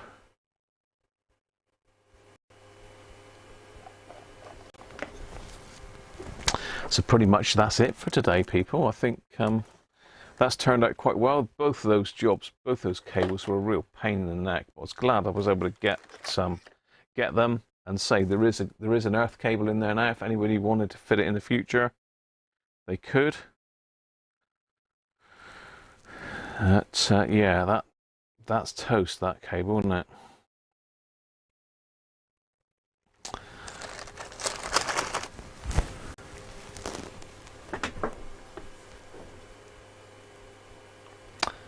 There is already a fuse on the primary, Doug. I got that up just now, didn't I? There is a fuse on board, on board. All aboard the board.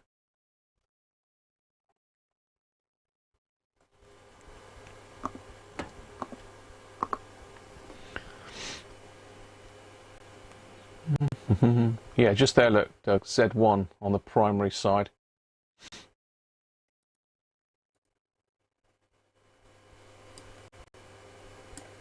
Just there.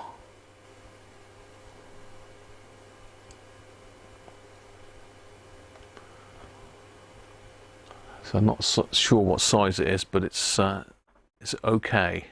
I'm gonna pop I'll pop a plug in with it with a 1 amp fuse in it.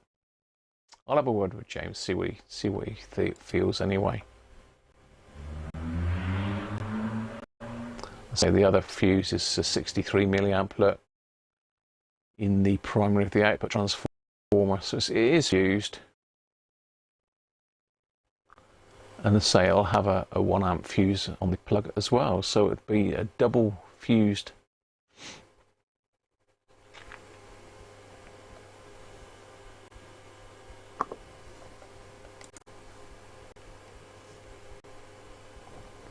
That's all good.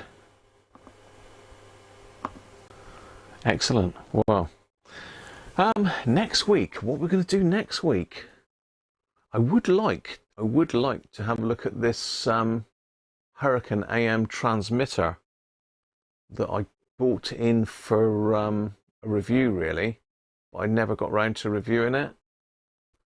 It was a bit annoying that I had to buy it to do a review, but there you go. But I must get that done. Little valve sat over there. What's that one? UI41. Yeah. I really need to throw these valves away, but it's such a work of art, isn't it? You just, what you do with old valves, you ought to just chuck them in the bin, because otherwise you'll be tempted to plug them in something else. And I nearly plugged that in place of the rectifier, didn't I? What would have happened? That would have gone pop, wouldn't it? There would have certainly been magic smoke coming out of that.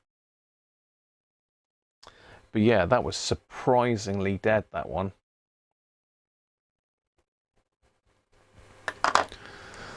But, you know, people make displays of them, don't they? But yeah, that one was totally kaput. I've never had one that bad before. Right, that is it for today, people. Hope you've enjoyed that, and thanks very much again. Firstly to the secret engineer who used to shoot him with his air rifle. Oh dear. Yeah, so thanks to the secret engineer for sorting out the text-to-speech today.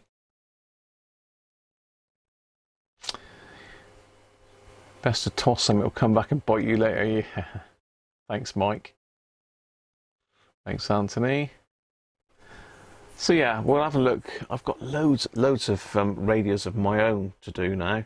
It's one of the things now I've got a bit of a lull in repairs. I can actually get to work on some of my radios that I bought in to sell on. So I must sort that VHF Herald out and get that sorted. Any idea of the first things to look at on an RP37A mains with a hum? I think you said it's got a mains built into it, so it shouldn't have any mains on it at all, SciMap. Shouldn't have any mains on it at all. I mean, if you want to give me a shout, on it, if I can find... No. Wrong. That was the wrong button. I want the titles, not the credits. There you go. If you want to drop me an email and just pop a picture in there of what you've got inside it. It sounds like you've got someone's built their own little power supply inside the radio. That's very common. They drill a hole in the back or underneath it and pop a wire out. Put a little transformer in there, a little filter cap, a couple of diodes, and away they go. It's not great, but yeah, it's not filtered properly. Cheers, Gerard. Yeah, oops. Oh dear. Yeah, wrong one. So there you go. Right, so we want that button. So yeah, as I say, thank you very much for all the PayPal tips and the super chats. Much appreciated. And as I say, got a video coming out fairly soon of the Hacker Mayflower 2 that was sent over to, well, down to David in Australia. So all to look forward to. I've also got a video in editing at the moment on the Pro 80. Step-by-step video on how to do one of those, because bit of a nightmare radio to work on.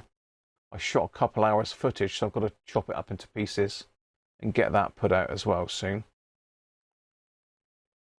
No worries, SciMap.